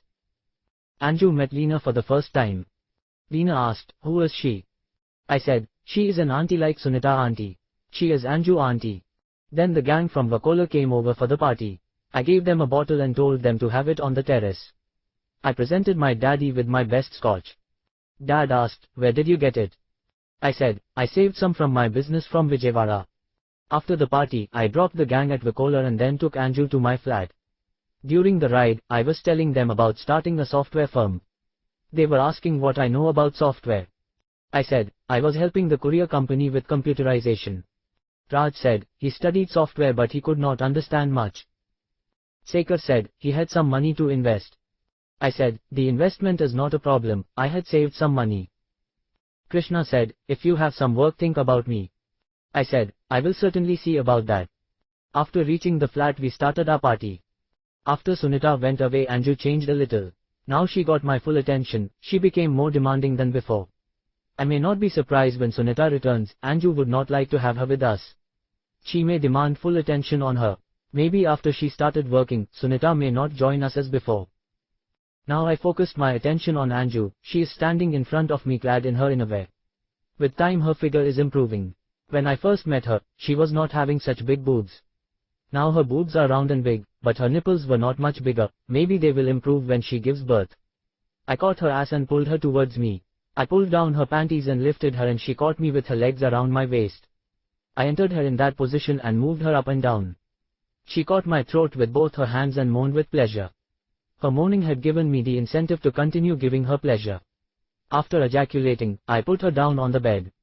She said, "Ow, what an experience. You are the best at lovemaking." I asked, how many have you tried? She took offense to my words and pouted her mouth and said, you know I did not sleep with anyone else and still you are asking me that. I said, when you said best, there had to be some comparison. She said, I have spoken to my girlfriends, and none of them was satisfied by their partners. They would leave them high and dry after ejaculating. It was not like that with you. I never felt that you left me high and dry. It feels like you have given me more than the required amount of satisfaction. But I want more after that, that is another matter. I said, whenever you want you can ask me. If you come daily to my flat that is okay with me. She sat there thinking. I said, dress up, we will go out and have ice cream. We went on a walk to the ice cream parlor nearby. The next day when I reached the flat, I found Anju sitting on the sofa and her eyes were puffy. It seems she is crying. I sat beside her and hugged her and asked, what happened? She said, my parents fixed my marriage with someone. I said, so what, you marry whomever your parents choose. She asked, what about you? I said, don't worry about me, you think about your future. Your father will never agree to our marriage, then it is better to marry someone they choose. She said, what if he can't satisfy me as you do? I said, then you come to me once in a while. She asked, will that be okay? I said, everything is fair in love and war. She rubbed her eyes and said, okay, drop me at my house. I said, as long as you are here take your quota for the day and go. We had a quickie and I dropped her at Malad and returned. I was going home regularly and checking on Lena and taking her tour of the city whenever possible. After completing her training Sunita returned to Bombay waiting for her posting. Anju's wedding date is fixed and I went with Sunita to her wedding. Her husband seemed to be nice and I hoped she would be happy with him. Sunita got her posting and she would get a cab for picking her up and dropping in the evening. She would get a day off in the week and she would spend the night with me. I would come home that day earlier than my daily time. Now the computerization is completed and they invited me to come to the USA for software training. So, I would get trained to look after their software in India. I got a passport and visa and flew to New York to get trained. I had spent 2 months getting trained in their software coding. There is a girl from India who is working in the software division there. Her name is Jocelyn Fernandez and everyone calls her Joy. She has completed her MS and recently joined the company. One day I saw her sitting in the canteen with a sad face. I sat beside her and asked, what happened? Joy said, one of my seniors from her college is troubling me. I did not know how to get away from him. I asked her, if you are scared why don't you go back to India? Joy said, I am scared he would follow me there. I said, if you want to go to India, I can arrange for you to go with me as my training is nearing completion and we both can go to Bombay, then we will see what to do. I got the company to book tickets for both of us and I convinced the manager she wanted to return to India and that she would be an asset for computerization in India. So, they decided to transfer her to India. So, we both came over to India. She went to stay with her parents in Andheri and I am back at my flat. I used to pick her up daily and we both would go to the company together. And in the evenings I would drop her at her house and go to my flat. One day I was waiting outside their society to pick her up. She was about to sit and she looked scared. I asked, what happened? Joy said, my senior had reached here. I looked at where is looking and there is no one. I told her to sit in the car and she sat there trembling. I took her to my flat and gave her a peg of whiskey. I told her, if she is scared to go to her society she can come and stay with me. I will be with you 24 hours a day. You don't have to be scared about anything. Joy asked, what your girlfriend would say. I said, she will understand, when she returns in the night we will take permission. Okay, Joy said, if she has no objection, I don't have any problem staying with you. I said, let us go to the office and come, we will see in the evening. In the evening after coming back I opened the window and put a green cloth on the window. Sunita called me after 9:30. I asked, can you come over? Sunita said, I will have dinner and come. I said, okay, I will stand at the gate. Sunita came over after half an hour. We sat on a bench and I explained Joy's problem. I will put a bed in the second bedroom and would give her to stay if you don't have any objection. Sunita said, why would I have an objection? I am ready to help people. You know I can't take her to my place, my parents would ask many questions, it is better for you to keep her in your house than for me to explain to them the situation. I took her to my flat and told her to sleep in the bedroom and I would sleep on the sofa. Tomorrow I will arrange a bed for her in the second bedroom. I let her sleep in the bedroom and sat on the sofa watching TV. I did not feel sleepy, so I stayed awake watching TV. Then I looked in the fridge, there is a beer bottle, I picked it up and sat on the sofa drinking it and watching TV. After some time, Joy came into the hall. I asked, "Are you not getting sleep?" Joy said, "I am getting scared." Is it really she saw him or just her imagination? Is she going mad thinking about him? Why is it that she is scared of him so much?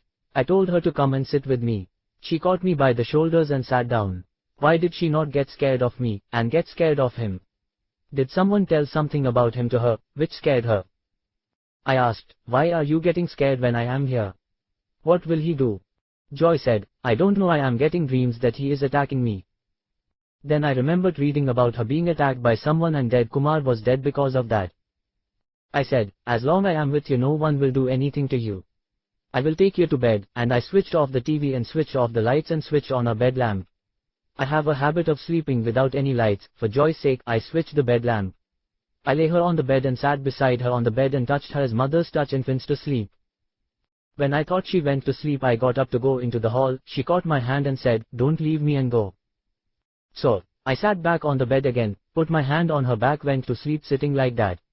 I awoke in the night and Joy held my hand hard, so adjusted myself and slept off.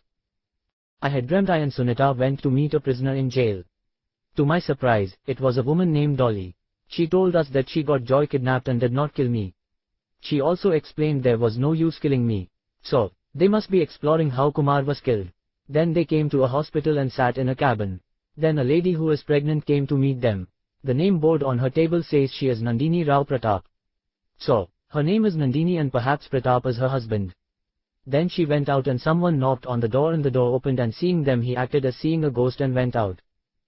Sunita went behind him and came back and told him about his talks on the phone, and then Nandini came and Sunita explained to her what her husband is talking about. Nandini went out saying she will go to the bottom of the matter. We returned back to the flat we were staying in. The area does not look like anywhere in Bombay. Maybe they are in Hyderabad. I heard some Telugu speaking in the background.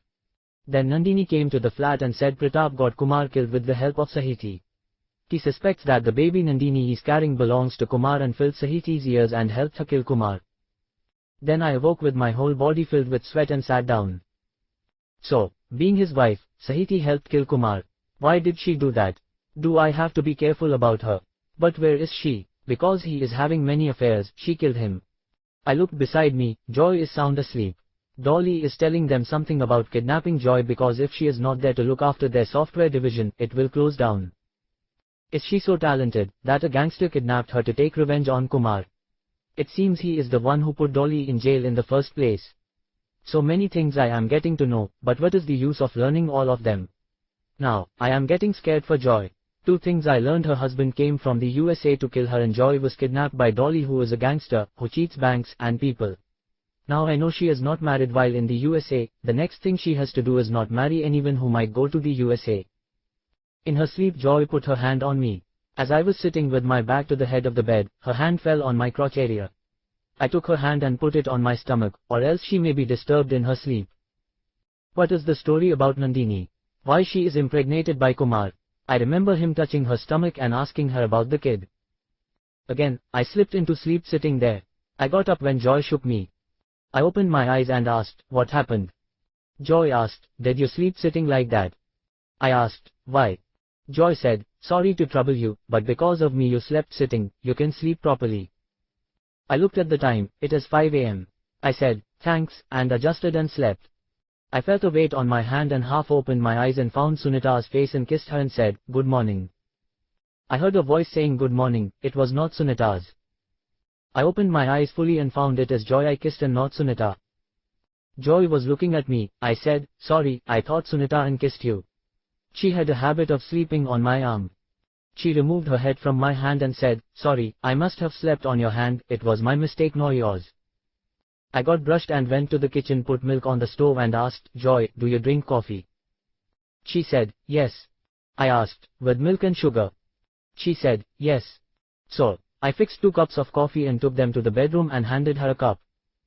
She said, "I am sorry, I must have troubled you, you were sleeping sitting on the bed." I said, "I understand your fear, you are scared that he will attack you with a knife, am I correct?" She said, "Correct, how do you know?" I said, "I have seen the same dream."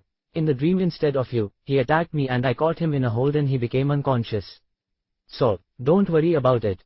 As long as you are with me, you don't have to fear anything. I have not told her due to the injury inflicted by her husband, he was dead within a few hours.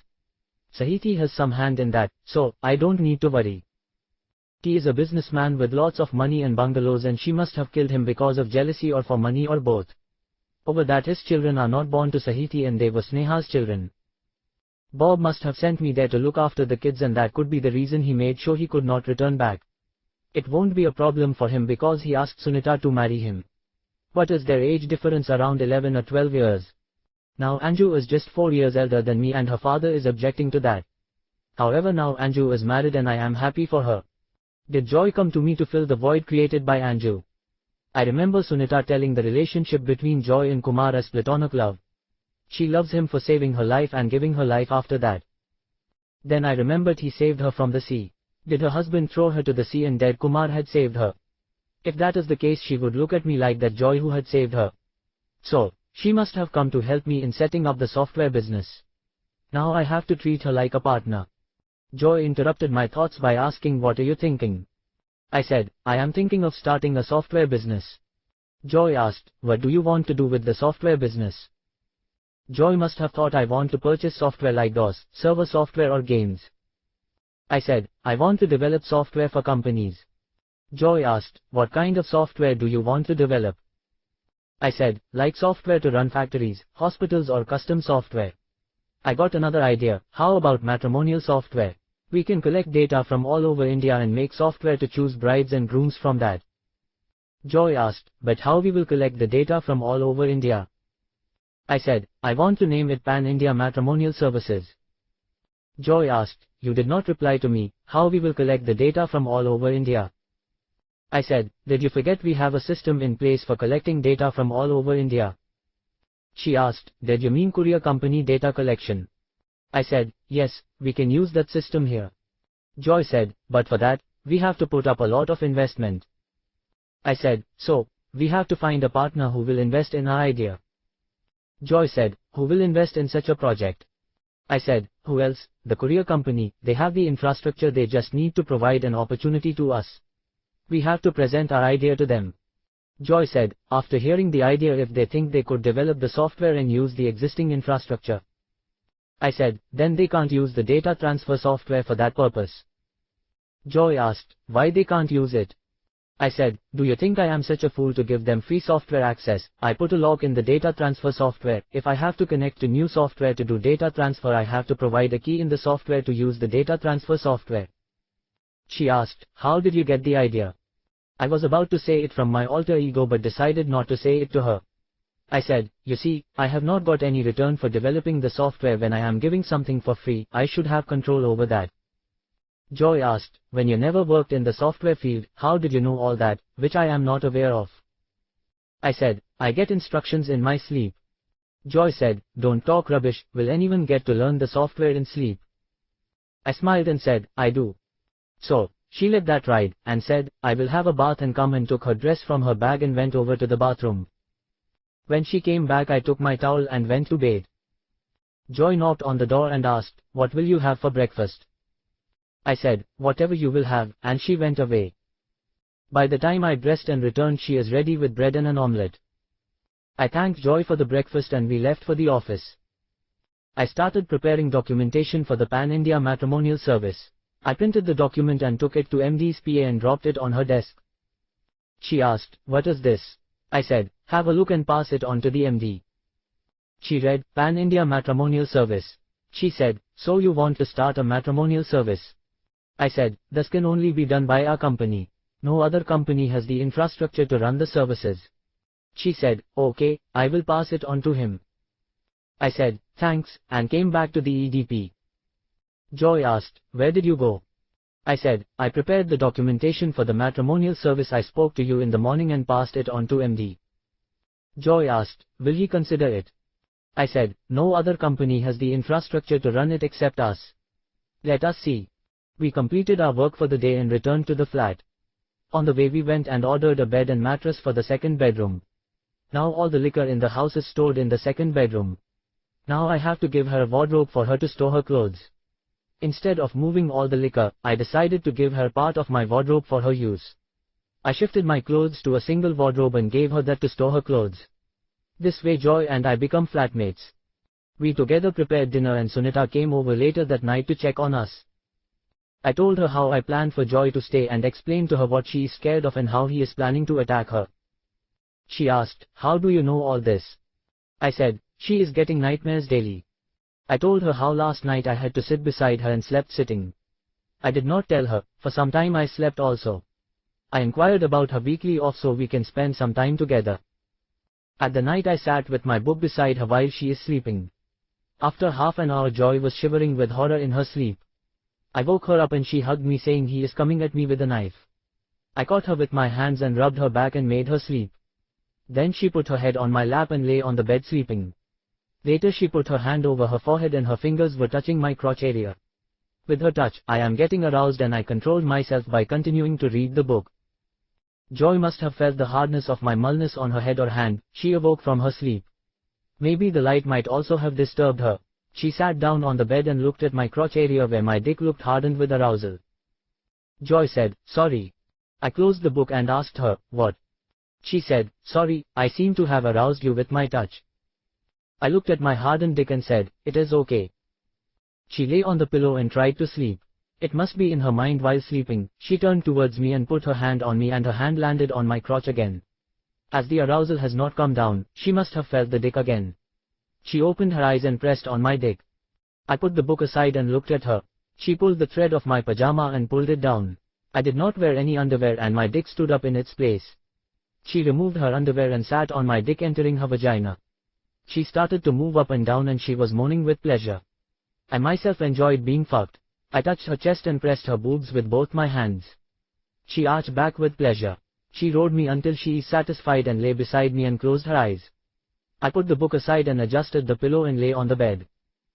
The next day is Saturday and it's also Sunita's off day. So, we came back home after 2 p.m. Sunita is already in the kitchen preparing snacks for the evening. While coming home I inquired about the bed ordered. They said they will deliver it now. We took the delivery and put it in the second bedroom. So, when Sunita finished we sat down to have our party instead of waiting for the evening as before. We had our drinks until 6 p.m. and I and Sunita went into the second bedroom. We sat on the bed and started kissing. Sunita's eyes fell on Joy standing at the door and she called her to come in. Seeing Joy standing near I pulled her closer and kissed her. Sunita said, "You can join us if you like." After Anju went away this is the first time we had a threesome. Joy was passionate in her approach. The fear she was exhibiting in the night was absent today. From her behavior, it seems Joy is bisexual, as she was showing more interest in Sunita than me. She must have some experience in the USA. Maybe she met the man she was scared of in one of those encounters and he must have hurt her or taken the sex to the next level. To leave her job in the USA and come to India, she must have endured so much there. Joy was handling Sunita's boobs and Sunita is giving me a blow job and I am satisfying Joy with my antics. This was a different experience for me. Earlier both of them were interested in me and would want me to satisfy them, but now it is different. Joy is satisfying Sunita and Sunita is satisfying me and I am Joy. Now it has become a perfect triangle for us. First I entered Sunita and completed my coupling and Joy is getting her coupling from Sunita like lesbians. Then when I am ready again I entered Joy and satisfied her. This way we inaugurated the new bed. I lay on the bed and looked at Joy and Sunita. They are still kissing each other, and it seems they are not satisfied with me. I was too tired to interfere in their actions, so I closed my eyes. I awoke with a touch on my shoulder and I opened my eyes. It is Sunita and she said, "Come for dinner." I looked at the time, it is after 9. I got up and sat at the dining table. They served me and sat down to eat. I was eating absent-mindedly thinking about the night. After completing my dinner, I kissed both of them and went to the second bedroom and lay on the bed and closed my eyes. In the middle of the night, I felt someone lay beside me and I caught her and slept away. I opened my eyes and Joy is sleeping beside me facing me. I kissed her on the mouth. She opened her eyes and I said, "Good morning," and asked, "Where is Sunita?" Joy said, "She went to her house after dinner and told me she will come in the morning for the bath." "What is this coming for a bath? Can't she have a bath in her house?" I said, "It is a communal bath, having the bath together." Joy said, "Oh, that way." I asked, "Would you like coffee or do you want to sleep a little longer?" Joy said, "I will have coffee now." I got up and went to the kitchen, put milk on the stove and went to the bathroom and brushed and came back to the kitchen. By that time the milk is boiling, I put off the stove and mixed the coffee from the filter and brought it to Joy. I gave her one and took one, came out and sat on the sofa. I lit a fag and smoked. Now Joy knows Sunita as my girlfriend. From her behavior, I could not decide what is in her mind. The previous night she has taken initiative in the sex and last night it was different, she was showing initiative towards Sunita. Joy came into the hall, put the empty cup on the table and put her hand on my thigh. I looked into her eyes. There is naked lust in her eyes. Her hand reached my crotch area. By her touch I got aroused, there is an invitation in her eyes, it seems she wants me alone with her. I got up and she guided me to the bedroom. I rolled from her and lay on the bed. It seems she is not satisfied and she has taken my hand and put it on her chest as if I have to press her boobs. It has taken me half an hour to satisfy her. At one time I wondered if she is a nymphomaniac. I lay there and closed my eyes. I opened my eyes when the doorbell rang. It must be Sunita for the weekly bath. I closed my eyes and let Joy attend to the door. Sunita came into the room and asked, "Aren't you coming for the bath?" I said, "You carry on, I am coming in a minute." Sunita came with a towel around her and woke me and asked, "Why did you not come for the bath?" Joy came from behind her and said, "He must be tired, let him sleep. We will prepare breakfast and will wake him up." Sunita, mumbling something under her breath, went to dress up. When they woke me up for breakfast, I just had breakfast and then went back to sleep. When Sunita went away in the evening, I said, "I will see Leena and come," and took the car and went to my house in Vadala. Later in the night I called Joy and said I had to stay back citing some emergency and did not go to my flat. On Monday I picked Joy up from the flat and reached the office. I found the office is filled with candidates waiting for interviews. I went over to the branch manager and asked, "What is going on?" Now while I was in the USA, the branch manager has changed and now a new branch manager by name of Stephen has been appointed. He said, "We are having interviews for marketing executives, come and please be on the panel." I gave my pending works to Joy and I sat with them taking the interviews. I was not taking their interviews, I was just sitting there evaluating candidates. The previous manager must have told him about me, so he did not ask me to ask them questions. After the interview was over he would ask me my opinion about the candidate. I would tell him what I felt about them. One of the candidates was Mahira. When I heard the name, I felt like I heard the name. Then I remember I read about her in Dead Kumar's book. I took it upon to interview her myself. Taking her case from the book, I started to ask her what would be her reaction. She would answer the questions and when Stephen about my opinion, I said, my question and her answers provide the required opinion. After completing the interviews, I went over to the EDP to check on Joy. She is seriously working on entering the day's sales. I came out to have a fag. I went behind the office for a cup of tea. I ordered tea and lit a fag and smoked. Balachander came for a cup of tea and ordered and asked me, "Where are you nowadays, not seen around?" I said, "Now I am working with software guys to computerization of the systems." Balachander said, "I heard you went to the USA for training and brought a girl from there to our office." I said, "Joy was having some problems there, so I asked her to be transferred here. She is working in the EDP. Balachander asked, "Do you know Mahira? You were asking pointed questions to her." I said, "I seem to know her, but I can't place her, so I was asking her what she would do under those circumstances. Has she been appointed?" He said, "BM has given her an offer, let us see if she accepts our offer." I finished the fag and paid for both of us and came in.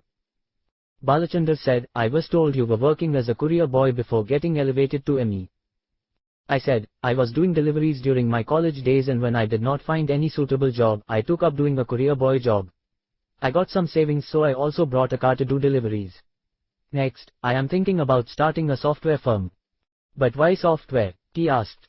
I said, "I have been told by someone that software is going to be the next big thing in the world. You must have seen how they want to computerize the company. I help them to computerize the branches too. I have lots of ideas for computerization, I want to put them to use."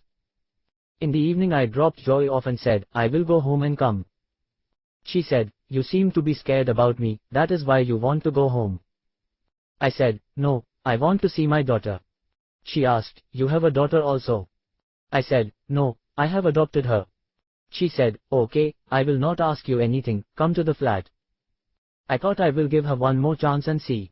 Maybe she will wait until Saturday. I parked the car and went with her to the flat. After dinner, I let her sleep in the main bedroom and I slept in the second bedroom, as I had a lot of material in there. It is like a storage room for me. Joy may come and take a bottle of liquor and may terrorize me. I don't want to take that chance, so I locked the door and slept. There is another problem, she may creep into the room and may spoil my sleep. In the morning I got up and readied and woke up Joy. She said, I am not feeling well, I want to take leave today, please inform the boss in the office. Now I understood why she is telling me I will not disturb you. I took the bike keys and went to the office. Worked in the EDP until 2 and told BM that I going to meet a client and went to Vadala to spend some time with Lena. I took her to a movie and we returned home and had dinner and I spent the night there. I took the bike and reached the flat the next morning. Some people were standing at the flat door and looking in. I asked, what happened? My neighbor said, some lady is lying there covered in blood. I asked, did anyone call the police? Another neighbor said, I called the police. So, I stood with them and waited for the police to arrive. When the police arrived, they checked the body and sent it for post-mortem and took me with them to the police station. I gave all the details of what I have done during the day and night. They asked, who stays with you? I said, my colleague stayed with me as she was scared about her boyfriend from the USA. Yesterday she took leave from the office and after finishing my work, I went to Vadala to see my family, then I took my daughter to a movie and came back to the house in Vadala and spent the night there and came in the morning to change and go to the office. They took my office details and my Vadala house address. Then a constable came and took the SI outside. He came back and asked some questions about Joy and he said, you can go and you need to come when we call you. They have sealed the flat, so I might have to go to Vadala to stay with my parents. I came out of the room and saw Bob sitting there. I asked, did you get me cleared? He said, yes, I spoke to them and told them that you're working with Ib on undercover work, so they better release you. I asked, how could you convince them? He said, we have our own ways. I asked, can I go home? He said, yes, now you will be at Vadala. I said, yes, and came back to the flat, took the car and went to Vadala. Changed clothes and back to the office. After 2 days the police called me for identification. It was not Joy and I don't know who was she. If Joy is not dead, where she is? I had to make a missing person report on her. Now, who is the dead lady? Is only known to the police. I got possession of the house after 1 week. I checked my stock of liquor. It is intact, must be Bob's recommendation worked. Otherwise, they would have emptied my cupboards. On Saturday night when Sunita returned, she called me at Vadala after learning about the murder in my apartment. We spent Sunday going out of the city with Lena and back by the night. I dropped her at Andheri and came to Vadala. Then my routine started on Monday. On Saturday, I was back at the flat and waited for Sunita to come. After that night with Joy, I was taking a little easy with Sunita also. Still, she found it was a new experience. Now I have not received any reply from the MD about the matrimonial service I proposed.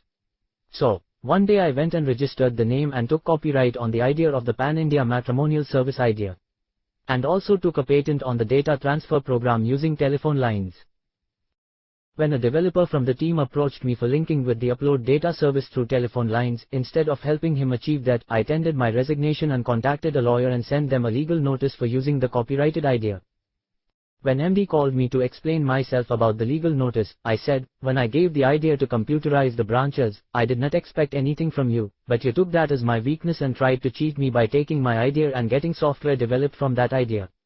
Instead of giving me credit for the idea, you wanted to use the idea and want to make a profit out of it. Putting me aside, I had to safeguard my position. I had registered the name and idea. If you want to use it, you have to pay me royalty, and over that, you have to pay me to link with the upload software, which you were using for free for all these years. He asked, how did you know we are developing the software for that? I said, don't think of using people without giving them credit. I know everything happening around me. If I am not raising my voice, that does not mean I don't know anything. God gave me eyes on the back of the head, and got up and came out of the room. Chapter 3. The year 1987. Sunita. After starting working with airlines, my life becomes very hectic. I would come home very late and I had to go to the airport early in the morning. The problem with me is that the cab comes for me first and drops me off last. Now I had to wait for Sunday to meet Kumar. Now Joy has gone missing and Kumar had become a different man. Maybe he is missing Anju or Joy. He started to treat me very gently. I did not understand his idea in that, but there is enjoyment in that too. Maybe he is trying not to get tired from all this. Now he says he has resigned from the company. T said, the MD tried to cheat me and I sent them a legal notice not to use the software or the name or the idea of the matrimonial service. We have to wait and see how this goes. I came home late in the night on that Saturday. So, I decided to go to his flat on Sunday morning. I opened the door and went inside and found him still sleeping. I woke him and asked, why are you still sleeping? Kumar would get up early and have coffee and would be sitting. Kumar said, I was waiting until late in the night for you to come to the flat. I said, I had come late and decided not to disturb him. Kumar said, how it will be a disturbance? If you don't come, that is a disturbance. Kumar seemed to be missing me. He sat up on the bed and called me near. He put his hands around me and pulled me closer. He looked up into my eyes. I looked down and kissed him. There is some change in his eyes. I asked, what happened? Kumar said, I dreamt I had married you. I asked, where did you marry me? Kumar said, in another universe. I did not get his point. I asked, in another universe? Kumar said, my alter ego went to another universe and he married you there. I did not understand one bit of what he is saying. I asked, what do you want to say? Kumar asked, do we get married now? I said, I don't know if we have any rules against marrying. Kumar said, no, we can marry when you are ready. There is no urgency on that front, I am just talking about my dream. I asked, what else have you dreamt of? Kumar said, Sahiti tried to kill me. I asked, when? Kumar said, I saw in my dream I was accusing her of killing me and asking for a divorce. I asked surprisingly, did you marry her to ask for a divorce? Kumar said, no, I asked her for a divorce so she will come out and say she was not married to me and I can marry you. I said, I don't understand one bit of what you are talking about. Kumar asked, when shall we marry? I said, I will speak with my parents and see their reaction. Now I am an independent woman. I don't always have to listen to them. I will ask them nicely and see what is their reaction. Then we will decide what to do. At least your parents would support us, no? I said, yes, they would support us, I am sure about that. My mother is waiting for when I will bring you as my wife. I sat beside him and started to think about how can I convince my parents. I felt a little pleasure and looked down. Kumar removed my dress hooks and kissed me on my boobs. A little moan escaped from my mouth with pleasure. I turned towards him, caught his head and pressed it to me. Thinking about the pleasures he gives me, I thought, can I live without him? It seemed impossible to think about losing him. However, I have to raise the matter with my family. He pulled down my dress and lay me on the bed. I looked into his eyes, there is a gentleness in his eyes. Is he getting soft? No, he is getting gentle in his approach. He became mellowed with time. I am seeing this side because I am alone with him. I now feel foolish to let others share him with me. I would not want to share him anymore. The only way to do that is to marry him. Previously I had been thinking I could never marry him and did not mind sharing him. Now I want him only for myself. Is it because he said he dreamt about marrying me or him proposed to me to marry? My thoughts were disturbed by my orgasm. The pleasure of reaching the heights with his slow thrusts. By the time he finished, I don't know how many times I have reached orgasm. It is one of the best sex we have from what I could remember. How can I leave all this behind and marry someone else? Why should I leave him? Because he had done some mistakes when he is young, when he don't know right from wrong. Or he thought he could earn money that way. Disturbing my thoughts, he asked, what are you thinking? I said, how to convince my mother about you. He said, you tell them the truth, truth never hurt anybody. Did I hear him correctly? He was telling me to tell them the truth. What truth will I tell them? He did not rape that girl but had sex with her for money, or it was his business then. He might still be thinking he did nothing wrong then. I know he left that life behind for me only. I should support him on that. If he thinks I am unreachable to him, what will he do? Will he go back to his previous life? I don't think he would do that now. Once he told me he did not do that for money. He was addicted to booze, cigarettes and sex. He never thought about money then. Money is only an added attraction. It was a challenge for him. How many girls could he satisfy today? Dimple had given me an idea of how it was there. First, it was 2 girls, Nimisha and her cousin. Then another 2 girls and then another 2. But the next year it was different, they doubled. They would be fighting among themselves for his timing. They were conducting an auction to see who will pay more money to be first to meet him. It was all idea of Nimisha. He might not be aware of what she was doing behind his back. They would bet who would last long with him. To make him last longer, they would make him drink. They would light cigarettes and put them in his mouth in between sex, so he would perform better. They would remove the protection he was wearing to have a better feeling. That way that girl got pregnant. It was her foolishness. He must have thought that girl is on pills. They used him like a toy for those 2 months he spent there. Hearing those stories, I felt a bile rise up in my mouth. Whatever anger I had toward him evaporated. But it has become too late by the time I realized what happened to him. I told my family and then I went and spoiled his marriage with Sahiti. She was ready to marry him knowing about his background. She was desperate to marry him. She pleaded with her parents to let her marry him. She even said, putting her inhibitions aside, she was having an affair with him. The only thing she could not tell them is that Lena is her daughter with him. Even if she tells them, they would not have believed her. I still don't understand how she could have such big a daughter, how she can explain them. He tried all the ways possible to find her and let Lena have her mother, but without success. Kumar handed me a cup of coffee and I picked it up and started to sip. Kumar. Where does she go away with her thoughts? She has that look, she is deep in thought. I got up and went to the kitchen and prepared 2 cups of coffee and gave her one and took one myself and came and sat on the sofa. What is she thinking so seriously? Must be how to convince her mother about our marriage. I did not think she would so easily agree to marry me. She completed the coffee and went to her house. I opened the window and looked at her room.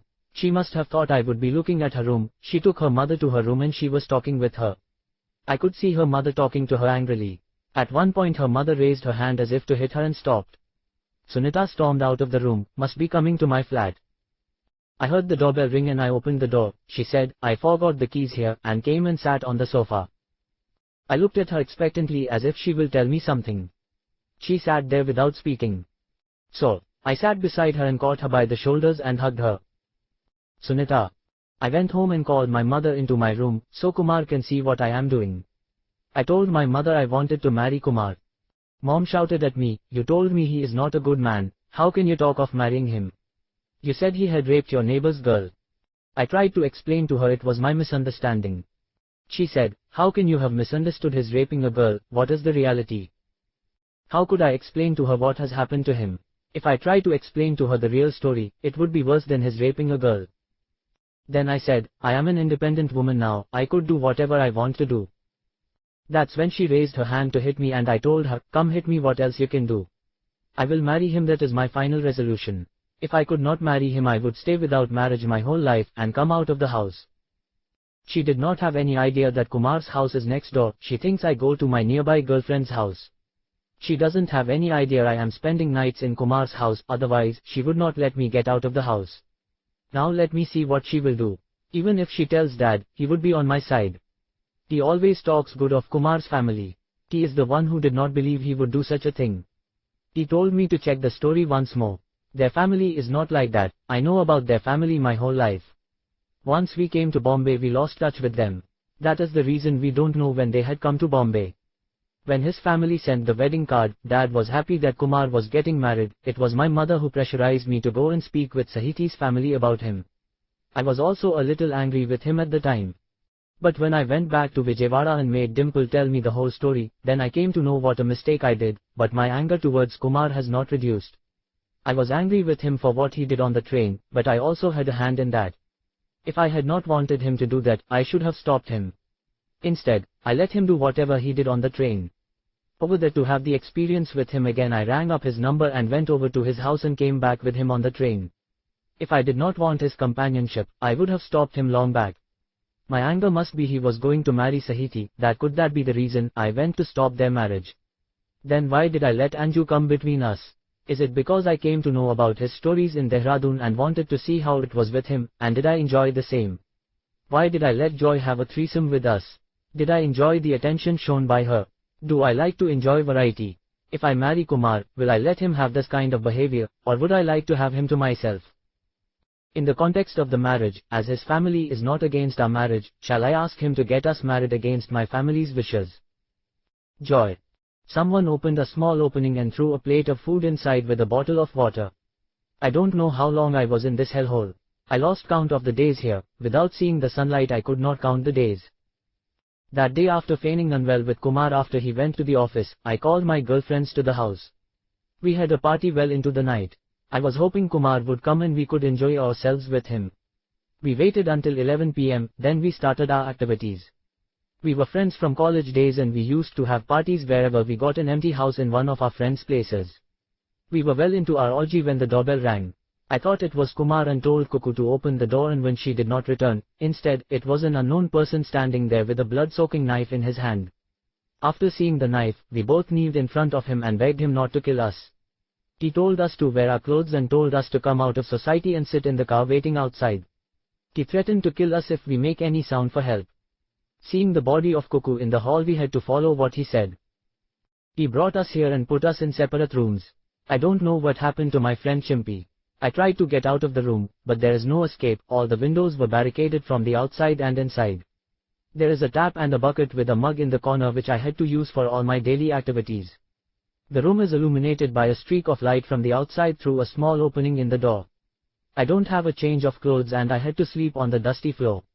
What my life became. What did I do wrong to deserve this kind of punishment? Is it the way I partied in America? Am I being punished for all that? Or is it because I called my friends who had come from the USA to Kumar's house for a party? Who are these people who have kept us captive here? What do they want from me? Why they don't answer my calls? They just push the food plate and go away silently. When will I get freedom from this mug of a room? Kumar. Now I have proposed to Sunita that I should find something to do to earn money immediately. If I marry her without doing anything, they would say I married her for her money. Her parents would say they disown her. I don't want their money, but what about her? She is their child. Would they be ready to leave her alone? They would use my unemployment as a point to get her away from me. If not today, tomorrow they would come back to her and fill her ears. They would know her weak points to convince her of their agenda. So, whatever I do, I have to make a foolproof plan for them not to come in between us. I don't know whom I can go to for advice. I can't go to my parents. How can I explain my position with Sunita? What will I tell them why she did break off my marriage with Sahiti? I can use the jealousy card for that. I need someone who knows my story with them and also my background in Vijayawada, who would not judge me for what I did then. Can I go to Bob for some advice? Will he help me out in this, knowing about the future? Or would he think to let the future take its own course of action? The phone rang and I lifted the receiver and said, "Hello. It is my mom on the other side." She told me excitedly that our sister's marriage is fixed. I asked, "When is the date?" She said, "We will be going to Hyderabad to fix the date." I told her to inform me after fixing the date. I was back to my thoughts about how to handle Sunita's situation. Sunita. I was working but my mind is not concentrating on the work. I switched places with the other girl while distributing lunch. I was making mistakes.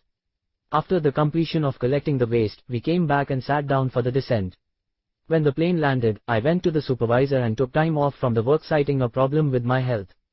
I came directly to Kumar's flat. I opened the door with my keys and entered the room. Kumar sitting on the sofa and looking at the ceiling. I sat beside him and put my hand on his shoulder and asked, "What happened?"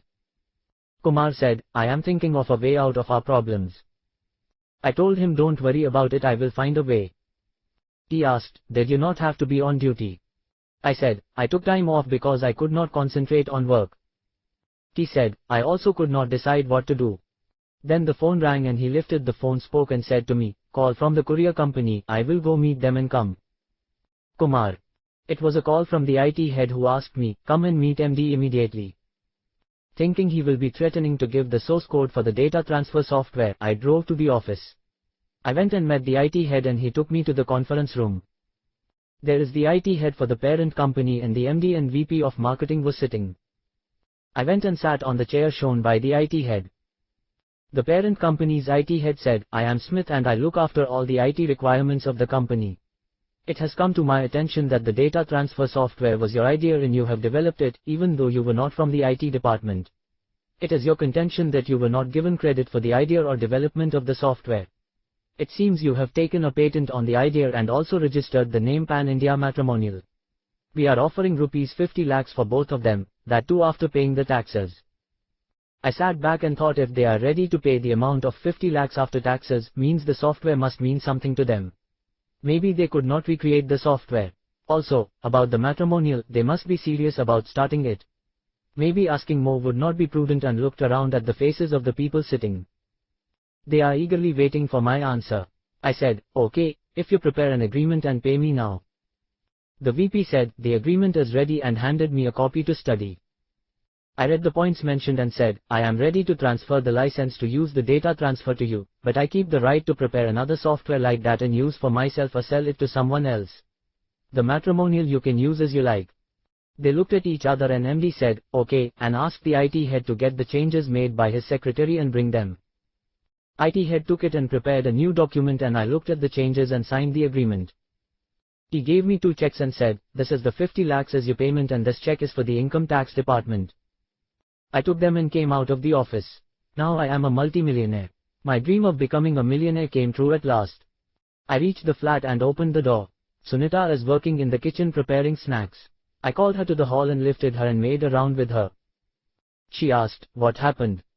I showed her the 2 checks and she asked, what is this? I said, now we are millionaires. She asked, how did you get this? I said, it is my idea for the data transfer and matrimonial software.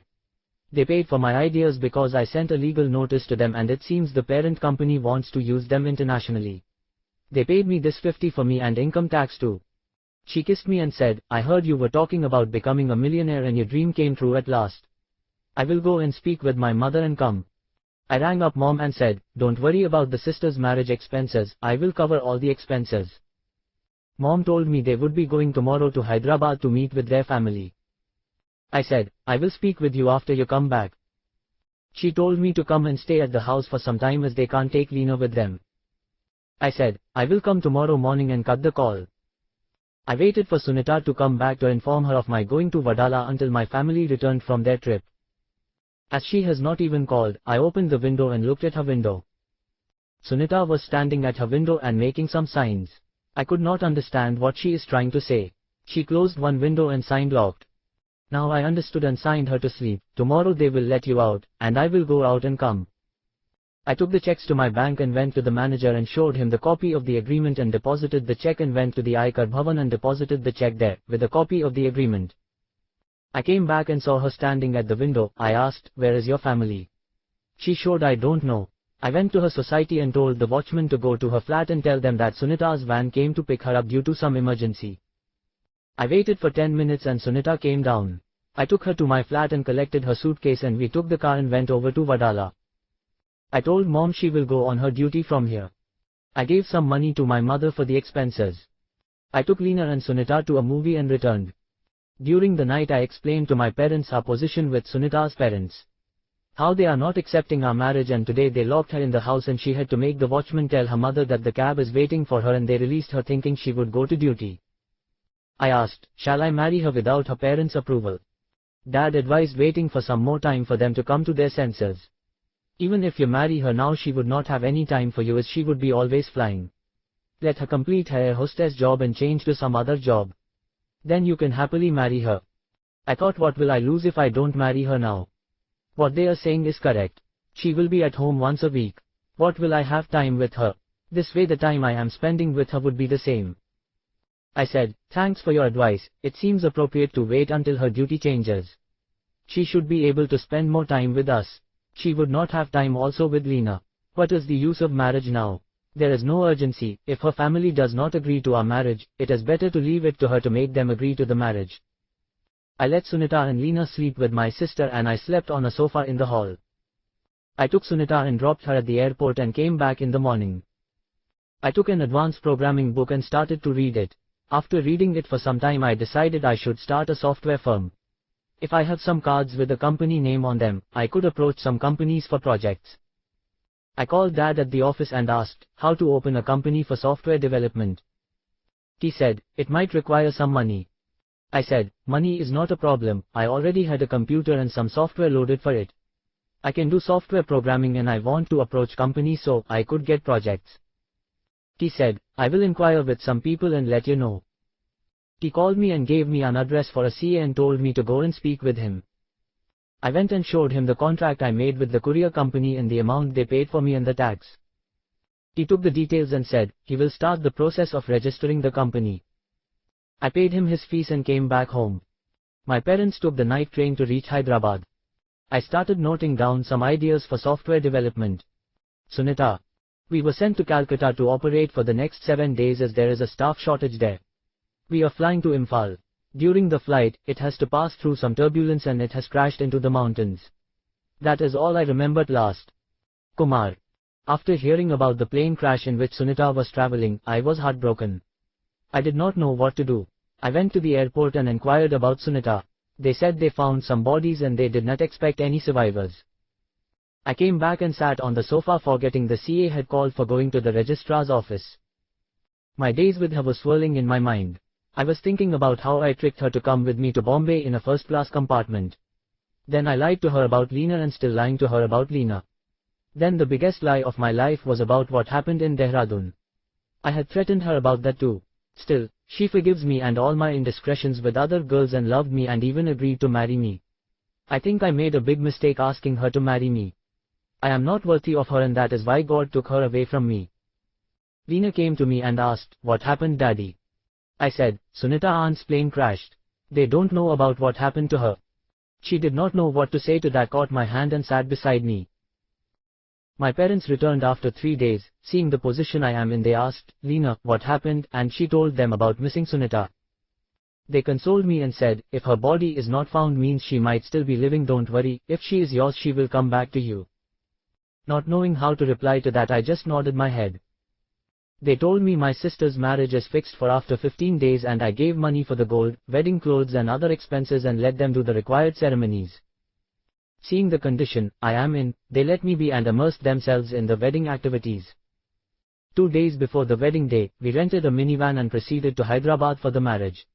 I felt that everyone is getting away from me, starting with Sahiti, Joy and now Sunita. I caught Leena hard and sat in the van.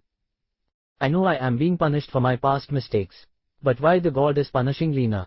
Why is he depriving her of her mother? She would have been better off with Pujari Kumar and Sneha. Why did whoever brought her back to us to trouble her? At least she had the mother's love with Sneha for some time. How Sneha would have felt when Leena was taken away from her. Why does God deprive her of Leena's love? Why everyone in my life has to suffer? Now at least I have Leena with me, I can raise her alone. We reached Hyderabad and took rooms in a hotel near the function hall and they started their ceremonies. I went to meet my cousins who had now come to stay in Hyderabad. They asked, "We heard you are spending the total amount for your sister's wedding." I said, "I just signed a contract for software I created and got a substantial amount.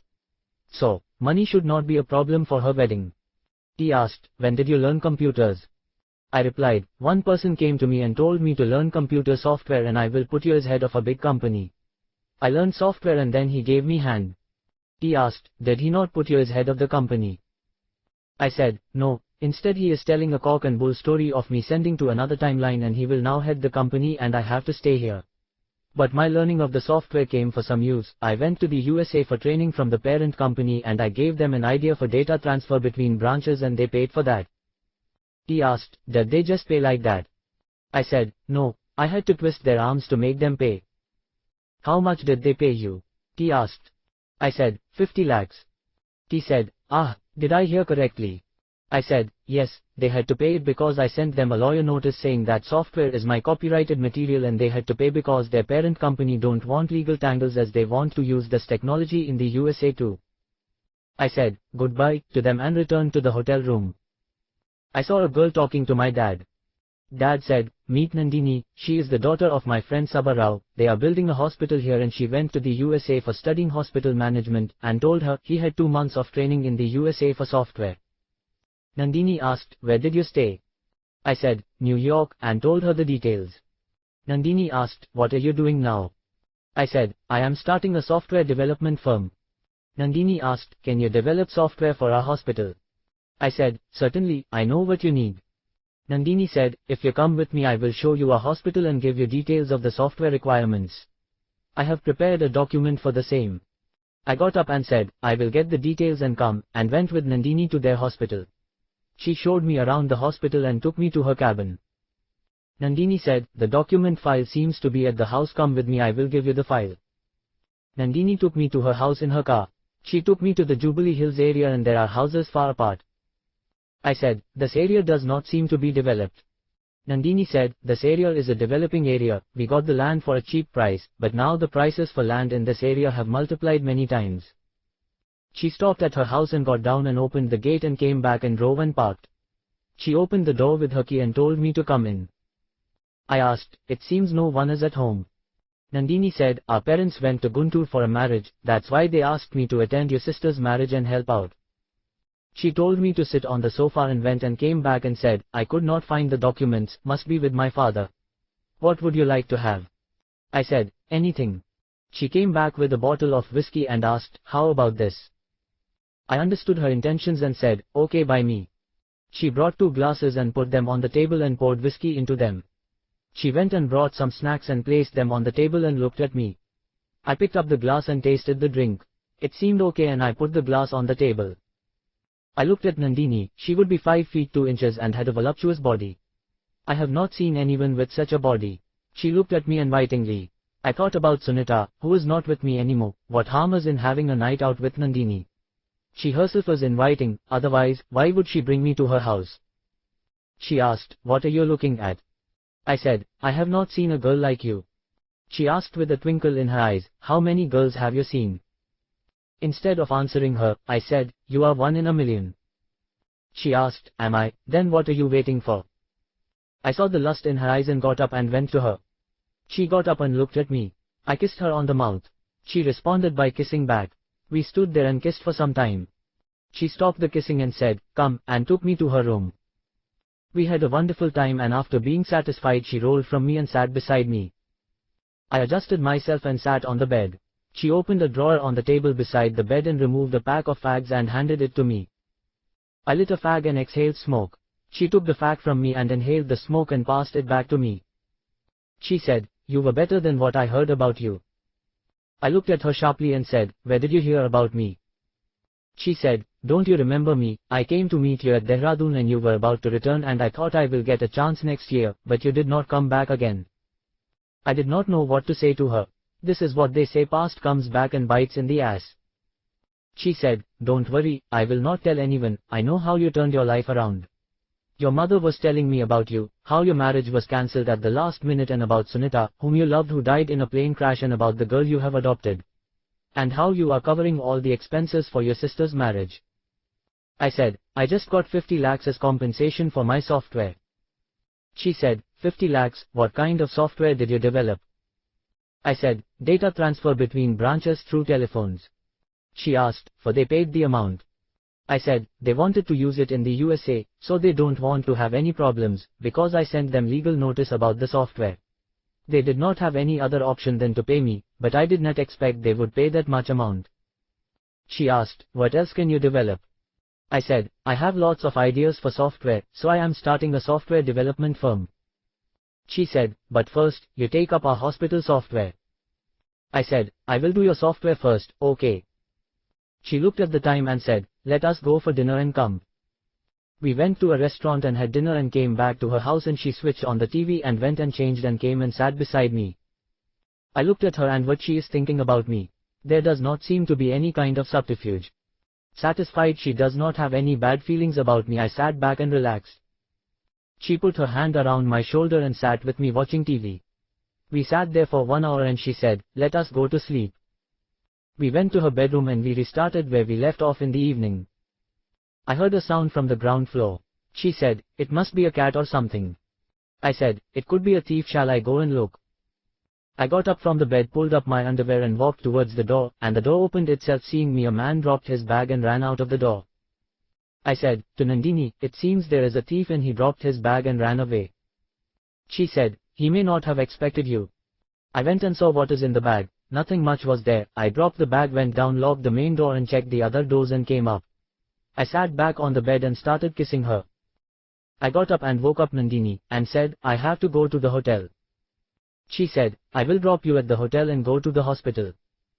She went and had a bath and brought me breakfast. She dropped me at the hotel and said, I will come back after some time, and went away. Seeing me come in, Mom asked, where did you go away?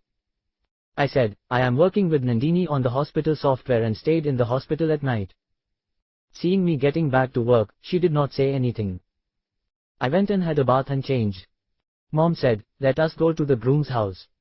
We went in the van we rented and completed the formalities and came back to the hotel. Nandini is waiting for us at the hotel. Mom asked her, how long were you waiting? Nandini said, only 5 minutes, I wanted to take Kumar to complete our documentation. She said, our ceremonies are completed, now you can take him with you. You return back by the time of Muhurat. Nandini said, okay. After sitting in the car, Nandini said, tomorrow our family is coming back. I asked, will they attend our marriage? She said, certainly. We went to her house. This time I got down and opened the gate and let her drive and closed the gate. By the time I reached the front door, she opened the door and we both entered the house. I locked the door and went and sat down on the sofa. She went into the kitchen and brought lunch. After completing lunch, we went to her room and continued our romantic escapades. How much I tried to satisfy her, she would want more. I had to use all of my experience with her and at last, she let me sleep a little.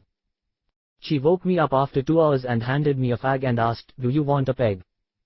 I said, please get me one. She brought me a peg and gave it to me. I sipped and sat back on the bed. Nandini sat beside me, kissed me and said, I love you. I thought a minute and said, before I commit to anything, I have to tell you something. Nandini asked, what is it? I said, I have had a few girlfriends before. Nandini said, I know your history, I don't care about any girlfriends. I said, then I have to tell you about Leena. She said, you have adopted her, that's what you want to say. I said, it is not that, she is really my own daughter. She asked, how is it possible that she was born to you at 12 years of age? I said, no, I have to tell you the full story. When I went on vacation in my first year of degree college, I met Sahiti in Bombay, then we had a one-night stand. She became pregnant and she prayed and she was taken to another dimension. She was brought back after giving birth to Leena and she just missed a few hours. Did you understand? She became pregnant and after a few hours later returned home leaving her daughter behind. Leena was raised by another me, who is a Pujari, and Sneha, who was my classmate from junior college. Then Leena returned to me after 1 year, at an age of 7 years. Now, will anyone believe that she is mine and Sahiti's daughter? So, I told my parents, that Leena's parents are known to me and they are missing and I would raise her as my daughter. Then I was to marry Sahiti, then my girlfriend Sunita spoiled our marriage and Sahiti was taken abroad by her parents. Now Sunita is missing from an aeroplane accident. She was presumed dead because her body was not found. Now it is up to you to decide what you want. She said, I like your honesty, I don't understand a bit about Leena, but I don't have any objection to her being your daughter. Let us go, I will drop you at your hotel and pick up my parents returning from marriage. Chapter 4. Kumar. I sat with Leena in the front row watching the wedding. Nandini came and sat beside me. I asked, where are your parents? She said, they are coming behind. Seeing them enter the hall, my father went and welcomed them. He brought them to where we are sitting and I got up and wished them with a namaste and shook her father's hands. Dad sat them down and went to look after the wedding preparations. Mr. Rao asked, what are you doing? I said, I am starting a software development business. He asked, how do you know software? I said, I learned and did some software for a company and got 50 lakhs as payment. He exclaimed, 50 lakhs, must be something important. I said, with that money, I am going to start a software development business and Nandini was asking about developing hospital software. He asked, do you have any idea of doing that? I said, I had full knowledge of how to develop it. Let me go back to Bombay and I will prepare a prototype and show you. He said, you better coordinate with Nandini. I nodded my head. I saw Nandini's mother go and speak with my mother. Then Purohit called for the bride to do some puja. They both went to bring my sister to the stage.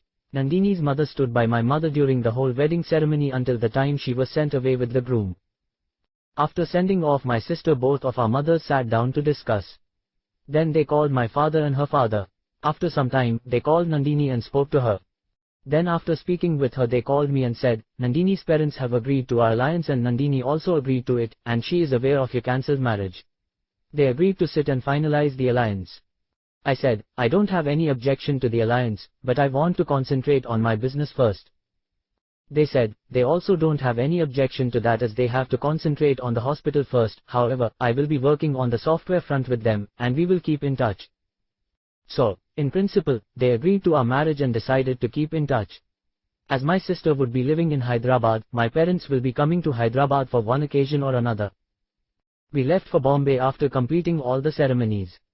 I started to prepare the hospital software from what I had in mind. Within a month I had a prototype ready with screens and data tables. I called Nandini and asked her to visit Bombay to see the demo software and then we will go ahead with completing the coding of the same. When she reached Bombay, I went and picked her up from the railway station and took her to my flat. As soon as I closed the door, she hugged me and started kissing me. She must be waiting for this moment for a month. First I attended to her desire, then she went to have a bath. After her bath, we had our lunch and then we sat down to have a look at the software. I showed her each screen and explained the use of each and every column. After going through the software, she was amazed I know so much about the hospitals and their software requirements. Nandini said, I can't remember any other requirements. I said, so, I will start the background coding for the same, and we had a quickie and I took her to my house to meet with my family. After greetings, my mother took her inside the bedroom and spoke to her. After dinner, we returned to our flat. On the way, I asked, what did my mother tell you? Nandini said, your mother caught us, she told me seeing the glow on my face, it seems you were having a relationship and told me to be careful of pregnancy before marriage, it would not look good in society and I said, we will be careful. I looked at her, she seemed like her bubbly self. I thought about how mothers can catch these things. I came out and explained my position to her, otherwise, the same thing that happened with Sunita might have reoccurred. I looked at her again, I felt she is not the kind to forgive and forget like Sunita. If she thinks I have lied to her anytime, she would just leave me and go. We can't lie to these kinds of girls. As the flat approached, I entered the gate and parked at my parking space. We got down and she saw the bike and asked, whose bike is this? I said, mine only, she said, then you should take me on a ride. I asked, do you want to have ice cream? She said, yes. I said, then let us go for a ride, and took out the bike and took her to the Juhu beach and brought her a cup of ice cream. We sat on the beach for a few minutes and returned to the flat. I changed and came and sat on the sofa and lit a fag.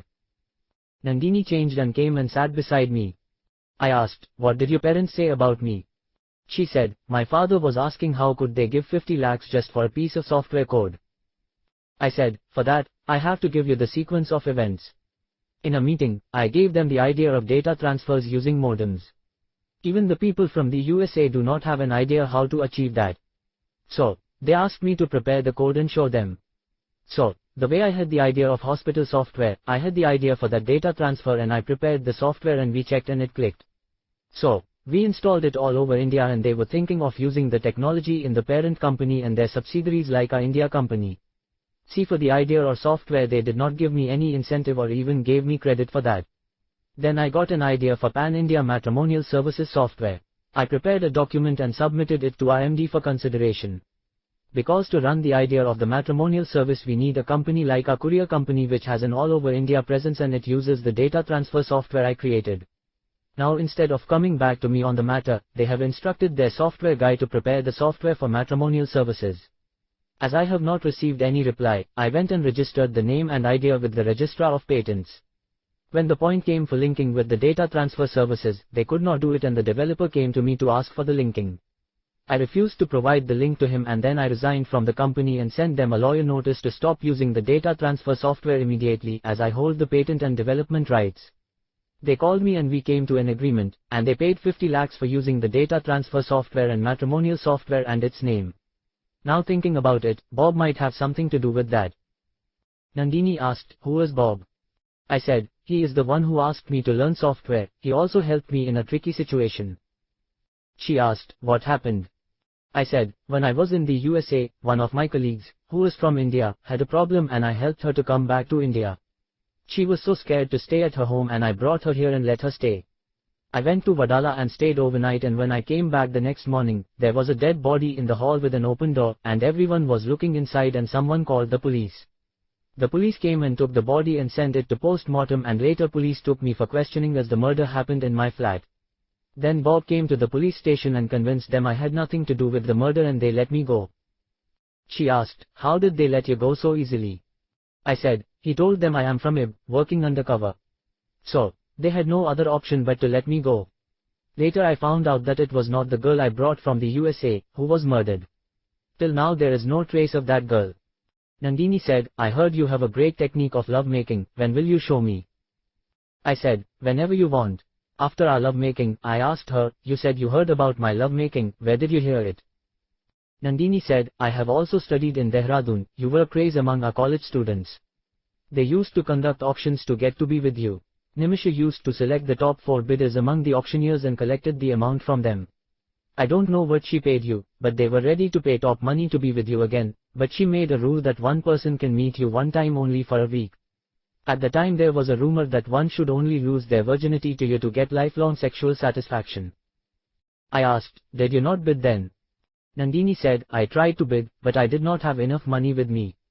I did not have any idea you would be coming there. I think you came a little late there. I saw Nimisha and did not find you with her, and I was disappointed and spent my money on useless things.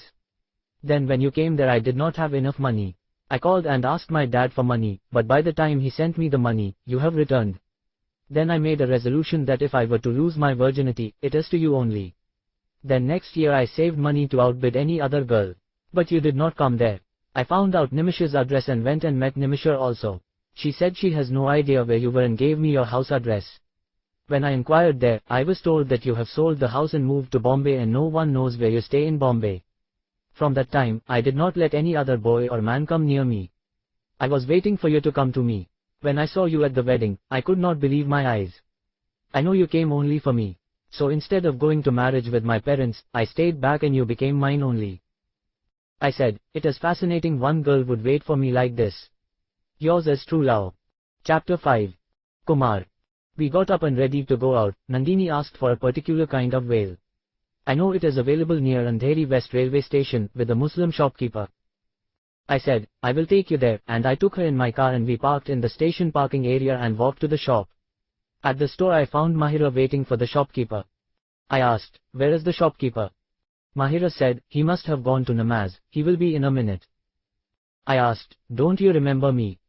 Mahira said, I was thinking that only, where did I see you? I said, I had taken the interview at the courier company. Did you get the job? Mahira said, I got it and left it also. I asked, then what are you doing? Mahira said, nothing at present. I wrote my number on a piece of paper and said, you call me, I want to speak with you. Meet Nandini, my fiancée.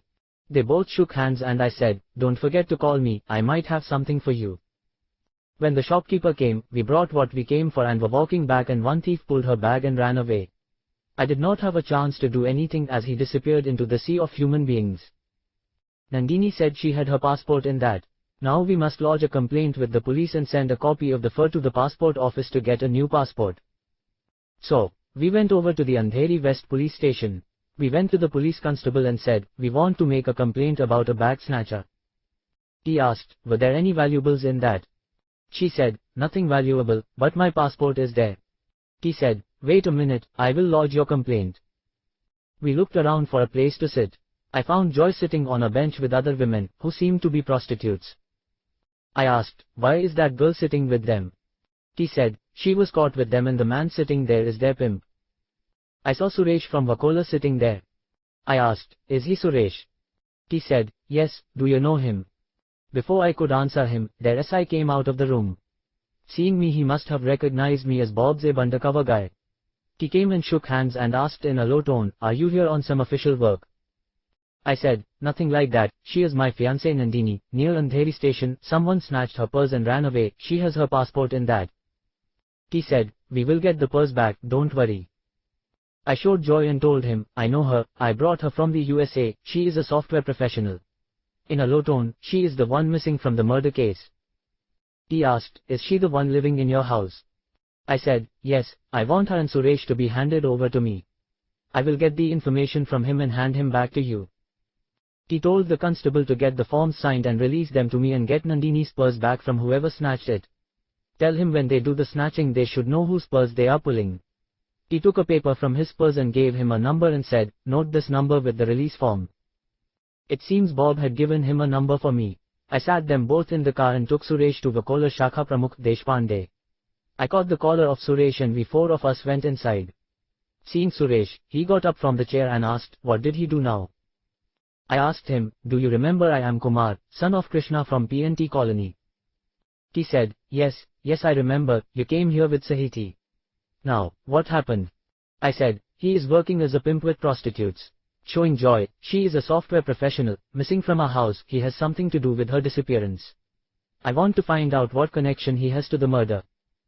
Hearing murder, Suresh said, I don't know about any murder. I asked, then what is she doing with you? He said, there is a gang that kidnaps people. What I heard was that someone from the USA gave a sopari and got her kidnapped and put her in a dark room. When the next payment has not come, they decided to pimp her and handed her over to me. I was taking her to sell off. The police stopped our van and took us to the police station, with other ladies. The rest you know. I looked at Joy, she nodded her head. I asked Deshpande, now what shall we do about him? He said, we will hand him over to the crime bureau, they will see what to do with him, you leave her at her house, we will speak later. I said goodbye to him and reminded him to hand over Suresh to the police and went over to Joy's house and handed her over to her parents and came back to our flat. I said to Nandini, I was worried about Joy and what happened to her, now I can sleep peacefully. We sat down and looked at the hospital software and I noted some suggestions from her. When I am doing the coding, I seem to remember everything. I started coding and I worked up to 8 p.m. Nandini sat beside me and watched me working, without disturbing me. I said, if I work like this I can complete the project within a week. Let us go for dinner and come. We went to a nearby restaurant by bike and had dinner and came back. After coming back to the flat, Nandini asked, will it be like this if we get married? I replied I can't guarantee it will be like this only, because it will be different each day, will it be okay with you? She kissed me and said, I know it will be different with you, life will not be a boring routine with you. I continued working on the coding and Nandini sat beside me patiently. I said, sorry, I wanted to complete this work at the earliest. She said, it is okay, if you finish the work you can come over and install it in the hospital. I worked until 11:30 p.m. and said, let us go to sleep. As I was totally tired of the coding, we had a quickie and went to sleep. The next day we went to Joy's house for inquiring about her. She narrated her experience with the kidnappers. I asked her, all of that is behind you now, and I am planning to start a software firm, would you like to be a partner with me? She readily agreed and I said, I will leave you in Hyderabad for some time, so she need not be scared of anything. Joy readily agreed to get away from Bombay for some time. I said, we will go and see the CA about finalizing the registration of the firm. We three of us went and asked him to register the firm in 3 of our names. We signed the forms and he has already completed the formalities for the name of the company. He said, he will get the registration process started. We left Joy at her house and came back to our flat and I started working on coding. Nandini prepared the lunch and called me. We had lunch. I continued working. Now after completing a module I started by copying the code and reusing it. This way it became very easy to do the coding. After completing the second module, I lit a fag and sat back. Nandini came and asked, would you like to have a cup of tea? I looked at her and said, yes please. Now without marriage, I am experiencing married life. She is giving me a glimpse of life after the wedding. Will it remain this way after marriage? Only time will tell. Nandini asked, what are you looking at, as I was lost in my thoughts and was staring at her. I said, I am thinking about how beautiful you look. She said shyly, thanks. I got up and kissed her and said, be considerate like this always. She said, sure. She went inside the kitchen and brought me a cup of tea and placed it on the table. I pulled her to my lap and started kissing her. She kissed back passionately. I said, sorry. She asked, why? I said, I thought you will leave me and go away. Promise me you will never leave me. She asked, why are you talking like that? I said, whatever happens between us, you promise me you will never leave me. Nandini said, I promise. I let her get up and continued my coding. I completed another module and sat back and lit a fag. Nandini brought a cup of tea and placed it in front of me. I looked at her and said, thanks. I seemed to like her more by the minute. It was as if she can read my mind and fulfill my needs. After completing tea, I got up and stretched and said, let us go for a walk. We went to a super bazaar and were returning with bags in our hands. Sunita's mother must be going somewhere. She came in front of us. She seemed to age 10 years in 3 months. Losing their daughter must have hit her very hard.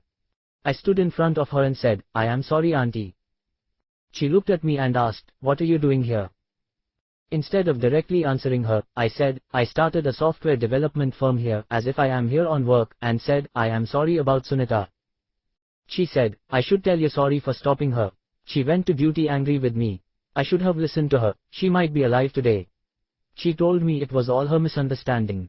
Someone filled her ears with jealousy because you were moving around with her. Later when she inquired she found out you were innocent. But by that time, it has become too late. She got your marriage cancelled and they were missing from that time. She was telling me before going that day, that you have become a big man and got a big amount for some software you created. You are richer than us, so you were not behind her money.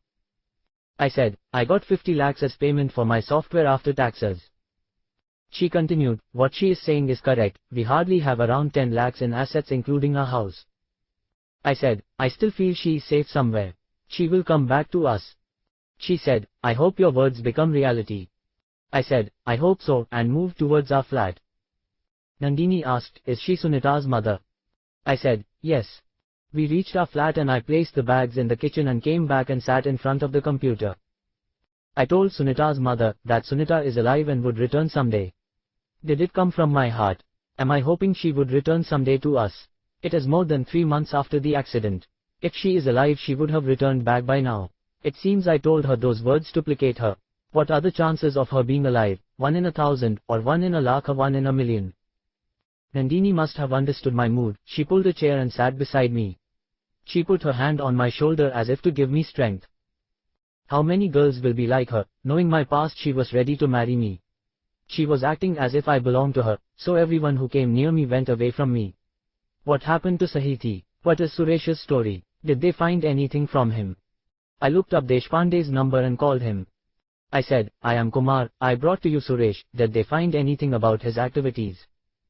Deshpande said, I was about to call you, but I did not have your number. I tried to contact your father, they said he is on leave. I said, I think he went to some meeting out of the city. So, what did you find? Deshpande said, some details have come out, that he got Sahiti kidnapped and they threatened her family that they will kill her if they go to the police. Now he says he doesn't have any idea what they did to her or what happened to their family. Now the police are searching for the gang members who had kidnapped her from his descriptions.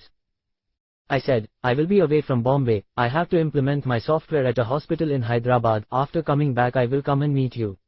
I thanked him and cut the call. I got a call and I lifted the receiver and said, hello.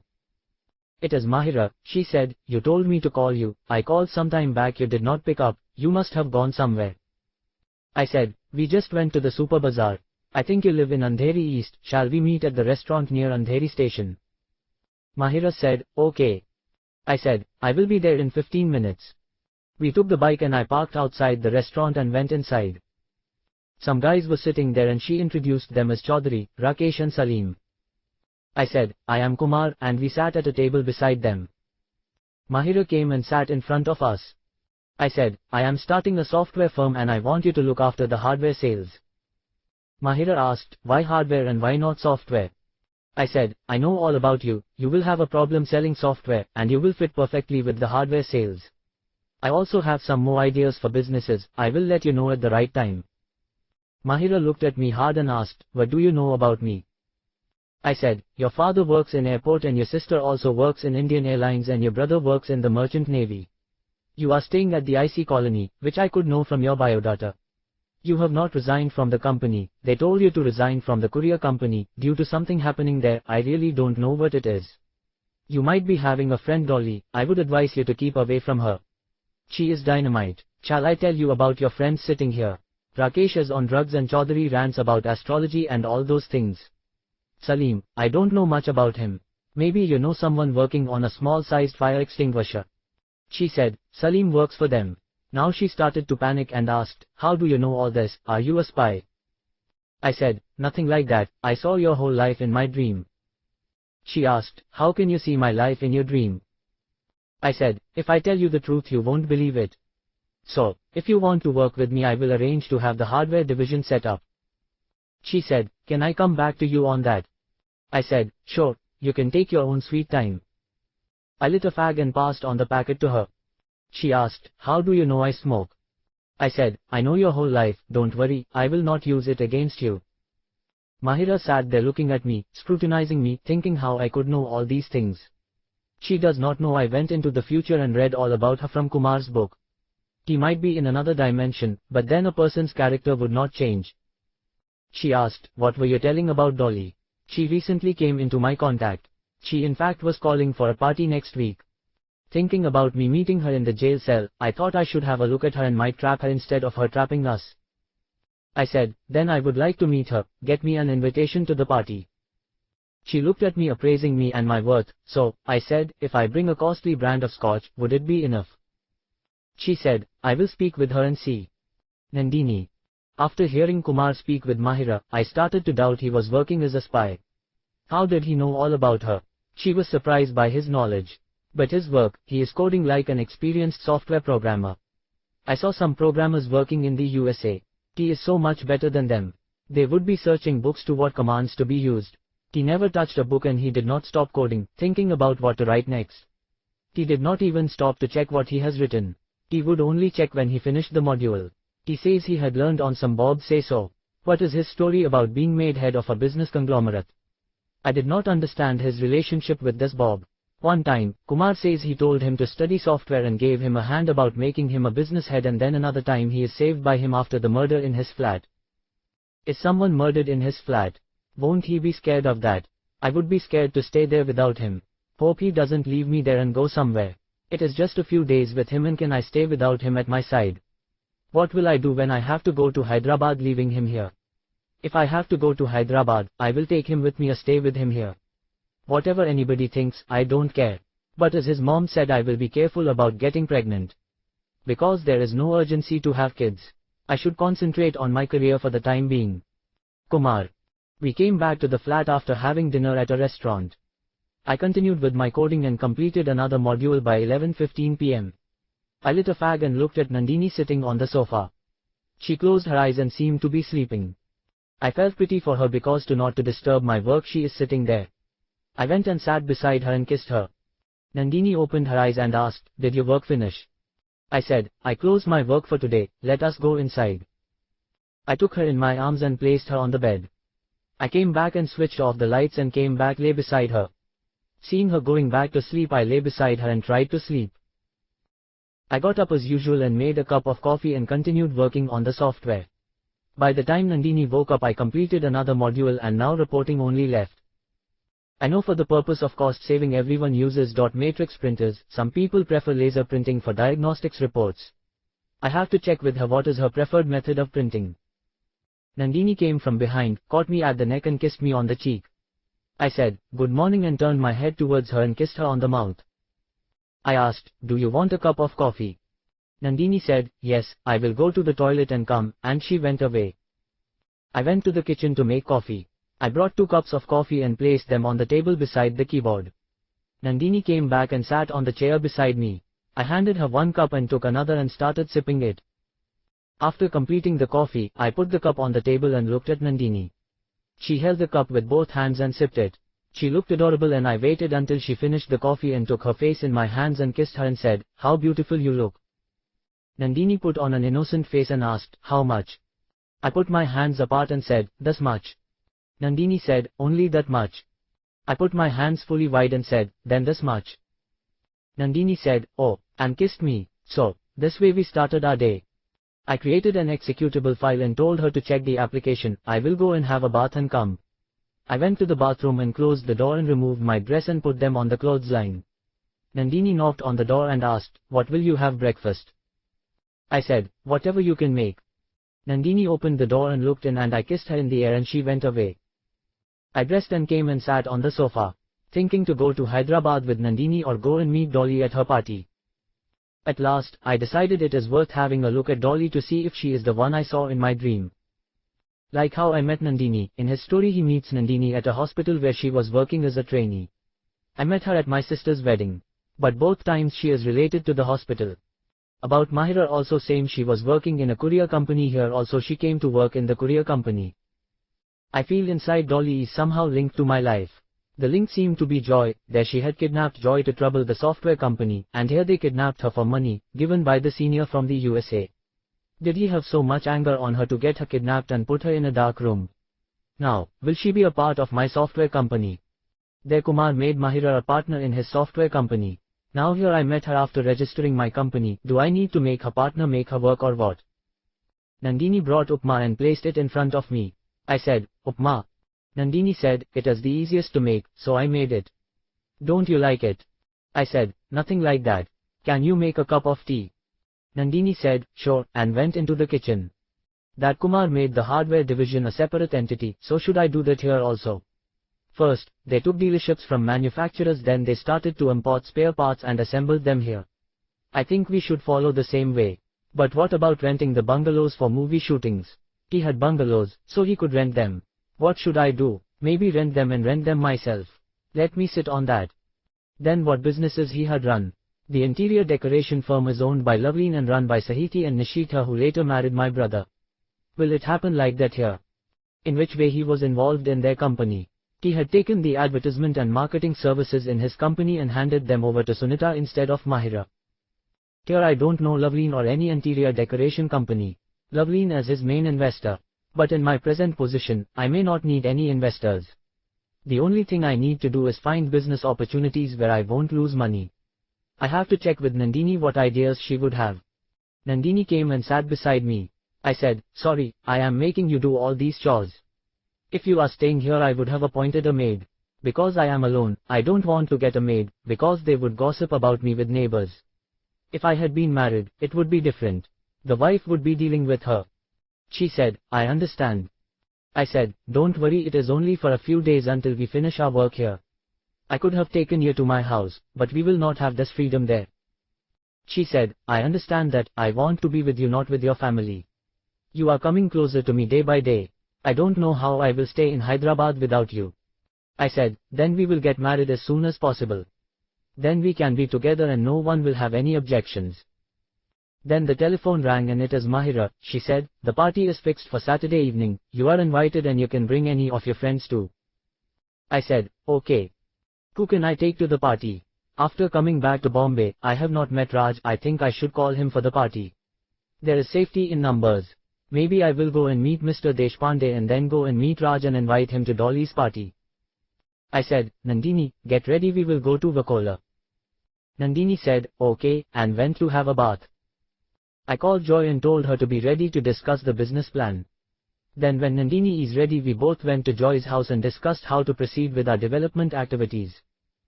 Joy asked, you said you will take me to Hyderabad. I said, I have to look at all the options available. Do you want to work at your house? Then I will get your computer. First, let us go to Vakola and see the progress of the investigation. On the way, I asked, Joy, give me details of your days with the kidnappers. Do you know who could be their leader? She said, the leader seems to be a woman. She talks with a Bengali accent.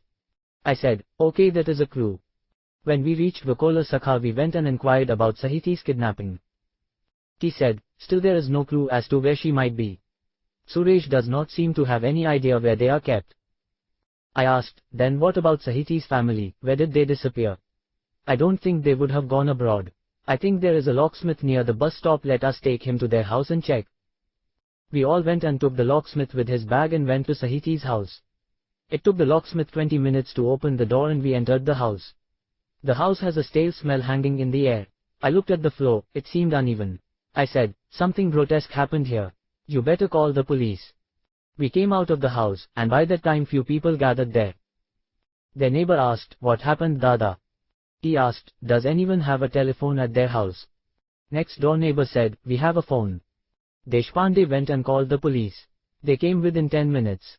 He spoke with them and they went in and checked the floor. Their SI said, these floor stones seem to be placed recently. The SI called their team on their radio. A specialist team came and removed the stones and dug into the sand underneath. There they found 2 skeletons.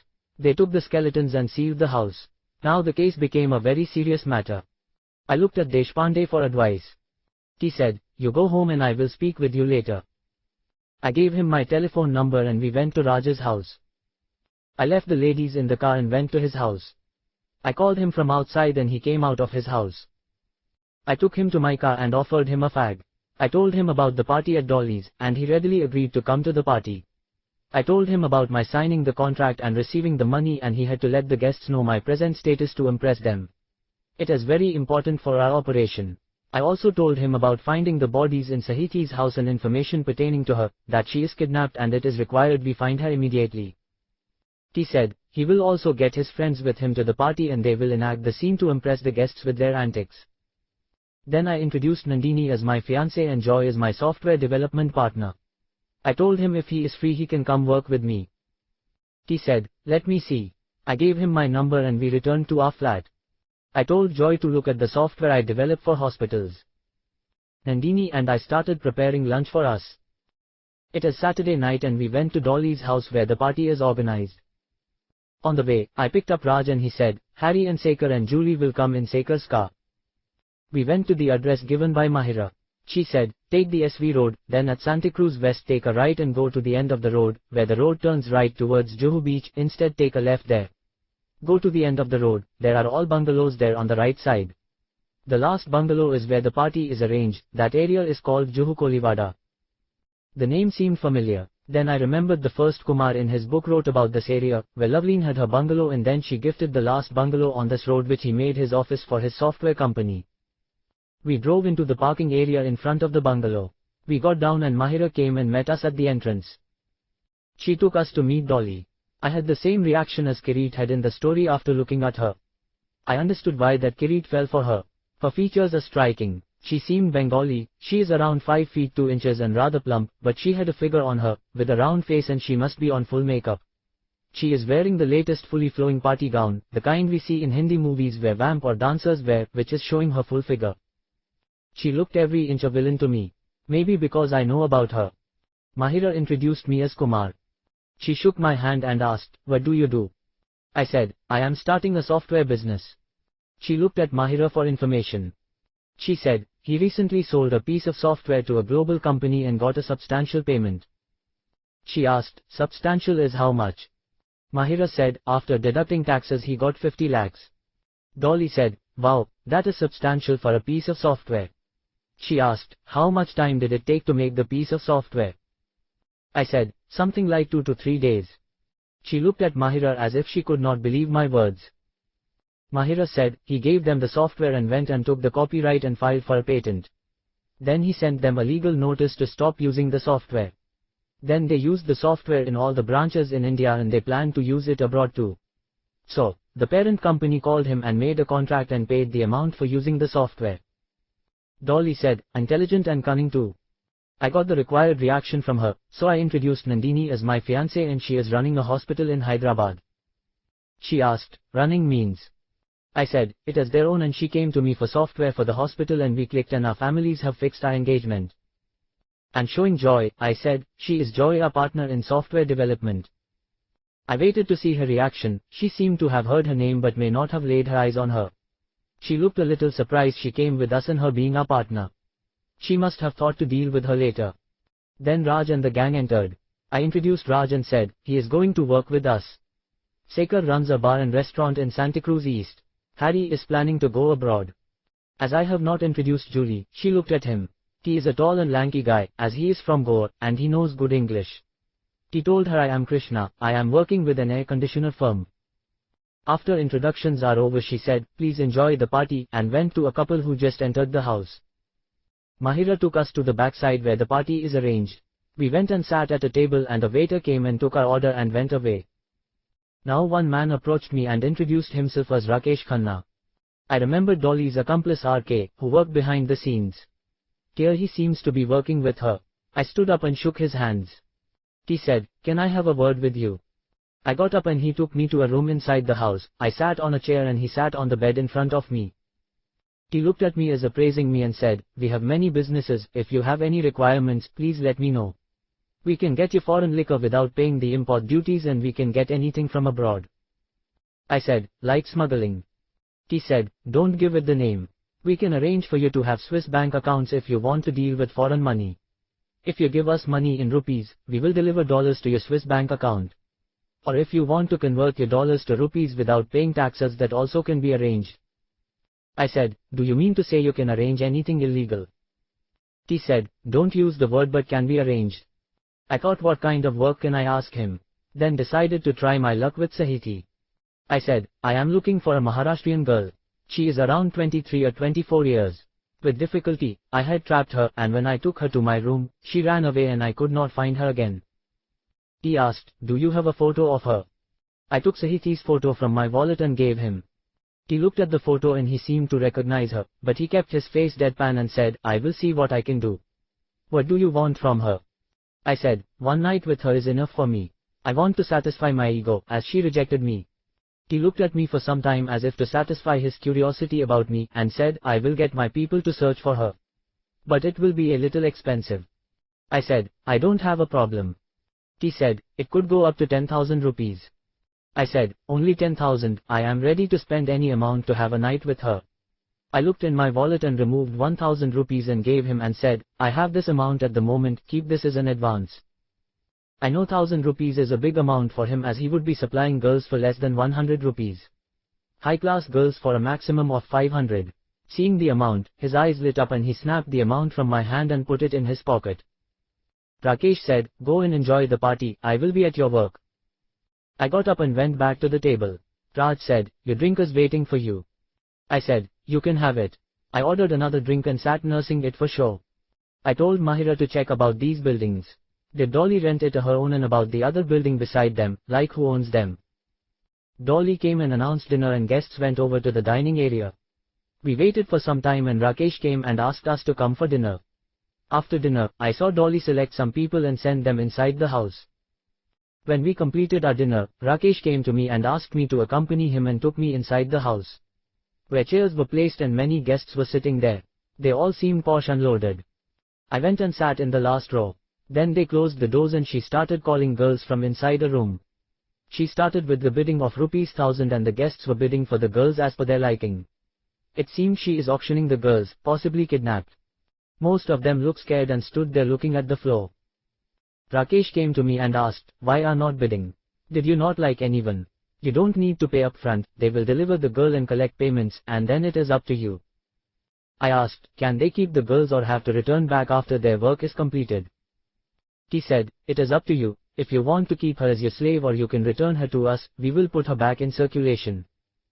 I asked, are these girls back in circulation or what? He said, no, they are all fresh pieces. In circulation means we have a separate division for them. I said, okay. I don't seem to like anyone, my mind is on the girl from the photo I gave you. I could not forget her, I could not even perform with my fiancé thinking about her, how she rejected me. He said, I understand, I will meet you later, give me your number. I gave him my card with my telephone no. He looked at it and went away. It seems my acting is appropriate for him. When I said I could not perform with my fiancé, he seemed to understand my problem, he took it upon himself that it is his duty to solve my problem. He must have thought after rejection by her, I was simmering inside to perform in sex. After the completion of the auction, the doors were opened and I went to my table, told Raj to come over to me tomorrow and we went to our flat on the way dropping Joy at her house. After reaching the flat, Nandini asked, what did you find out? I said, there is certainly a link between kidnappers and Dolly's gang. It seems Sahiti is also kidnapped by them only. Rakesh said he will find her and bring her to me. It seems Joy was also kidnapped by them only. They are conducting auctions in the house for kidnapped girls. This seemed to be a big gang, we need police support, but I want to wait until we get some information about Sahiti. Then we can move forward. Nandini. Why Kumar is hellbent on finding Sahiti? If he finds her, what would be his reaction? Will leave me and go back to her. In what position she is in? From what he says about the Dolly gang, they kidnap girls and either sell them or pimp them. From what Kumar says from Rakesh's words, they run brothels and high-class call girls. First, they put them in dark rooms and made them scared and remove any fight left in them. Then they must be offering this life or else death. Fearing death, most of them choose this life. Luckily Joy was found by the police while transporting these girls, otherwise, she would have ended up somewhere or with someone. Now I have to see what he does when he finds her. Maybe he is looking for Leena's mother in her. Whatever I may think, I can't be Leena's real mother. Kumar. By the time we came back from the party, it has become quite late. Nandini seems to be lost in her thoughts. She might be feeling insecure, what with there is a chance of finding Sahiti. She might be thinking Sahiti will come to her competition. How will she understand I am looking for Leena's mother? Last time I agreed to marry her because Sunita rejected me and I want to give Leena her mother. Now with her parents no more, where she will go. I have to show Sahiti some way to live her life. I went and lay on the bed and called Nandini to come and sit on the bed. I said, you don't have to worry about Sahiti coming back, she was just a one-night stand then. I agreed to marry her because Sunita rejected me and said not to show my face to her. Then when the marriage is fixed, she went and spoiled that too. Now she is no longer with us, and our parents have given their word to your parents, so I always stand up to their words. If I could find Sahiti, I would like to show her some way to live her life. Maybe get her a job and settle her life and nothing else. If it is okay with you, please tell me. Nandini said, you were always my first priority with me. I don't have any problem with that. I kissed her and said, go to sleep, it has become very late. The next morning Raj called and said he is coming to my place and took the address. He is coming with Shekhar and Julie. I said, okay. They came over in an hour. I kept a whiskey bottle ready for them. I know what is Raj's weakness. Nandini brought some snacks and put them on the table. I poured drinks and gave them and asked them, what is their opinion of Dolly? Shekhar said, I find her trying to impress people and try to pull them to her. Raj said, most of the people were either men or couples and she singled out single men for the auction you mentioned. I said, let me give you full details of the auctions. They closed the doors and brought one by one girl for auction and they are starting the bidding at rupees 1000. If the bidders like the girl they would raise the price. The highest bidder will get the girl delivered to wherever he wants and if he wants he can keep her or return her whenever he likes. Rakesh says the returned girls are being put in circulation, which might mean they are used as prostitutes. What I feel is that Sahiti must have been auctioned off and he is trying to locate her and bring her back. I am thinking when her whereabouts are known we can approach the police with the information. Otherwise, we may never know where she is. Krishna asked, how you were going to approach the police? I said, the Andheri West SI is known to me. He thinks I am an undercover cop, so I can ask him to verify the details discreetly and let him take the credit for arresting the gang. I can ask him to keep my name out of it. So, what is your final verdict? Do you think they are a gang? They all nodded their heads. Nandini came and asked, shall I prepare rice? I said, sure, but first, bring some chicken for Chakna. We sat and completed the bottle and got up for lunch. After lunch I advised them if they want to have a nap, they can sleep in the second bedroom or on the sofa. I and Nandini sat and reviewed the hospital software, making changes that were suggested by Nandini. We worked up to 6 p.m. They all came from the second bedroom after having a nap. Raj said, we will leave for our house. I nodded my head and they went away. I waited for a week and I had not received any information from Rakesh. Then I decided I should go and finish the software installation in Hyderabad.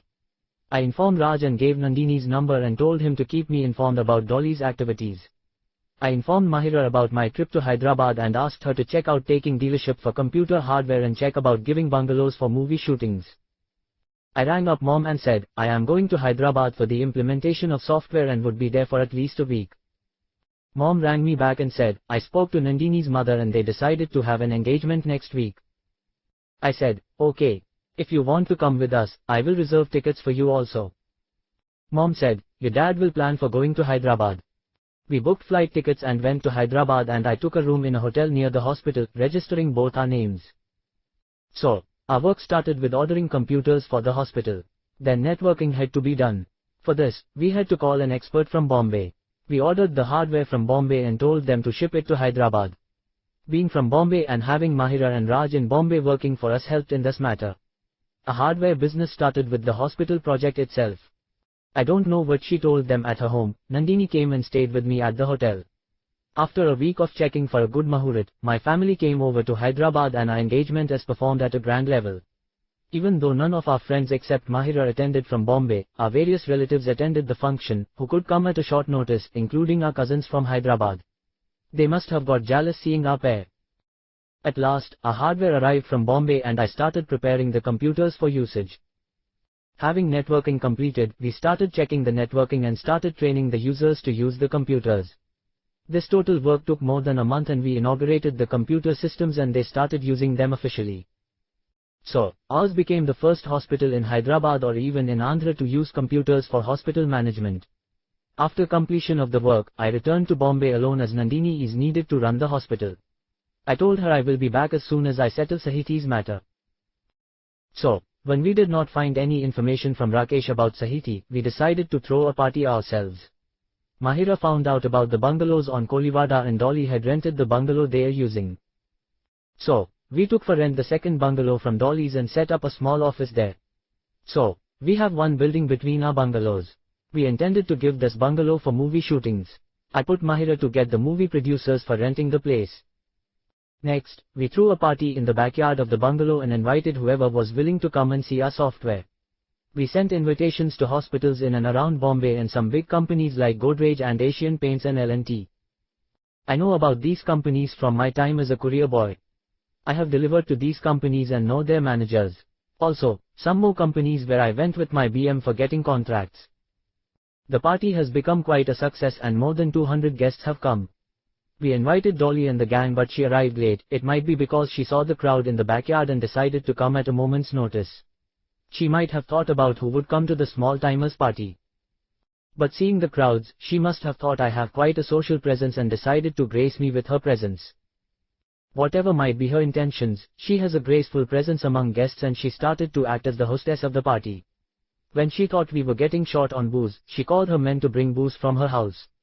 We stocked enough booze in the bungalow, but we were getting them whenever required and she must have thought we don't have enough.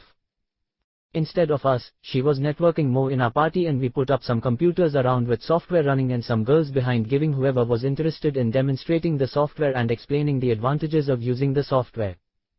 During the intervening time, I developed a demo software for manufacturing industries and I also incorporated the excise system and VAT system into the software demo, showing the interested parties that we are developing the software keeping the requirements of the future.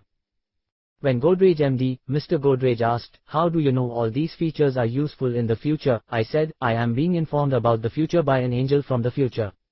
If these systems were not introduced in the future, I would refund the total amount paid for the software." Seeing me challenging with a refund, Mr. Godrej asked, "Come and meet me tomorrow. I will instruct my secretary to fix a time and she will inform you." I know how to convince him with my knowledge of the future received from my alternate self. One order from such a company is enough to get a foothold in the Bombay software market. Mahira and Raj were going through the crowd and handing out cards to the guests. The demo girls, after explaining to the guests about the software, and were handing out the pamphlets or cards as requested by the guests. When the party finished and the crowds thinned, then Rakesh approached me with information that Sahiti was purchased by someone from Calcutta and was trying to ascertain the whereabouts of the client. It seems they know about the client and he was reluctant to let her go. I told him to let me know about her whereabouts and I will take care of the rest, so they don't need to be involved further. Seeing the crowds at the party, he must have thought that I am much needed for their business and decided to help me out in this matter. After a week they put her in front of me and I slapped her angrily to show them that I was angry with her and took her to my flat. I told her sorry for hitting her and explained to her what happened to her parents. It seems her sister and brother-in-law with her niece went over to their village when they came to know about her kidnapping and her parents was threatened. Sahiti went over to their village and spent some time there and returned with them. I told her she should do some work and using my connections with Godrej I got her a stenotypist job there. After the birth of Leena, she put on some weight and never tried to maintain her figure. But after kidnapping her and treating her in the dark room, she has lost weight and had achieved a perfect figure. She must have got a top price, else why was he did not ready to let her go? I thought they must have kidnapped her from Calcutta. What Sahiti said has corroborated. When she was picked up and brought here, they told her they are taking her home and not to get scared. They brought her here by train and handed her to me. I remembered reading in the book that when she got the job in Godrej how she was transformed, then it was her sister who got her job, and now me. I think I am doing everything in the way described in the book except marrying Sneha and having twins. Instead, I had Leena with Sahiti. I found some life changes are necessary. She started living in her parents' house and her sister came to live with her. They repaired the floor and performed the required pujas and they shifted there. Sahiti would go and visit Leena once in a while and she told our family about her relationship with Leena. She did not tell them about her experiences in Calcutta but said Leena is better off living with them. As my mother grew fond of Leena and after my sister went away after marriage, she started to see her daughter in Leena. Nandini came over to Bombay and took leave from the hospital and she appointed an assistant and left the work to her. If her assistant has any problems she could consult her on the phone. She started to assist me in the firm and she would visit hospitals in Bombay to get software contracts. Then we finished our project with Godrej and Reliance with Vimal brand has given us a contract to develop software for them. I know from my dreams of the future they are going to be one of the biggest companies in India. I used our full intelligence to develop software for them and we rose a step in the software market. When our idea to give for rent our bungalow failed, we started to use it for our hardware business and software development. Now we are planning to import kits and assemble computers. We have started using the first floor of the bungalow for assembling the computers and started our production. I gave Mahira, Raj and Krishna 10% each and made them partners in this hardware division apart from their salaries. Mahira looks after the marketing and Raj looks after the distribution and Krishna looks after the production. I made Sahiti resign from Godrej and handed her the company management. What he gave Sunita in the book, I handed the duties to Sahiti here. I regularly get dreams of Sunita calling me to come to her. Sometimes I get scared that she is calling me to die and come to her. I think that started after I watched some movies on the same theme. About taking revenge on Dolly and her gang, I consulted Andheri Station SI. When he got transferred to the CID division, we started our operation. He appointed 2 constables as our watchmen, and we purchased the pawn shop opposite our bungalow and put one of the newly appointed constables as the paanwala. I used to attend Dolly's auctions regularly, and even though I don't bid, they don't have any objections. Seeing my popularity, they would let me attend. Sometimes those girls who were not bid by anyone, I would take them at the minimum bid price and send them to their parents, or if they don't have anyone or don't want to go back due to poverty, I would employ them in our companies after giving them training. When I get some information about them transporting girls, I would inform the CID and they would raid the convoy and would arrest the gang members. This way we started to cut down the gang members. He would keep my name out of the information to his superiors and would mention his constables as passing on the information. He still thinks I am working undercover and would act accordingly so as not to leak my name anywhere. One advantage of this is corrupt police would not leak my name to Dolly and she did not have any idea I am involved in bringing her downfall. Now when Dolly worried about the raids, I would say the gang members became bold and would not heed warnings. It is their own foolishness that is getting them caught. Now her gang members were scared to kidnap girls. Even if they are kidnapped from faraway or rural areas, bringing them to Bombay has become a headache. They would be caught in border areas. Slowly her business has come down and she is planning to shift to some other city. So, when it has become apparent she will jump off because she has not renewed her rent with the owners of the bungalows, the police in a midnight scoop arrested Dolly, Rakesh and whoever the gang members were present there. The police have information about the other members from the constables placed around their bungalows and started arresting them one by one. When our parents have fixed our marriage, I offered to host the marriage ceremonies in our bungalow. We have a good area in the backyard for all the functions. We can spare a room or 2 for the bride's family in the bungalow. Part 4. Kumar gets married. Chapter 1. The year 1988. Nandini. When mom said they are going to speak with Kumar's parents about our marriage, I literally jumped with joy. They must have suspected our living together. They could not say anything as I am working with him and they could see how the company grow up in a short time. We are getting contracts from big companies and we had to appoint a traveling manager to go and meet the clients' requests. We don't have to sell our software, the clients would come to us with requests for customized software. Then Joy is totally looking after the development as it is her forte and had appointed developers as per her requirements. Kumar would have a look at the software and test it and would release it to the market. He has a knack for finding mistakes in the software, and sometimes those mistakes if not found, could have led to very bad remarks in the market. When Kumar offered the use of the bungalow for our wedding, our parents readily agreed to it. Now we have rented the bungalow vacated by Dolly, and the owners have given us at a lower rent on recommendation by the police. They were scared of what kind of action the police would take on them for renting it to a gang. So, Kumar said we will start living in the bungalow so rented. Our wedding has been performed at a grand level and to get more clients we had a grand reception in our new bungalow backyard. We placed TVs with running videos of our products for guests to know about our businesses. Kumar. The guests arrived from all over India. One couple from Manali who were running a hotel chain caught my attention. She looked like Sunita. They looked and acted like married couples. Now I want to confirm her real identity. They came on stage and gave us presents and they both shook hands. When I shook her hand, she seemed to have some reaction, but she did not seem to recognize me. I asked her in Telugu, "How are you doing?" And she seemed to understand me but replied in Hindi. So, there is a chance she is my Sunita only. I called Raj and asked him to make enquiries about them. Raj came and said, they came to Bombay to get an alliance with a 5-star hotel chain. They came to our party for software for their hotels with the 5-star hotel chain people. They met Joy and discussed the software order. Now his name is Pratap Singhania and she is Preeti Singhania. They are from Manali, where they have a hotel which they run themselves. They have a 6-month-old daughter, whom they have left at Manali and came here. I told Raj to go and get us a honeymoon package for their hotel in Manali. I have not thought about going on a honeymoon, as we completed our honeymoon long back. Now I want to go to Manali and check if she is really Sunita or not. The only way to confirm that she is really Sunita is to find a mole on her right thigh. So that is only possible if I can come near her. I have to find a way to check her, maybe acting as a doctor would do the trick. Raj came back and said, they rang up their hotel in Manali and confirmed the reservations. It is only the beginning of the summer season so there won't be much rush there and you can have some privacy. I told him thanks and he went away. Nandini asked, "What are you whispering with Raj?" I said, "I am organizing a honeymoon for us." Nandini asked, "Where?" I said, "Manali." Nandini turned towards me and kissed me on the cheek. The photographer must be waiting for that and clicked us. I smiled at the photographer and let it. When we went to get blessings from my elders, my grandmother was telling our relatives about how I was singing ₹1,000,000 and asked, "Is she Sneha?" I told her, "You know she is not Sneha. Sneha used to come to our house and also had food at our house many times. This is Nandini." She said, "She forgot about that as she is getting old." Then our father's elder sister was asked, "How much money do I have?" I told her I stopped counting, maybe 1 crore. Then our uncle from Madras was saying, "I know you will come up in life, I saw the potential in you." After the wedding ceremonies were completed, we entered the new bungalow we rented and retired to our bedroom after some ceremonies by our mothers. After sitting on the bed, Nandini asked, "When are we going on the trip?" I said, "Pratap is planning the trip for us too.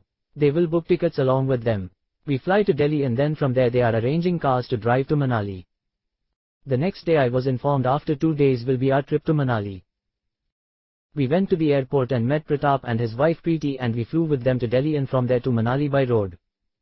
Now during the whole flight, Preeti was sitting with Nandini and chatting. I heard at one point, Preeti asking her how she met me and how our marriage was fixed. Nandini played it down and said, "We met at his sister's marriage and both our mothers decided we should get married and consulted among themselves and fixed the engagement." Nandini did not elaborate on how we stayed together. These talks raised my suspicions further. It seems she is remembering some things and trying to correlate them with reality. Because Preeti got attached to Nandini, Pratap and I become thick friends during our trip. We discussed business and I explained what are my future plans. Pratap asked me how I started the software firm when I am not from a software background. I told him about Bob and how he gave me a hand after learning software. How I used it in the day-to-day working with a courier company, how I got the capital from them and started this firm. Then how did I get the hospital software order from Nandini's hospital. How we tracked Dolly and got their bungalow for rent now. Then I asked him how he met Preeti and married her. Pratap told me when they went to Guwahati to look at a hotel site and he found her there with some workers. She helped in coordinating with them and he liked her instantly for her insights and intelligence and knowledge. Pratap inquired about her and found she was found on the riverbank in an unconscious state and she forgot her past as she seemed to be suffering from amnesia. They kept her with them and when they came to the city she helped them in settling down. If she suffering from amnesia means she could be Sunita. She seemed to be happily married, so it is not prudent to interfere in her affairs. My only intention is to find out if she is really Sunita or not and it would give me some relief. We reached Delhi airport and a car was waiting for us and we got in the car. Pratap sat in the front seat and I had to sit between both the ladies. I did not mind it because I wanted to speak with Sunita, so I chose to sit there. Pratap turned back and said, "It would take 15 to 16 hours so, we will take turns to sit differently." I know it is really difficult to sit in the middle on the back seat. After 2 hours of journey, Nandini started to doze off. So, I let her put her head on my shoulder to sleep. Pratap was looking at some papers on the front seat. I started my conversation with Preeti by asking where she studied. Preeti said, she could not recollect.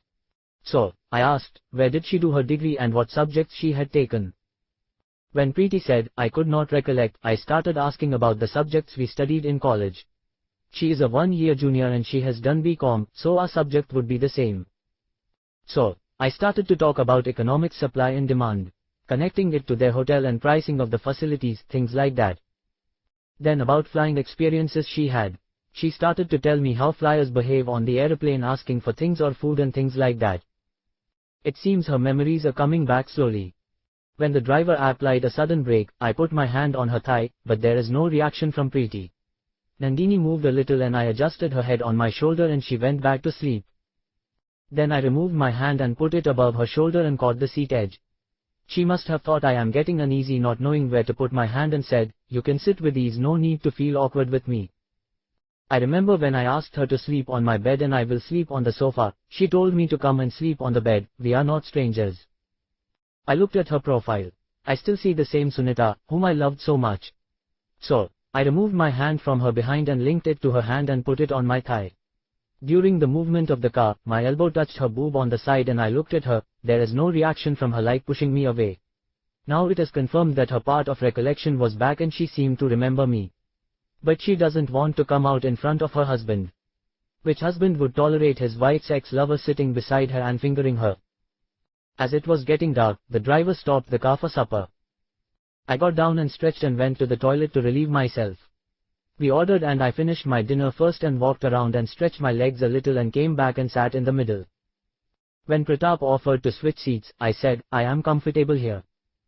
When we resumed our journey, I told her my story with Nandini in Telugu, so he can't understand. When Pratap asked, I told him I just found out that she is from our village and speaking to her in our language. He did not object to anything further as he must thought she got someone known to her. It is around 10 a.m. when we landed at the Manali hotel. He told the boy to take our luggage to our room. I shook his hands and said, I will take some rest and will see you in the evening. He told me he is staying in the hotel on the same floor, so come later. I took a bath and had breakfast and lay on the bed. I must have slept 4 to 5 hours. Nandini woke me up to have lunch. I had lunch and lit fag and went and stood on the balcony. I felt a movement on the left side and turned my head, finding Preeti there. I waved to her. She was holding a baby in her hand and she adjusted the baby in her hand to clear her hand to wave at me. I asked, what is the baby's name? Preeti said, Shreya. I thought that is her niece's name. She remembered it and used the name for her daughter. I said, I am coming over, and came out and went to her door. She opened the door and waited there. I showered some love on the baby and came back. Nandini asked, where did you go? I said, I went to see Preeti's daughter. She said, okay. For the next day, I booked a day-long visiting trip. It is a group trip arranged by Pratap. From the morning I started to visit the toilet as it's suffering from diarrhea. When Nandini wanted to cancel the trip, I encouraged her to go with the group. I said, I will come with her the next time. I told her there will be Pratap to give her company. After cajoling, she agreed to go with them. After they went over, I went to Preeti's room and we started chatting. When she handed me the baby to hold, my hand touched her boobs. Preeti did not react and she went and came back and took the baby from my hands, and started to breastfeed the baby in front of me. Now it is confirmed that she recognized me and possibly want to have my intimacy. So, when she put the baby to sleep, I got up, sat beside her and put my hand on her thigh. She turned towards me and kissed me. So, one thing led to another, we had coupling and I lay on the bed. Then I remembered her mole on the thigh. I sat on my elbow and looked at her mole on the thigh. It is as I know Sunita's. I said, it is confirmed you are Sunita only. Preeti said, I recollected our times when you shook my hands. But at the time I was confused about you. When you started to talk to me during the journey, I recollected everything. I wanted to have a one-time experience, so cooperated with you. This would be the last time between us. Don't try to come any closer. I said, your parents were worried about you and thought you were dead, they had gone into a shell. I will do one thing, I will tell them you are alive and living your life, but will not tell them about your whereabouts. I told all that for sake of telling something. I know one day or other she will come back to me. She is telling me this is the last time, but I don't think so. I dressed up and went back to my room. Nandini came back in the evening and seeing me still on the bed asked, did you have lunch? I shook my head and said, I had some tea. She said, I will order something. Now my work here is completed after finding Sunita, so I wanted to go back to Bombay. I said, Nandini, it seems the weather or water is not matching me, I think it is better to go back. When I wanted Sunita, I can inform her parents about her whereabouts and they can bring her back to me. We got Pratap to arrange for a return journey back to Delhi and to book tickets from there to Bombay. We stayed one more day and returned to Delhi, and from there we caught a flight to reach Bombay. I went to Sunita's house and informed her parents that she is living well and had a baby too. I gave them her phone number to call and returned to the bungalow. I did not break my promise. I did not tell them where she is living. I gave them her phone number to call and find out if she is well and doing okay. Chapter 2. Nandini. After finding Sunita alive, Kumar became calm and quiet. He would concentrate on his work and produced brilliant software. How he gets the ideas, I don't know. Sometimes he would get up in the middle of the night and starts to scribble something, and the next day he would be discussing the software to be developed with joy. Some ideas he would pitch to the big companies and would get the government to look at them. He started to import what is called telephone modems and he pitched them to bring internet to India. Then when they asked what about the connectivity, he said, it has to be provided by the government and they should pressurize the government to do the needful. He went shopping and brought a white color suit with a dark grey color shirt. We went to Tirupati a few days back and he had given his hair there and become totally bald. Seeing him in that dress, I could not contain my laughter. He said, the suit is for his daughter Lena's birthday party. He threw a big party for her. At the party, he proudly presented her as his daughter and Sahiti as her mother. When someone asked him, is Sahiti his wife? Then he turned to me and said, meet my wife Nandini. Now the man did not know what to say to that. Someone took him aside and explained to him that he adopted Lena, who was Sahiti's daughter. For him, I could leave the hospital and work with him. I did appoint someone to look after the hospital, but will the company would run without him. My father saw my devotion to him and did not force me to come work at the hospital. Our life was running smoothly until that day. Chapter 3. Kumar. I was standing in the backyard and looking after the arrangements for a party this Saturday. I felt a shadow fall on the floor and looked up and found Loveleen standing there looking down from her terrace. I waved my hand and said, hello Loveleen. Loveleen looked at me for a second, turned around and went away. It seems she took it offensive to me calling her Loveleen. I felt I knew her for a long time and called her by name. In the evening I took Nandini and visited her house. Seeing us, the watchman opened the gate. He must have been watching us moving around the houses. He took us to the main door and called Madam. One servant came and asked him, what? He said, guests have come to meet Madam. She looked at us, she must have seen us, she told us to sit on the sofa and went inside to call her Madam. Loveleen came out. This is the first time for me to see her in person and close. I have seen her in my dreams and I remember everything about her. We stood up and said, hi Loveleen, we are your neighbors. I am Kumar and she is my wife Nandini. Loveleen stood there and must be thinking about where she could have met us for me to call her by name. Then she came forward and said, please be seated, and sat on the other sofa. Loveleen looked at us expectantly. I said, we are having a party on Saturday, so we came to invite you. Loveleen asked, what is the occasion? I said, do we need to have an occasion to throw parties? In fact, it is my birthday. Loveleen asked, what would be your age? I said, I am turning 25. Loveleen asked, what do you do? I said, we are running a software firm and a computer hardware firm in the next building. Loveleen said, so you are on both sides of my bungalow.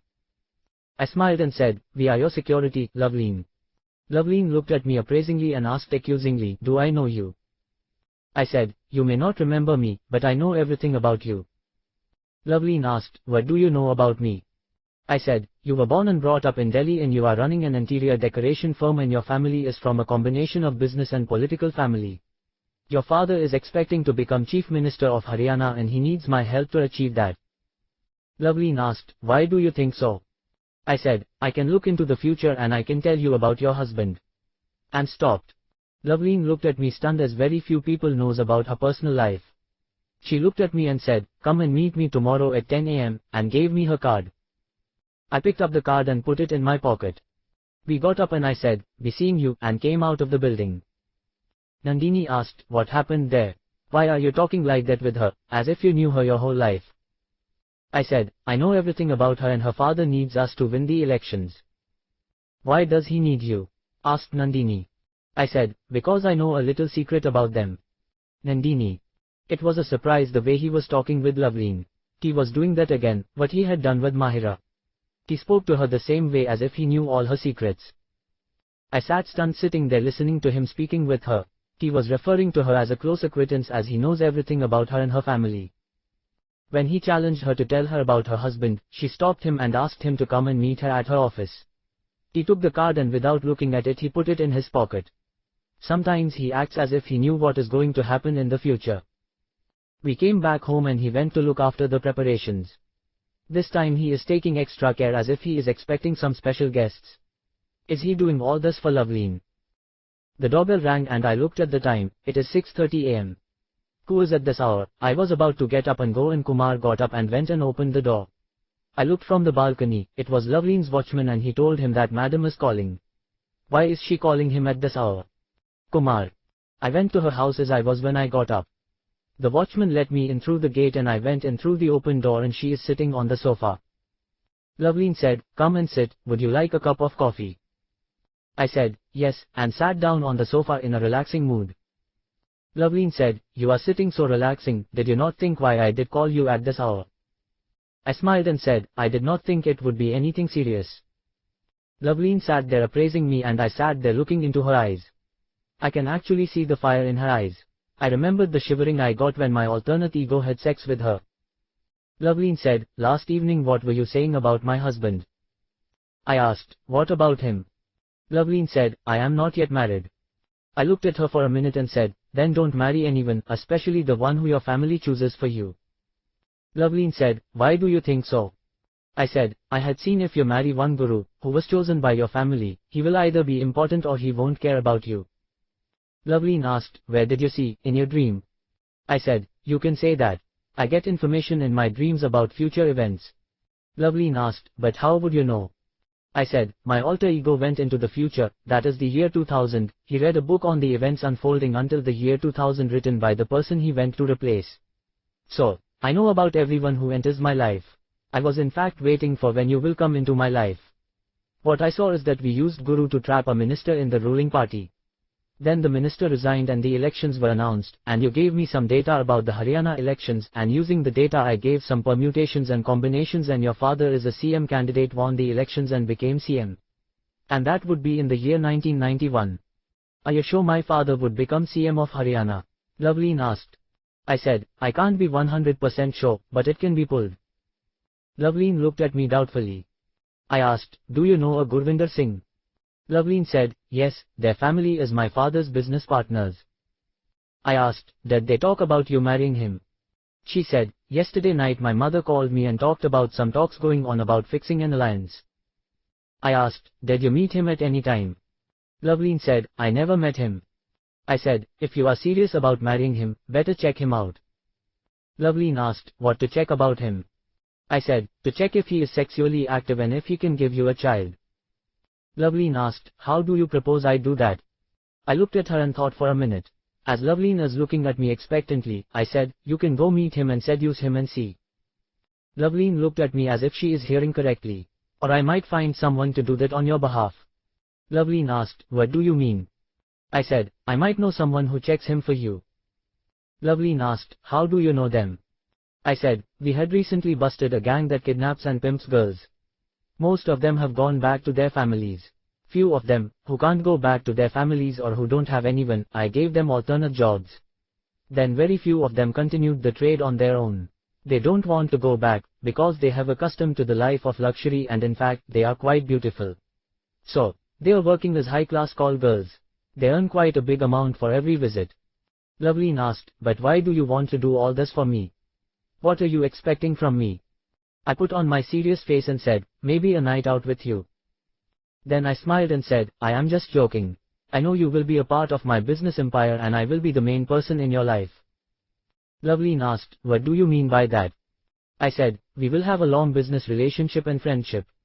You will be the one to help me raise in this business world when I help your father to win the elections. Loveleen asked, are you sure about him winning the elections? He never thought he has any chance of being a CM candidate. I thought he did not even consider himself a CM candidate. Maybe dead Kumar's sting operation brought him to the forefront. Will that work in my time? I have to try my luck, otherwise how can I think of getting my capital? I have accumulated a good amount of capital.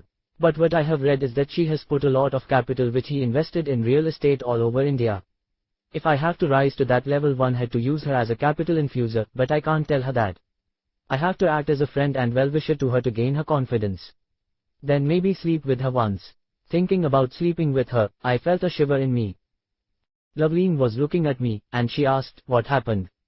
Why were you shivering?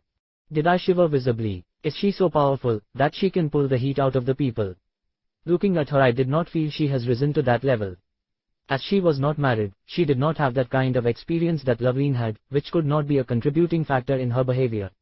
Maybe just befriending her and maybe helping her father in his political career might bring the required effect and she might invest with me. Maybe they will invest all the black money earned through politics with me. Will it work, or am I taking unnecessary risk with her? By the time that Kumar met her, she has already separated from her husband. Here she is not even married and she might be entering marital life shortly. Can I save her from all her problems by stopping her marriage? If I do that, will she be a different person than what she was there? Do I want to have a night out with her as I hinted? I looked at her. She is the most beautiful girl I ever laid my eyes on. She is more beautiful than Sunita, who is no longer in my life. Did she come to fill the gap created by Sunita's absence? Nandini is also beautiful, but her beauty is like a villager's beauty before Laveen's, Nandini whose body is bewitching. Laveen is the most sophisticated woman I have ever seen. She is what a high-class society woman looks like. She has that royal gait and the way she sits, any other person would be salivating from the mouth. The way she wears her dress would only be seen at parties. Even Dolly's dressing would be like a cheap imitation before her. Thinking about Dolly, I thought about what she would be doing now. Would she suspect I have some hand in her arrest and would like to take revenge on me? Laveen asked patiently, what are you thinking? My father never thought he could be a CM candidate, he was telling me some seniors would be preferred by the central leadership. I said, if your father couldn't stabilize the ruling party in Haryana, won't they even consider him to be future CM? Laveen thought for a minute, and said, there is a chance that if they know it was him that threw them under the bus, they could consider it. I said, your father can go to the central leadership and offer to throw the present government and win the next elections if they consider him for the CM position. Or getting some of their MLAs to his side would certainly work without elections. Will it not work? Laveen said, but first, we have to bring down the present government. I said, that is in my hands. But first, tell me if I help your father to throw down the present government, what will you do for me? Laveen asked, what were you expecting me to do? I said, I expect you to be my business partner.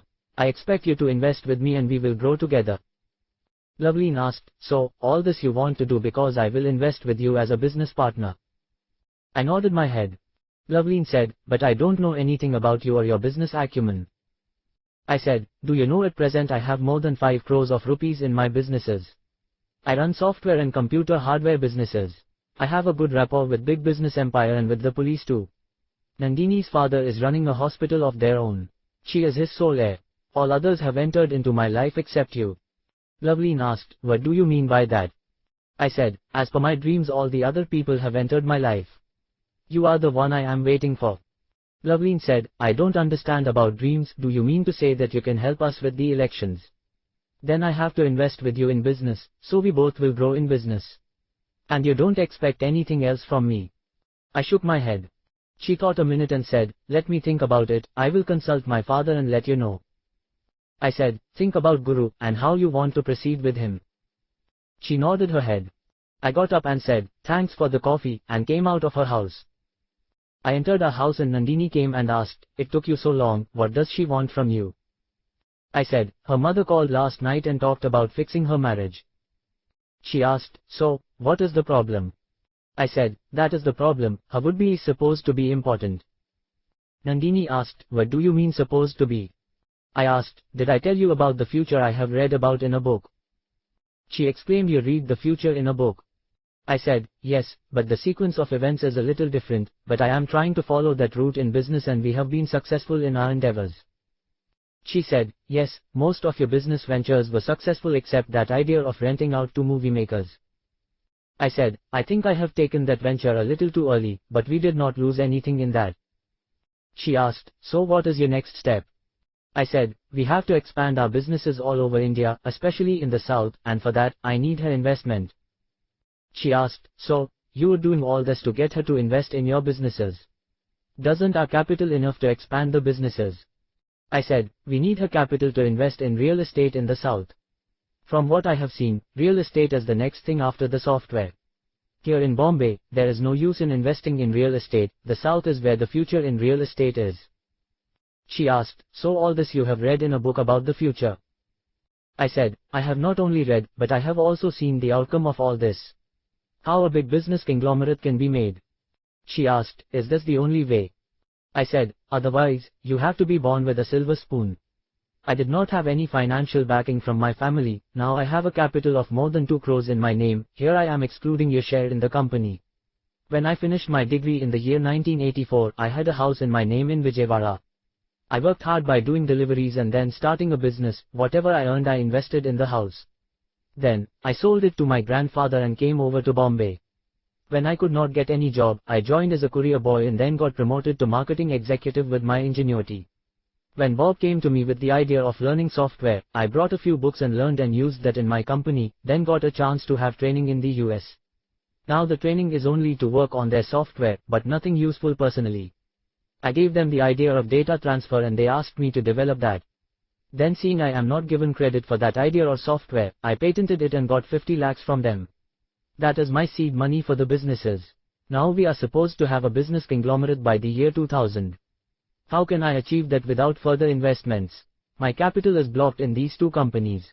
I don't have the capacity to invest anymore, and I don't want to ask you or your family for helping me out. Because that would be taking advantage of you. I don't want anyone to say that I had married you for your money. I married you because I love you. Even if you offer, I won't take any money from you. This is a technique to make people part with their money. If you refuse to take their money, they would offer and pressurize you to take their money. I don't need Nandini's money at this juncture. If I need any money in the future, they should be ready to bail me out. That is my idea behind the statement I made. I said, I will have a bath and come, get me some breakfast, and went over to the bedroom. Nandini. Loveleen called him at 6:30 and he says she called him to inform him that her family has fixed her marriage. Kumar is saying her would-be is important. How would he know? Did he go and see him? For everything only one answer he has, that is he knows the future and he read it in a book and saw it. If he knows the future, why don't he bet on events like horse races or things like that? I know he is against gambling, he hates it. He is also against lottery tickets, as his grandfather lost all the money to that. Possibly he did not know all the things like horses winning. Maybe he read a person's life. What he says is it possible. He says his alter ego went over to the future and he sends information from there in his dreams. Did anyone hear such a thing? Now he says he wants Loveleen to invest in his ventures. His logic is that if he could convince her to invest with him, he can grow his business into a conglomerate like Tata or Birla. If he shifts his focus to the south, maybe we can work from Hyderabad and I can look after the hospital too. I love him so much, I can't leave him for a day. Or is it to do with trust? Do I really trust him? After bringing Sahiti, he got her a job and let her live her way. He did not try to bring her back into his life. What he said about her was it was a one-night stand with her, and when she gave birth, he could not abandon his daughter, so he is raising Leena as his own daughter. He could not explain her age, so he is telling people that he adopted her, otherwise he does not have fear of accepting her as his and Sahiti's daughter. The conversation at the last party confirmed that. Now Sunita was presumed dead and he wanted to find out if she is really Sunita or not. When he confirmed that she is Sunita, he left her to live her life. He is not afraid to let go of his past relations. I don't have to be afraid of my position with him. From the time I met him, I have not seen him having a roving eye for anyone else. I saw Dolly presenting him with many girls. He was just trying to save them and did not think of keeping any girl for himself. I put my spies in the workshop to find out if he is acting inappropriately with any of the girls working there. I got reports that he would act with them as his sisters and would encourage them to tie him Rakhi when the festival came. He would only touch them on their head, not on their shoulders. I was a little scared about his past, but he has left the past behind. But now this lady who stays between our house and the office, what to think of her? He had taken me to see her. Maybe he wanted her to know that he was married and he did not imply anything other than business with her. But seeing her, I was struck with her beauty. I have met a few society ladies who came to our parties, but none like her. Maybe because they were all married and she is not yet married. Over that, Kumar says that the man she going to be married to is important. How he would know that? He never met him. What they have discussed today. The phone rang and it is from the office. Joy is calling regarding project delivery. She is one more girl he saved. But he had also kept her away. I said, we are coming to the office. I went and saw him getting dressed. Day to day I am getting drawn to him. It must be his personality. The way he saves people and respects others and is considerate with them. His stature in my eyes is growing day by day. I went and kissed him and he kissed back and said, let us go and have breakfast. I told him about the call from the office. He nodded his head in acknowledgement. I looked at him going out of the room. His fitness is shown in the way he wears his dresses. He tries to keep fit even with his busy schedule. He eats healthy and maintains a healthy lifestyle. Don't drink much even socially. For the sake of the show, he would nurse a glass in his hand. He says parties are a necessary evil. We have to throw parties to keep up with the customers. He says there is a saying, keep your friends close and your enemies closer, but you keep your customers closest. I ran behind him to the kitchen to serve breakfast. He does not mind preparing breakfast himself, but I would say don't involve yourself in my work. Kumar. It was a busy day. I had no time to think about Loveleen. I got a little breather at 5 p.m. I went to the backyard and lit a fag. I looked towards the beach enjoying the sea breeze. I felt someone was calling me. I looked at Loveleen's building. She waved her hand. I waved back. She showed her watch and showed 6. It seemed she wants to meet me at 6 p.m. I nodded my head and threw the fag and snubbed it. I went back and completed my works fast, and at 5:45 I closed the system and got up and went over to the house. I washed my face and changed and went over to Loveline's house by 5:55. Seeing me, the watchman let me enter and I went inside the house and Loveline was waiting for me. I sat on the sofa and looked at her. Loveline sat there appraising me and said, "I spoke with my father about your idea of approaching central leadership. He said after thorough consideration with his well-wishers, what will I lose if I try to approach central leadership with the idea of overthrowing the present government? As you are having your birthday tomorrow, I called him for your birthday party, is it okay with you?" I said, "I don't have a problem with that, he is welcome." I remember from the book he had met her father when he went to give the recordings. If he wants to meet, I don't have any problem. That Kumar had always worked in the background, why shouldn't I work in the foreground? I will use a different strategy than him. What will I lose? There was some concern about his death due to his political activities. Even when he worked in the background, never revealing his identity except to a few, what did he gain? I will try to work in the forefront and see what happens. I can put my ideas forward with him. I can use my knowledge of the future and maybe I can make something happen before time with the help of his political clout. Loveline asked, "What will you have?" I said, "A cup of tea." I did not get to have my evening cup of tea, in the urgency to come to you. Loveline said, "I thought you would ask for a peg of whiskey or something like that. I have a good collection of liquor." I smiled at her and said, "I too have a good collection." She said, "Then we should compare our collections." I said, "I would certainly win because I was dealing with them for the last 7 years. Loveline smiled and said, "Let us see, it is a challenge." I said, "You prepare your list and I will prepare my list and let us see." The servant brought 2 cups of tea and placed them on the table. We started discussing wines, whiskey and scotch. I had knowledge from buying and selling, and how does she have so much knowledge? Loveline said after her degree she went over to England for a visit and she went to Scotland and was there for 6 months and she learned about all this from there. Whatever may be, we found a common ground for talking. Loveline called her servant and told her something. She went and brought a half-filled bottle.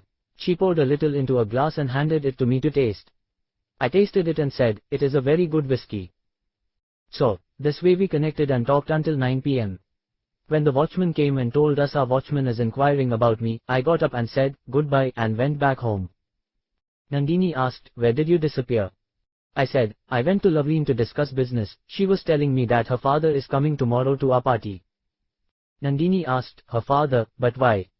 I said, "Must be to discuss political matters." Nandini asked, "What do you know about politics?" I said, "If I don't know I will learn." What is there to learn? I already had an idea of how to follow up on that. Nandini served dinner. I completed our dinner and asked her to sit with me in the backyard. We sat on a bench and looked at the beach through the open gate. I said, "Knowing someone else's future and trying to imitate is very difficult. I might be going in the wrong way in certain things. Take for example the renting of our bungalows, but I started to use them for office space and it worked well for us. But we also started the hardware company earlier than what I read. In the story he had put Sahiti in Loveline's company, I have put her in our company, which place would have been taken by Sunita. In the book, he started the software business after he had helped Loveline and we had already started our company. So, we are ahead of the book in our lives. Now as per the book, Loveline's father won the next elections, after discrediting a minister, and when the elections have come. Now if we have to make him CM we have to change the future. Now I feel the future is already different from the book. Take the case of Sahiti, he had married her when he was married to Sneha. In my life, Sneha was not after junior college. Sunita entered his life after the death of Sneha. Here she came into my life during my degree.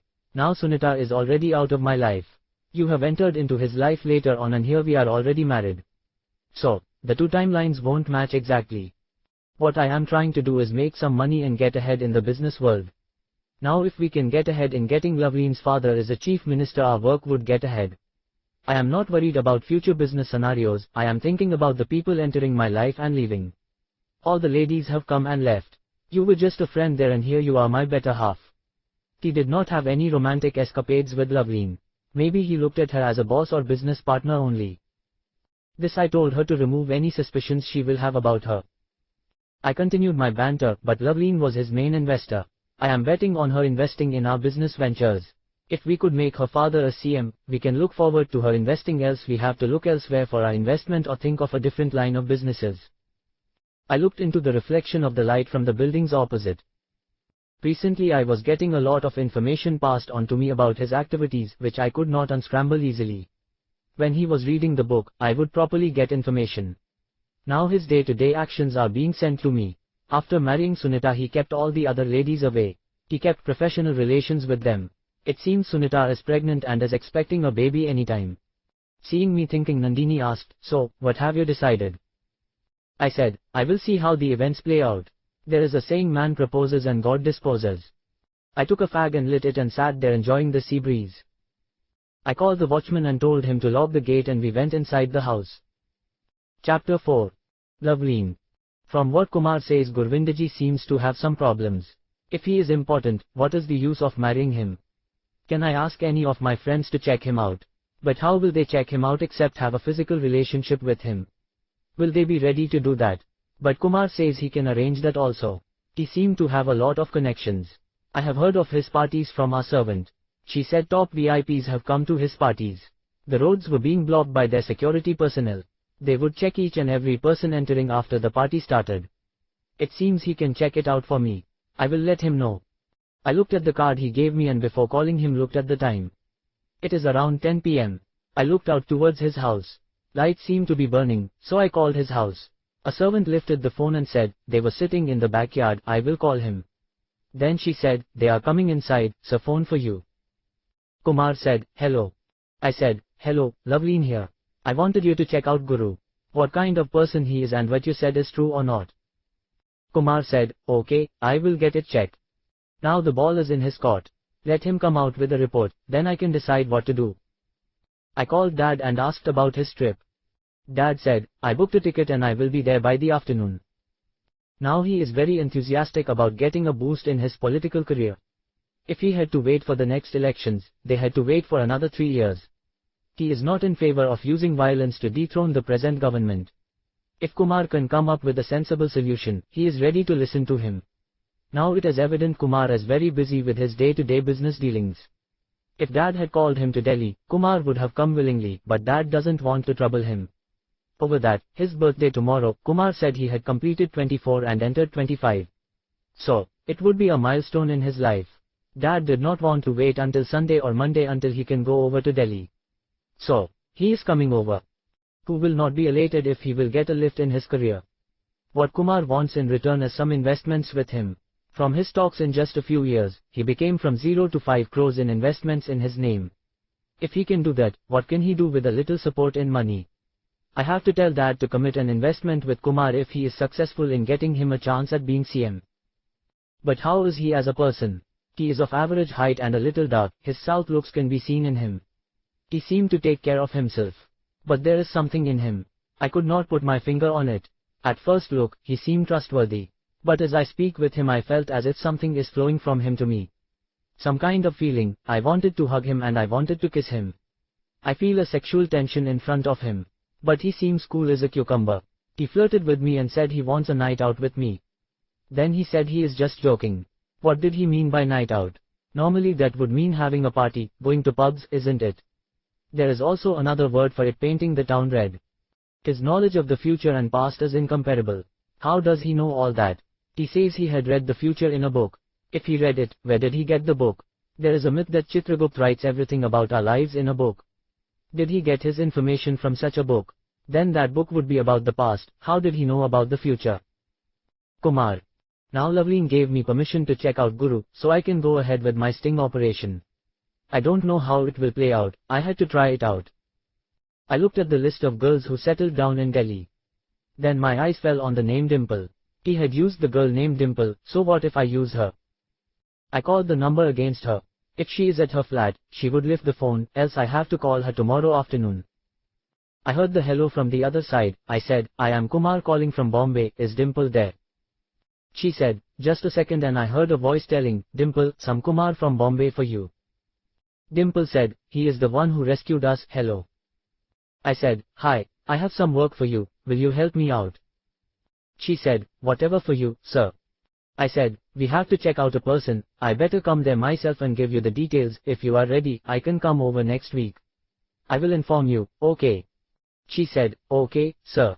I cut the call. Now the person is ready for our operation. I know it will not work out the way it has done for him. But I am ready to work as go on the moment. Our first mission is to find out about Guru and then to see how we can bring the government down. I went to the bedroom and lay on the bed facing the ceiling. Nandini came and took my left hand and lay her head on the hand and put her hand on my chest and asked, "Why are you checking the list of the call girls?" I said, "I wanted to use them to find the truth about Guru." She asked, "Guru means Loveleen's would be?" I said, "Yes." She asked, "But how will you find out?" I said, "I will send her to him and see what is his reaction." She asked, "Will he agree to meet her?" I said, "As per my guess he will want to use her in his business ventures." She asked, "How?" I said, "Some kind of hostess and then try to send her to his clients." Let us go to sleep, we have a full day tomorrow. Chapter 5. Kumar. From the morning I was busy with the work in the office, checking the software for delivery. It is customary for me to have a final check of the software the way he used to do. By lunchtime, I completed the project and handed it over to Joy for delivery. Now I went home for lunch. I did not find Nandini there and called the office. Receptionist said, she went somewhere. I thought she might have gone to meet some client. I completed my lunch and sat on the sofa thinking about how to proceed with Loveleen's case. Then Nandini breezed into the house and sat beside me. I looked at her, she seemed angry. What could have happened for her to get into such a rage? I asked, "What happened?" Nandini said, "It seems there is an enemy around." I asked, "What do you mean enemy?" Nandini said, "I got a call in the office to come and meet and he said I will show the real face of Kumar. I know everything about you, but I wanted to know who it was, and what he wants to show me. He told me to come to the Juhu beach and there is an ice cream parlor at the beginning of the row of shops. He told me to go there and ask for Ramesh. When I went and asked for Ramesh, the shopkeeper handed me an envelope. I opened it and found some photos of your parties and you were speaking with some ladies. Okay, it is not much of a proof of anything. Then there is some intimate information about your relations. Okay, I know all of that. But who would try to influence me with this information? If I did not know about you, what would I have done? I might have left you or asked for a divorce." I asked, "What does it mean?" Nandini said, "Someone is trying to break us up." I said, "Now they had seen your reaction, they might stop influencing you." Nandini asked, "But who would try to do that?" I could think of many, like Sahiti or Joy. What about Anjali? She is happily married to her husband. Until they don't try to bring the details of Dehradun into public, I don't have to worry about anything. I told Nandini to go and have lunch and come. I will wait for you. This is the reason I was open with Nandini, she has trust issues. If she thinks I have told her any lies, she would not hesitate to leave me. Knowing about her temperament, someone is trying to influence her. Let us see how far they can go. I went and checked my liquor collection. After coming to this house, I have arranged my collection by costly and normal. Costly drinks I keep under lock and I alone have the keys to that, and other drinks I arranged in order: wines, whiskey, gin, and likewise. I set aside some scotch for VIP guests and took them and handed them over to Krishna, who was looking after the arrangements. We have a party for non-alcoholics in the office building's backyard. I went and checked over the arrangements and came back to the house. Loveleen's watchman came searching for me. I asked him, "What happened?" He said, "Sir has come from Delhi, Madam wants to see you." I said, "I am coming in a minute," and told Nandini I am going to Loveleen's house to meet her father. I went and Loveleen introduced her father, Rajveer Khanna. I shook hands and we sat down. Rajveer asked, "You were telling my daughter about helping in politics, what can you do?" I said, "What I am saying might seem to be far-fetched to you. I was working with a courier company as a marketing executive and one man named Bob came to me and asked me to join his company, which I refused, saying I don't want to work under anyone, and I wanted to start my own business. He asked then what is the problem. I replied to him that I am looking for a business opportunity and he said to learn software, it is going to be the next big thing in the world. I learned and next week he gave me a computer too. So, I practiced software programming. Then he came back again and said I am going to make you a business head of a big conglomerate. You go and fix everything in your life and tell everyone, you are going abroad. I fixed everything and went to him and he told me to lay on the bed. When I opened my eyes, he said I had sent your alter ego and you won't be needed and can go home. Now after some days, I started getting dreams of my alter ego, who went to the future. He went to the year 2000 and he read a book about the person who was the head of the business, which he replaced. One of the stories in the book related to Loveleen and you. Now in the book he met Loveleen in a different situation. because he was in a different situation, that too in the future. Now when I met Loveleen, I remembered her and her story. According to that, Guru was important and he left Loveleen here and went away to Delhi. She takes that Kumar with her to start a branch and also to be closer to you all. But she could not make herself come to terms with Guru's behavior and poured her heart out to him. Then he goes out of his way and traps Guru, and in the process, a minister from the ruling party caught taking bribes and using that, you make him resign from the ministership, and as the elections were just a few months away, they dissolve the ministry and goes to elections. In this, the other Kumar helps you with software predictability and you win the elections as a CM candidate. So, how do you like this? Rajveer asked, so all this happened in the future. I said, you have become CM in the 1991 elections. Rajveer asked, what is your take on this? I said, I wanted to bring the process from the future to the present. Now the present government is just over a year old. It is not prudent to get the assembly dissolved now. Either we get the required MLAs on our side and you become CM, or you go and become a member of their team and accept a ministership now and in the future attempt to become CM. The final option is to rock their boat so much that they will dissolve the assembly and go for elections, and then I can help you win with software. You might ask, what is it in for me? I know you were investing in other Kumar's businesses, so I would expect the same. Rajveer asked, but do you think you can change the future? I said, what I understood from the book is that if I try to change the future, what can happen, the time will split and another timeline is created, in which we will operate. We can do things as we like within limits. Rajveer asked, what are the limits? I said, I am not sure, but we can manipulate things around. Not knowing that Kumar had done things the hard way. I want to do things the easy way. Rajveer asked, so, what are you proposing? I said, first I am going to check up on Guru. Rajveer asked, how are you going to do that? I said, I have already arranged that. I got a contact in Delhi I am going to use for that purpose, and when I receive the report we will move forward. Rajveer said, so, you have already planned everything. Quote. I nodded my head in the affirmative. I said, I will meet you in the evening, and came back to the house. I started getting ready for the party. As the host, I have to be the first on the scene. Nandini went over to the beauty salon for getting ready. My mother, father and Leena came over by a car I sent for them. I asked, where Ram? Mom said, he will come on his own. All our management people went away in the afternoon itself and came one by one. Raj came with his gang of Shekhar and Dharamjeet and Harry's wife. Harry has gone abroad and his wife is expected to follow him next month. Krishna has not gone home as he is making arrangements for the party. Then Mahira came with her sister Farida. Joy did not go home and got readied in our bungalow, and she came and met Mahira and her sister. These are early arrivals. Until Nandini came over, Joy and Mahira were attending the guests as hostesses. I went to them and told them someone go and attend to the guests who are coming to the party in the office backyard. Mahira and her sister went over there. When Nandini came over, we went to the party behind our office for the staff and cut the cake and let it be distributed. These people will have dinner and will leave early for their houses.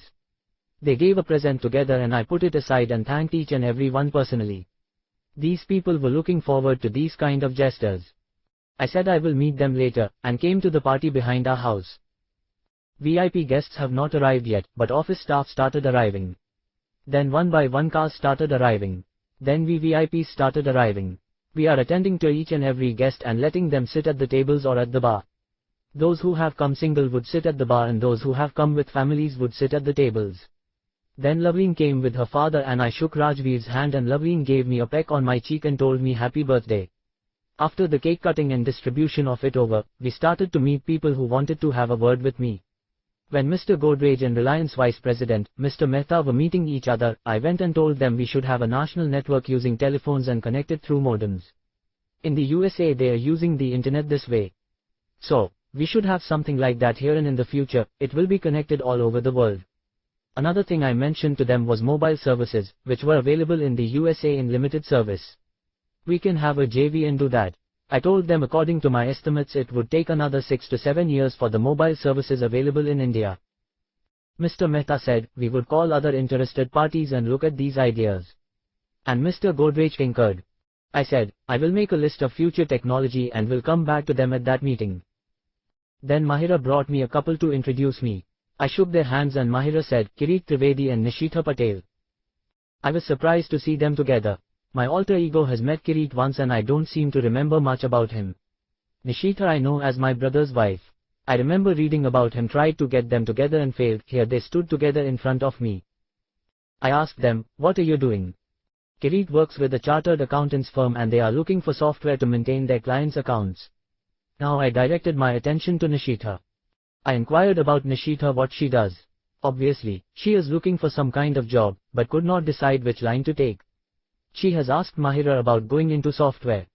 I said, I know what occupation would fit you, and took her to Loveleen and introduced them and told Loveleen, I think she would be suitable to work with you and should give her an opportunity to work as an assistant.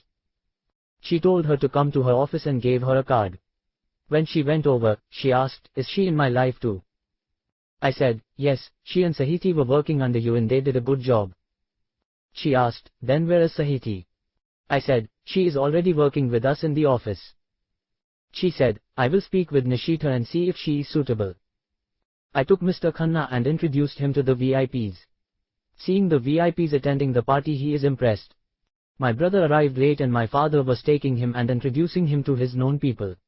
I took Joy to the office party and told Mahira to attend the house party and left Joy to look after the party there.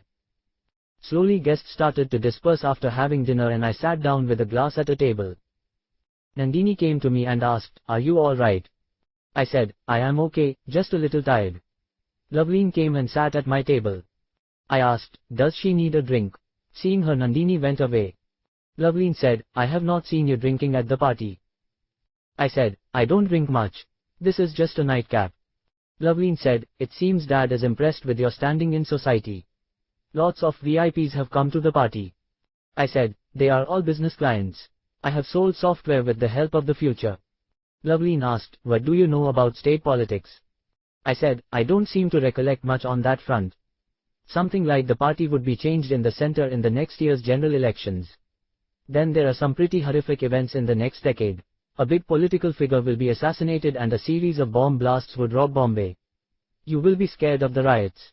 So many things will happen in our lives. She asked, in our lives? I said, I was with you throughout the period from the time I met you. She asked, you were with me? I said, I was with you through thick and thin. She sat there thinking. I finished my drink and put the glass on the table. I asked, did you have your dinner? She said, yes. I said, I will have something. Went to the serving table, put a little food and came back to the table. She asked, so little? I said, at times like this, I have light food only. She said, you seem to take discipline very seriously. I said, at one time I was addicted to drinks and cigarettes. I had come out of that with difficulty. Now I keep myself under control, so as not to get back to addiction. She asked, when was that? I said, during my degree, I was caught with some unsavory company. She asked, what happened? I said, what is there to hide from you? I met a lady while doing deliveries. She has hooked me to smoking and drinks and sex. She started with her and her cousin. Then she started to get more girls from their college and they made me a slave to them. Then I met Sunita and Leena. I promised my mother I will take care of Leena and left everything there and came to Bombay and turned my life around. Loveleen sat there looking at me trying to absorb what I just said. Loveleen said, you seem to have a lot of sad background stories. I said, I have. I will tell you when we have more free time. Loveleen asked, like when? I said, when we go on trips, we will have some free time, and then I can tell you all about me and my stories. Loveleen said, so, you decided we will go on trips together. I said, no one can change the future. They have to run their course. Nandini came over and said, come inside, they are closing up. I got up and said goodbye to Loveleen, and went inside. I changed and sat on the bed with my back on the headboard. Nandini came after changing and sat down on the bed. I said, I am sorry, I seem to be keeping you away recently. This work is keeping me busy and tired. Nandini said, it is not you alone, I was also getting busy and tired by the night. I said, we should take a vacation. She said, yes, we should take one. Part 5. Kumar tries to enter politics. Chapter 1. Kumar. As it is Sunday, I got up leisurely and I brushed and went into the kitchen and made myself a cup of coffee. It seems the maid has not come yet. After yesterday's party, she must have gone home late. I took my coffee to my backyard and lit a fag and sat on the bench. A nice sea breeze is coming from the sea indicating a pleasant day today. I heard a voice calling me Kumar. I looked up. Loveleen is standing at the window of the room facing our property. I waved and asked, "Do you want a coffee?" showing my cup. She shook her head and said, "I just had one." She said after looking at her watch, "Come after 1 hour." I nodded my head and said, "Okay." I went inside, had a bath, dressed in casuals and had prepared breakfast from Maggi noodles and prepared a cup of tea and completed my breakfast and went into the bedroom. Nandini is just stirring in her sleep. I kissed her and said, "I will go to Loveline's and come." She nodded in her sleep. I went over to her bungalow and seeing me, her watchman opened the gate and let me in. I sauntered to her open door and went in and sat on a sofa opposite her. She sent her servant to call her father, who came after 5 minutes. By the time he came, we finished our greetings and normal talks like did you have breakfast and what you had, etc. He came and sat down on the sofa and the servant brought a cup of tea and handed it to him. I refused, saying I just had my tea. Loveline asked, "My father wants to know how you are going to proceed with whatever you are going to do." I looked at both of them and asked, "So, do you want me to proceed with my Operation Make CM? Nowadays everybody names every action." They nodded their heads. I said, "I read that he had used a girl named Dimple in his operation. His operation ran like this. First, he goes to Guru and he tells him that he had started an escort service providing girls. Guru says he does not want services for himself, but his friends might need one and ask for a contact number. That Kumar says he does not yet have a number here and if Guru gives him his number he would contact him. The next day he contacts him and then takes his girlfriend who was at the time in Delhi to meet him. Guru commits to take their services. They came back and he started to look for a suitable girl. During some circumstances, he meets a girl named Dimple and saves her from the clutches of some gundas and uses her to approach Guru again, who asks her to act as his hostess for his parties. At the first party, nothing happens. By the second party, they are ready with cameras and voice recording devices. Guru organizes the party at a hotel and during the party, he takes Dimple to a hotel room and Kumar follows her, and when Guru comes out alone, he knocks on the door and whisks Dimple away in a waiting car back to their flat. He checks the recording and the conversation on the tape is that Guru inquires about a project and the minister asks for rupees 10 crores to be paid for giving the project to the friends of Guru and Guru agreed to that and the minister asks the girl to be left with him, so Guru comes out of the room and Kumar goes and takes her back. Using this they discredit the minister resigns and the CM declares elections to save face. Now using the data of the past elections and using a software algorithm he comes out with plans to defeat the ruling party. He just got 3 months to implement the ideas the software provides. Then they win elections and you become CM. Now we can't do exactly the same way, the minister's recording is just a lucky drop for him. I have already got a girl Dimple in Delhi. She is ready to help, because she and others like her I have saved from a gang of kidnappers and pimps. Now she is still carrying her business, it won't be a problem for us to use her. Next, in the book Loveline is already married and they are separated and he knows about Guru. Here I don't know much about Guru, so we will make a test run on him with Dimple. Let us see if he falls for her. So, I will approach him with the same idea of an escort service provider. We will go forward to see what is his reaction. We know the goal, we just have to find the right way to implement our project. Rajveer asked, "Are you sure about this?" I said, "What will we lose if we fail in this? A little time and a little money. And if we succeed your daughter will be out of an abusive relationship and you will have a chance of becoming the CM, if not now, surely in the next elections. It is how you play your cards." He looked at Loveline for confirmation. Loveline asked, "What are you talking about, an abusive relationship? What does he do to me?" I asked, "Do you want a straight answer on that? Can you bear the truth of what he is going to do to you?" She said, "I can hear whatever you are going to say." I said, "The story is told by Loveline only to Kumar. After marriage Guru brings Loveline to Bombay on the pretext of starting a business here. Maybe he wants to keep away from both families. Her first night is a failure or he did not attempt it, because she did not clearly mention that. What she mentioned is that he started abusing her. He would not touch her but would bring his friends in the guise of parties and they would flirt with her and he would act as a pimp with them. Then she complained to her family and his family recalled him to Delhi and he did not come back to Bombay and you continued your interior decoration firm here. So, you must understand what kind of person he is." I looked at her as my words started to sink in. She looked at her father and said, "Then why should we go ahead with the wedding, let us cancel it." Rajveer said, "We will cancel it, but let us get the advantage of his connections." I said, "That is what I have in mind. If he is the kind of person we think, what will we lose if we use him for our future?" Loveline asked, "What happens to him after this operation?" I said, Guru was shunned by his business partners and Loveleen gets pregnant through other means and her father announces that she is pregnant with Guru on the news. Then she comes back to Bombay when that Kumar starts the software company and she stays here and Guru is killed later on by some business rivals, I presume. Loveleen looks at me to understand what other means I mentioned. I did not try to elaborate on that matter. When the need comes I can explain it to her. Maybe this time it would be different. At last, he said, okay, you can go ahead, what will we lose, we have time on our side. We have seen governments collapse for sillier reasons. I said, you will have two options after completing this operation, one is to blackmail them to accept you to their party and offer you a ministerial berth or collapse their government and buy their MLAs and form your own government. I would not expect the elections announced at this juncture. Rajveer said, yes, that would be the case. I will act as fate brings it to me. I said, you keep the cards close to your heart and play by each card. Rajveer went into his own thoughts. I said, I will have the tea now. Loveleen called the servant and asked to get a cup of tea. I said, I would have asked to open a bottle but this is not the time for that. Nandini. I got up and started searching for Kumar, he was not there. Then I remembered him telling me he is going to Loveleen's house. What work does he have at this time of the morning? He seemed to get closer to her.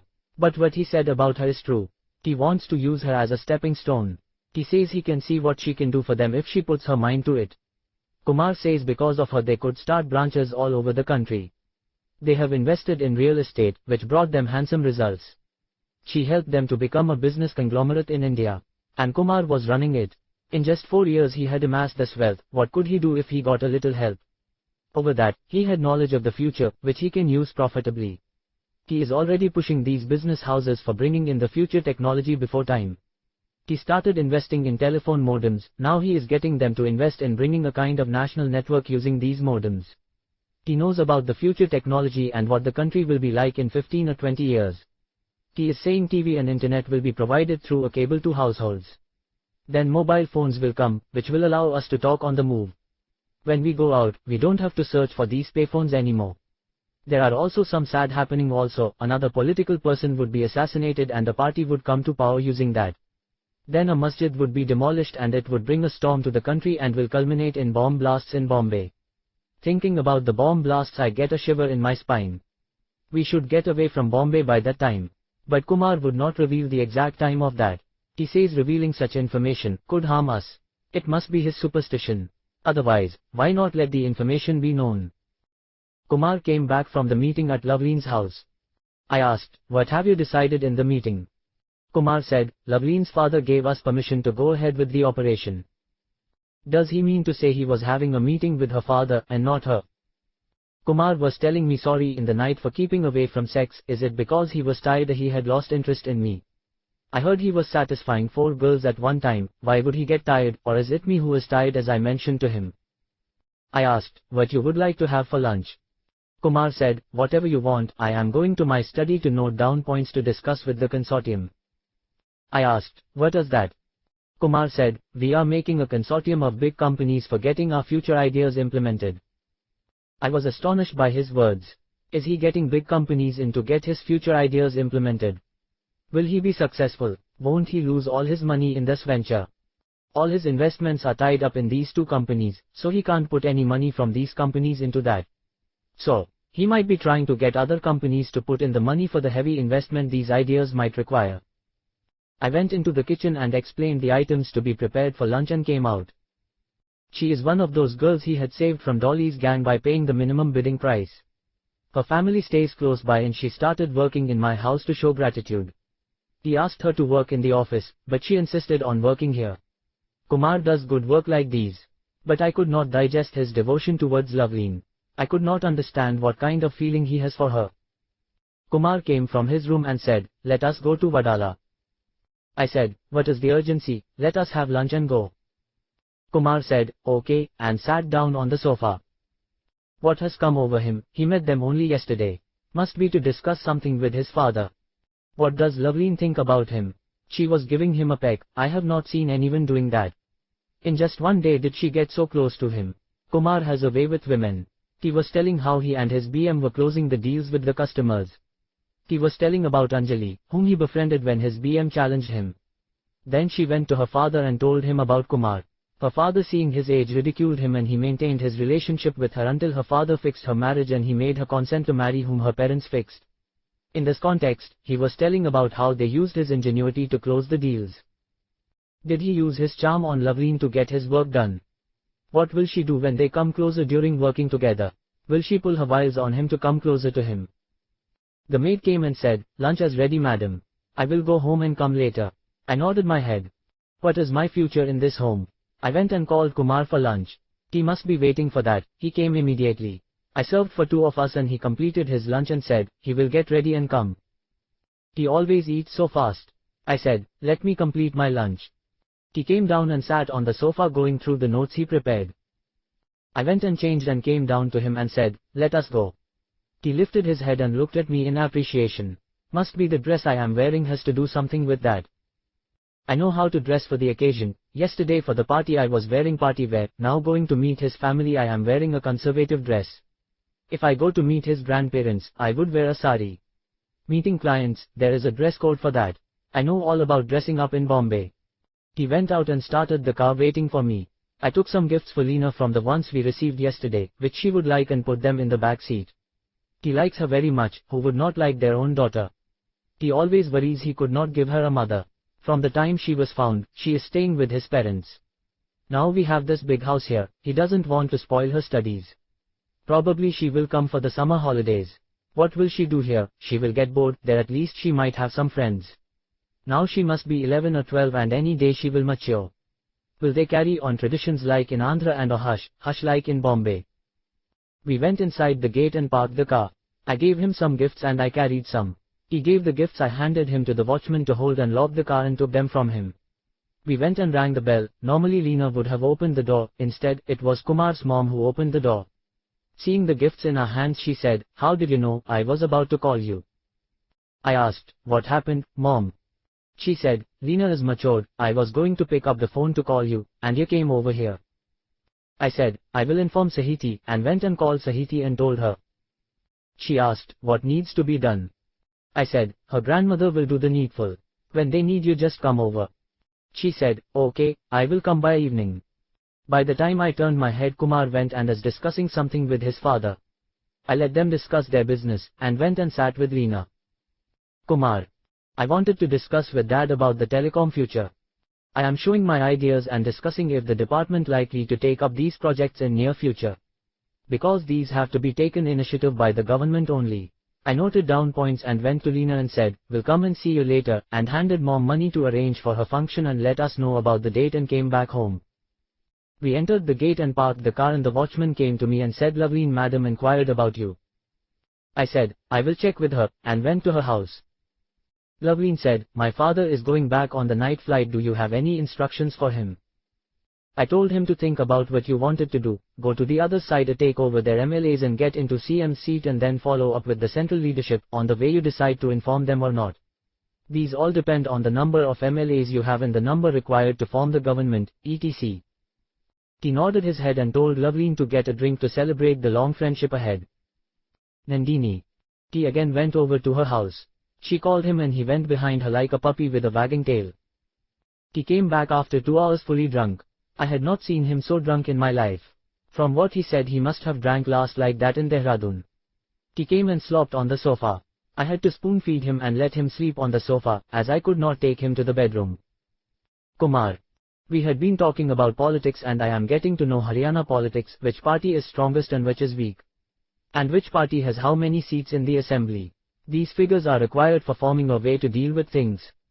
Loveleen has been supplying chicken fry and chicken 65 as snacks with the drinks. I was drinking for the company and it seems to get to my head, as I have drank heavily after a long time. After finishing the party, I stumbled into my house. A watchman gave me company up to my house and went away. I went and sat on the sofa. I remember Nandini feeding me and letting me sleep on the sofa. In the middle of the night, I got up and stumbled to the bedroom and lay on the bed and went to sleep. I got up with a headache for the first time. Nandini gave me an aspirin and I took it and slept for some more time. She brought me a cup of coffee and after having the coffee, I felt a little better. Nandini asked, "What is the need for drinking so much?" I said, "We were discussing Haryana politics and I did not know I was drinking. By the time I realized, it has become late." She said, okay, get up and let us go to the office, some new projects have come and we need to discuss development plans. I said, I am coming, and went to the bathroom for a bath. After breakfast, we went to the office and spent the whole morning in the meetings.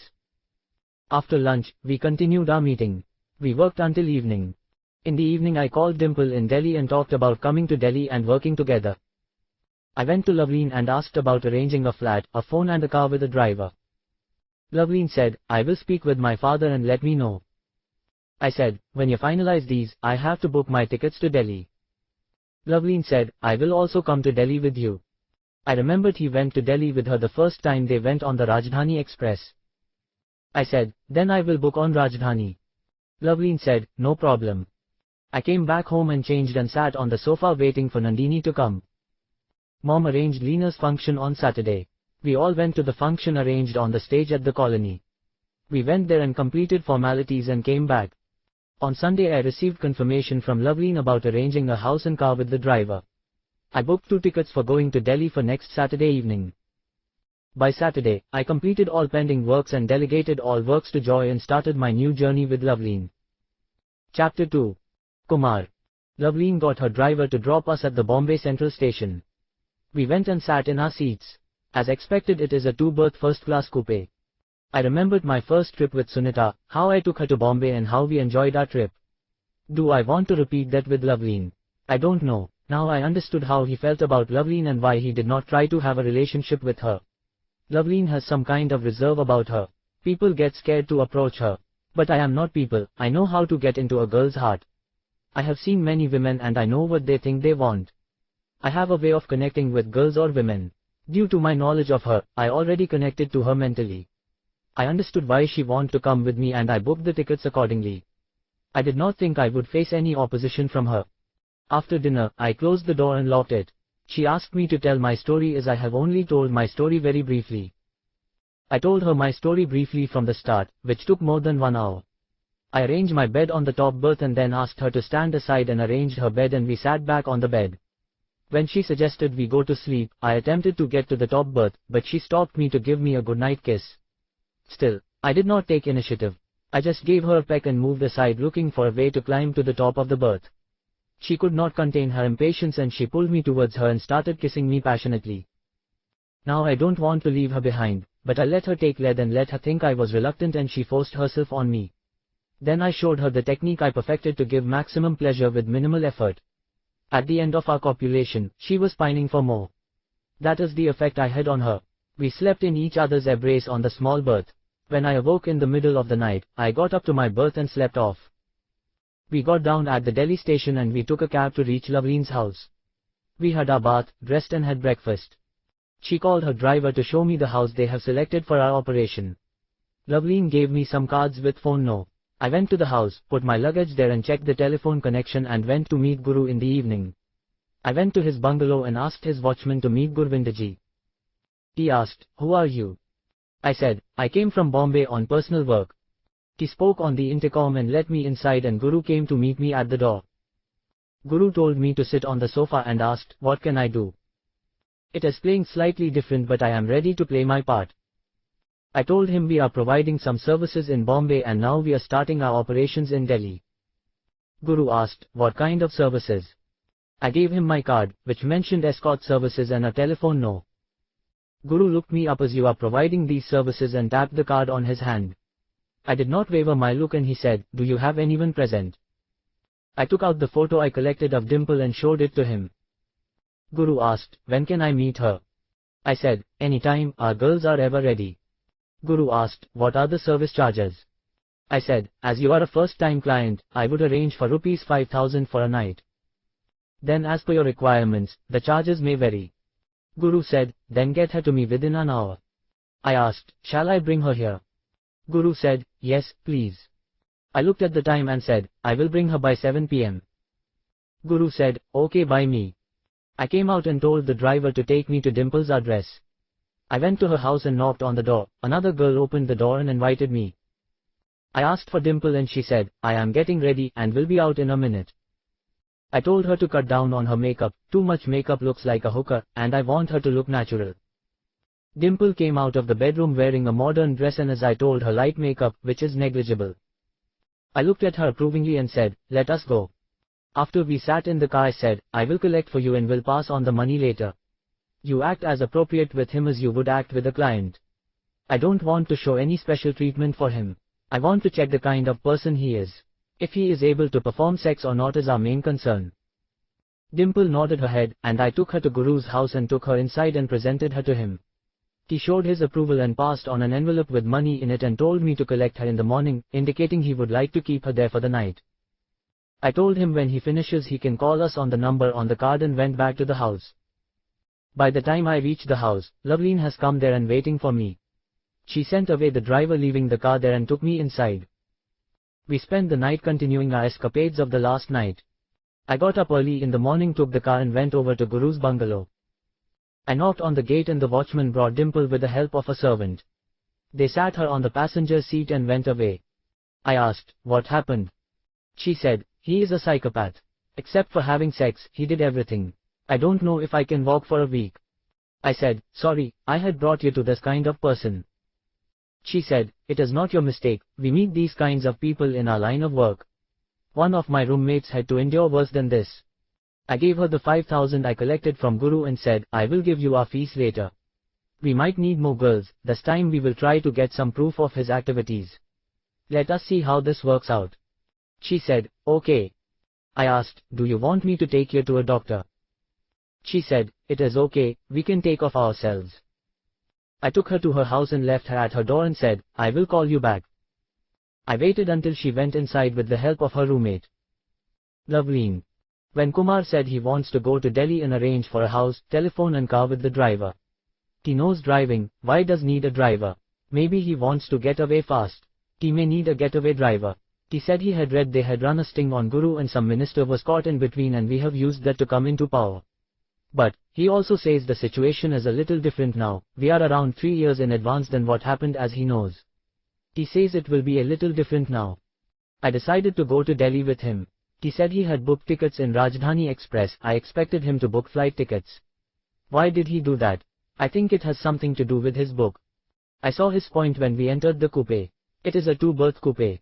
From the time we sat on the train, I was feeling a kind of intoxication with him sitting beside me. He was trying to act gentlemanly because he was purposefully keeping a distance. Then after lunch, he told me his story from the time of his joining college, his meeting with Sneha and how her parents took her away.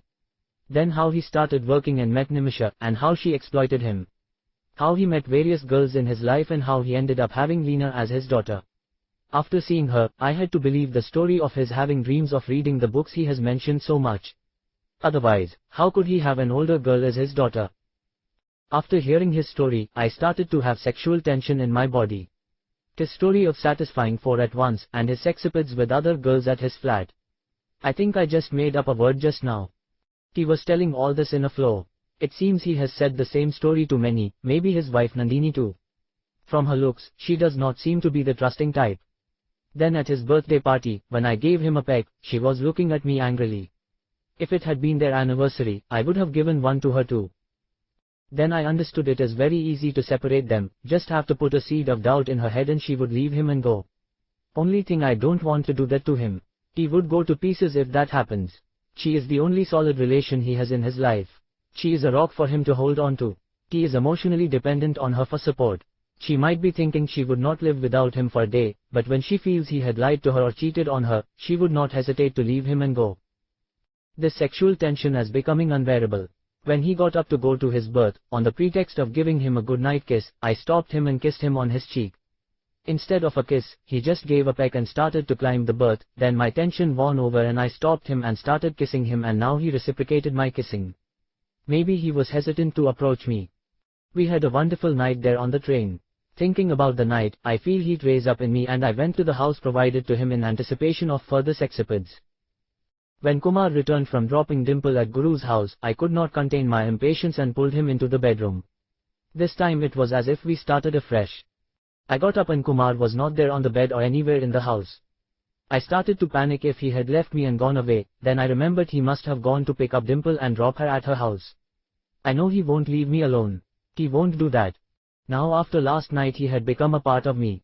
I don't want to let go of him. My only option now is to break him up with Nandini. All other ties he cut off. Hearing the car sound outside, I pulled aside the curtain and peered outside. Kumar just parked the car and got down. I went and opened the door before he could open it with his latch key. I asked, what happened? Kumar said, my estimate is correct, he is not only important and he is also a psychopath.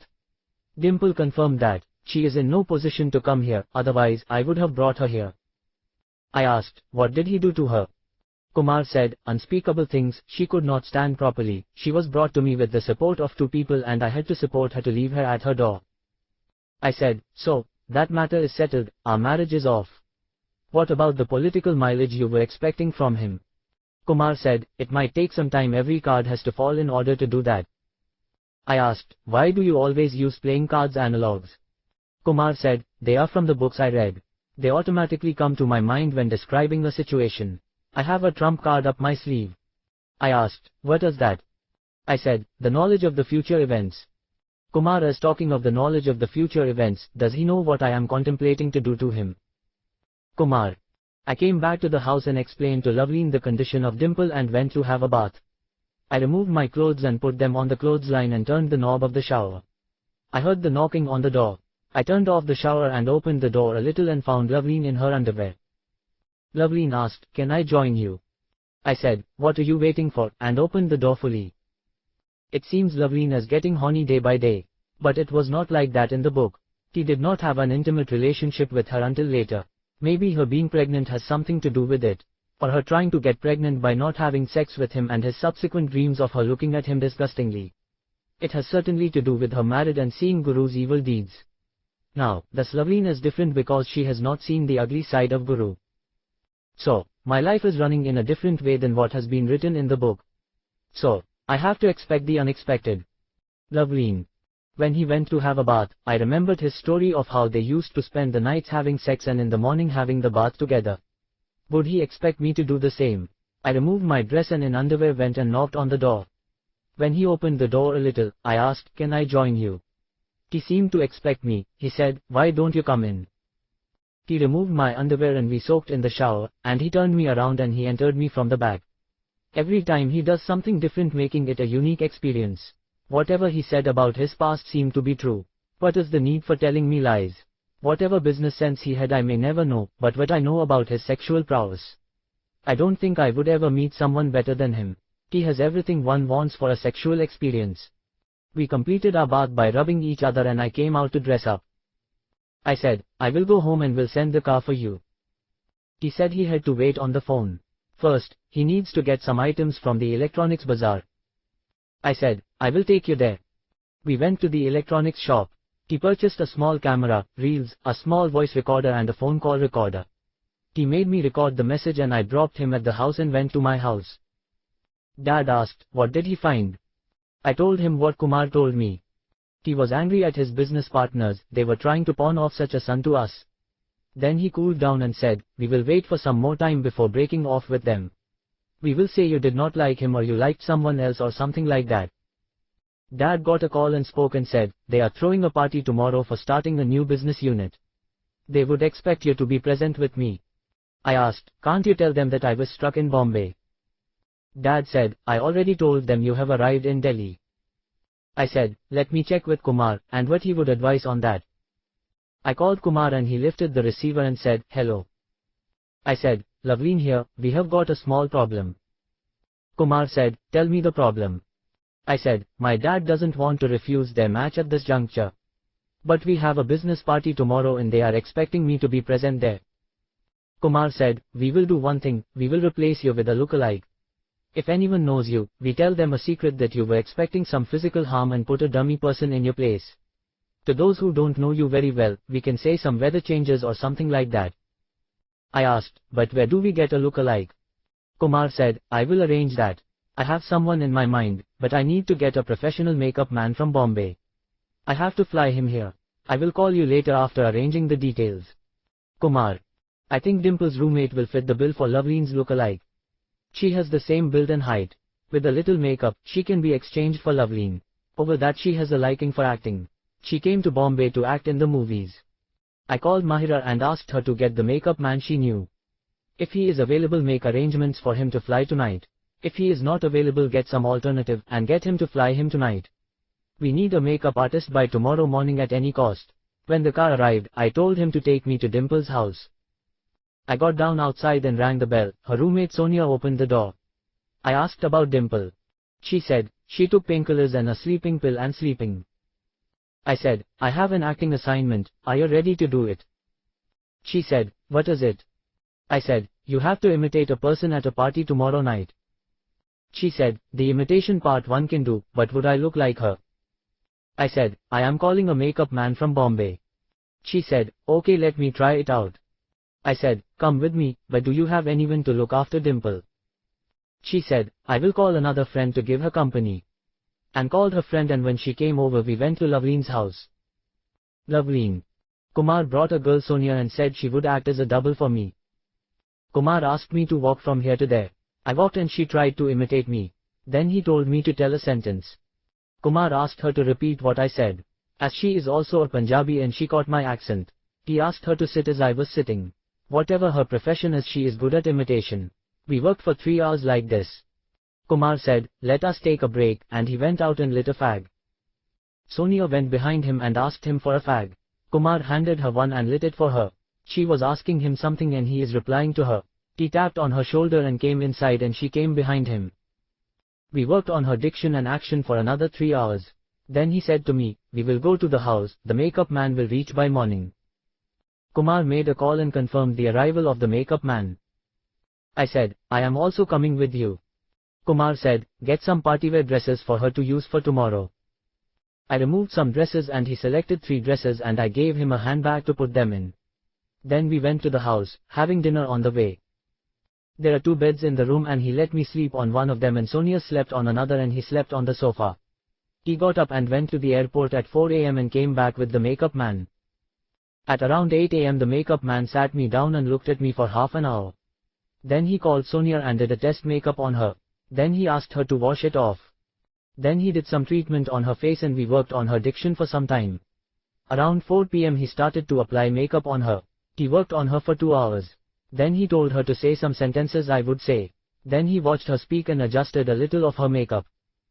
Then he asked her to speak again and looked at the creases that formed on her face and finished her makeup, asked her to wear one of the dresses and asked her to move around. Kumar asked me to stay back and the 3 of them went to my house. Kumar. We went to Loveleen's house where Rajveer Khanna is waiting for us to take her to the party. We parked the car and went in. Seeing us, Rajveer asked, where did you go? Sonia said, Dad, are you ready for the party? But where did you go? Rajveer asked. Sonia said, I am getting some makeup. Rajveer said, okay, are you sure you want to come to the party? Sonia said, I am ready. Rajveer looked at me and said, she is not Loveleen. I said, yes, she is her look-alike, how did you find out? Rajveer said, she behaves differently with me. I said, is she okay for the job? Rajveer said, she will do, let us go.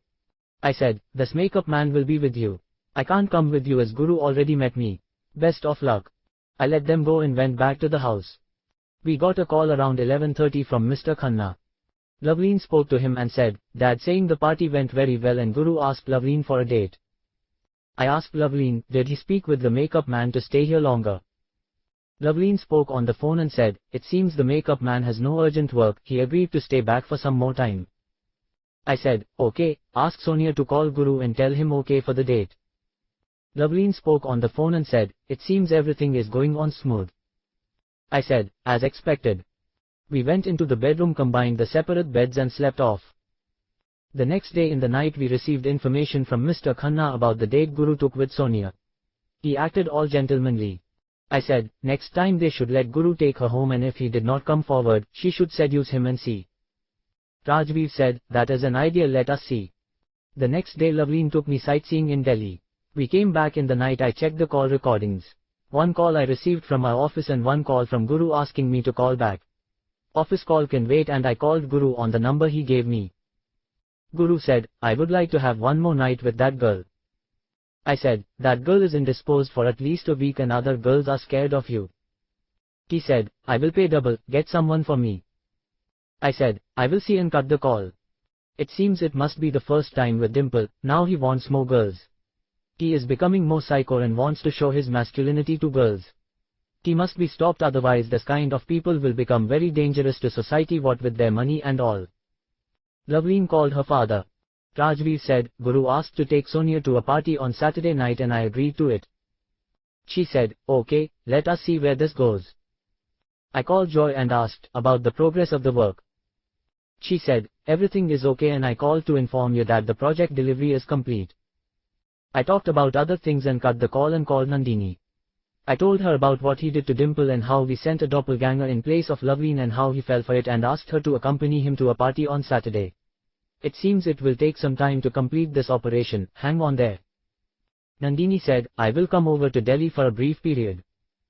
I said, I am missing you. If you can free yourself from the business, you can come over here. I have a house for myself here, implying I am alone here. Nandini said, I will try to get some time off to come to Delhi. I said, you do that. She didn't know anyone in Delhi or she would put spies here. She thinks I didn't know about her inquiries in the office and the factory. I know who are her spies too. Those working there are the girls I saved from the kidnappers and showed them a path to lead their lives. They would be grateful to me and they would come and tell me what is going on in our office. Instead of calling me sir, I would encourage them to call me Bhaiya or Anna. Loveleen came and tapped on my shoulder. I turned my face towards her. She said, come to bed. I said, I will have a bath and come. I had a bath and changed into a nightdress and sat on the bed. Loveleen came and sat beside me and asked, why did you ask Nandini to visit Delhi? I said, you don't know about her, she is the most suspicious person on the planet. If she thinks you are with me, she would leave me and go back to her parents, she would not think for a second about me. Loveleen said, how do you know about that? I said, she spies on me. She appointed spies in our office and factory. She asked, if she is like that, why did you marry her? I said, she was in love with me for such a long time. At the time I was suffering from loneliness when Sahiti went missing and Sunita was presumed dead. I met her at my sister's wedding and she took me to her house and seduced me. From that time, she did not leave my side. Then with the approval of our families, we married. I don't know how she could let me come here. If I tell her not to come here, she would be here by the morning. I did not give her our address, otherwise she would surprise us unannounced. She turned towards me and kissed me. I turned towards her and looked into her eyes. There is lust in her eyes and there is no fire I first saw in her eyes. I thought she must have been cooled by now. Then I remembered reading in the book and my alter ego encounter with her. Maybe keeping her away from Guru has worked. But what do we have to do about Guru? What would he do to Sonia, when he takes her to the party? We have to wait and see, but at least Loveleen would avoid all that. I kissed her on the lips and there is passion in her kissing. We went to another world and came back. I sat back and took a fag from the nightstand and lit it. She put her hand out, I handed her the fag, and she said, give me one more. I removed one from the pocket and handed it to her and lit it. We smoked in silence. I snubbed the fag in the ashtray. She handed me her fag, I snubbed it also. I looked at her from the side. She is sitting with her back to the headboard. She is totally nude and her boobs were glistening in the night lamp. She is the most beautiful girl I ever met. She would be around 23 or 24 and if I had not married Nandini, I would have asked her to marry me. She asked without any inhibitions, what are you looking at? I said, I am thinking about how much I love you. She asked, how much do you love me? I said, I don't know, I can't quantify it. She said, I too love you, if you have not married I would have asked you to marry me. I said, I had the same thought. She said, then leave Nandini and marry me. I said, that is not so easy. She is my father's friend's daughter. My parents would feel bad about it and they would try to patch us up. It would backfire on me. She is also a partner in the company, which would disrupt our work. She is also not the type to let go easily. She sat there thinking. I said, let us go to sleep. Loveleen. Kumar's lovemaking is unique, every day he brings something new into the sex. Every day, it would feel like the first time with him. How can I let go of him? But he is married to Nandini. I must do something and make him my own. Dad already likes him and his intelligence. When he said he wants him to be made a CM candidate, he fell for him as well as I, who would not want to enjoy the privileges. Maybe one day he can help him to become PM, who knows? I have to keep him close to achieve that. Disturbing my thoughts, he said, let us go to sleep. I lay on the bed, turned towards him and put my hand on his chest and my head on his extended hand with my chest touching his bare side. I slipped into sleep easily. I went to Kumar's house and Kumar and Nandini were having a row. I stood at the door and Kumar is saying I never cheated on you, someone is filling your ears. She is telling him I got the information from a credible source. Seeing me at the door both stopped and Kumar snapped at me, what do you want? His demeanor seemed like he was accusing me for their fight. But I was not scared, it seemed like my dream has come true. I asked, what happened? Nandini said accusingly, whatever you have done is not enough, now you have come to see our breakup. I am not going to leave him. At least to get him away from you, I will take him away from you, far, far away. I am pleading with Nandini, don't do that. He is needed here. Without him, we will lose the elections. She said you are thinking about your damn elections and I am worried about my marriage. I was catching her hand and pleading don't go, please don't go. Then I felt Kumar telling me Loveleen wake up, what are you talking about in your sleep? I awoke and looked around. Kumar is beside me and Nandini is nowhere around. Then I realized I was having a dream. Kumar asked, what happened? I said, I was dreaming and Nandini was threatening to take you away and I was pleading her not to take you away. He heaved a sigh of relief and said, I won't go anywhere, don't worry. I thought if I let her know of our relationship, she would leave him and go away. But here she is threatening to take him away. Better be careful how I act with her. Kumar. I woke up with Loveleen talking in her sleep. I shook her, woke her up and asked, what happened?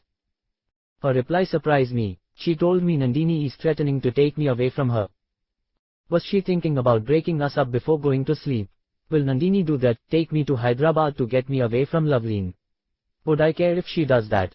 Whom I love more, Nandini or Loveleen? What can I say if someone asks which is important, your heart or head? I don't know who is more important to me. Loveleen is required for my future. Nandini is who has saved me when I am down and out. Everyone has their own place in my life. When I awoke it is 8 o'clock. I brushed and made myself a cup of coffee and sat on the sofa, lit a fag. What am I doing in Delhi, wasting my time, waiting for something to happen? If I had been in Bombay, I would be attending to the office and seeing the progress of the projects going on. Attending the factory works. Here I am sitting having a cup of coffee with my fag. Next, I will have a bath and probably go on a tour of Delhi or spend time in the house or something like that. What did I dream of last night? Loveleen speaking in sleep disturbed my dream. Yes, my alter ego got a daughter with Sunita. What would I name her? Loveleen got up and came and asked, why are you smiling? I said, my alter ego got a daughter with Sunita. Loveleen asked, how do you know? I said, I saw it in my dream and your sleep talking disturbed my dream. Loveleen said, sorry. I said, don't worry about it. I asked, what are today's plans? Loveleen asked, you tell me. I asked, can you get me an invitation to the party Guru is going to attend on Saturday? Loveleen said, we might, but what will you tell Guru if you come in front of him? I said, I am looking for clients. Maybe I will take a girl with me. Loveleen asked, whom you will take? I said, someone from Dimple's friends or Dimple herself. She should be okay by then. I will call her and check her later. Loveleen said, I will check with Dad about the invite. Loveleen called her dad and spoke about getting me an invite to the party. He must have asked the reason. Loveleen said, Kumar wants to be around Sonia when she goes to the party, so he can intervene if anything happens. Loveleen said, okay, see you, and cut the call. Loveleen said, he said he will see what he can do. I nodded my head. I called Dimple and asked, how are you doing? Dimple said, I am recovering. I said, would you like to come to a party on Saturday? It is like a recon mission. Dimple asked, what is it? I said, we just stand around and observe. Your roommate Sonia will be there as Loveleen, we will just keep an eye on her. Dimple said, if it is not any painful affair, I will come.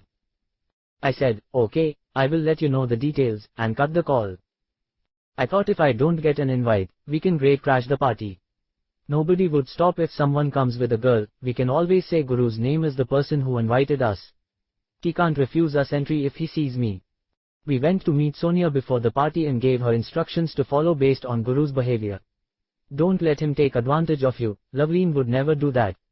Think and act as Loveleen would act under those circumstances.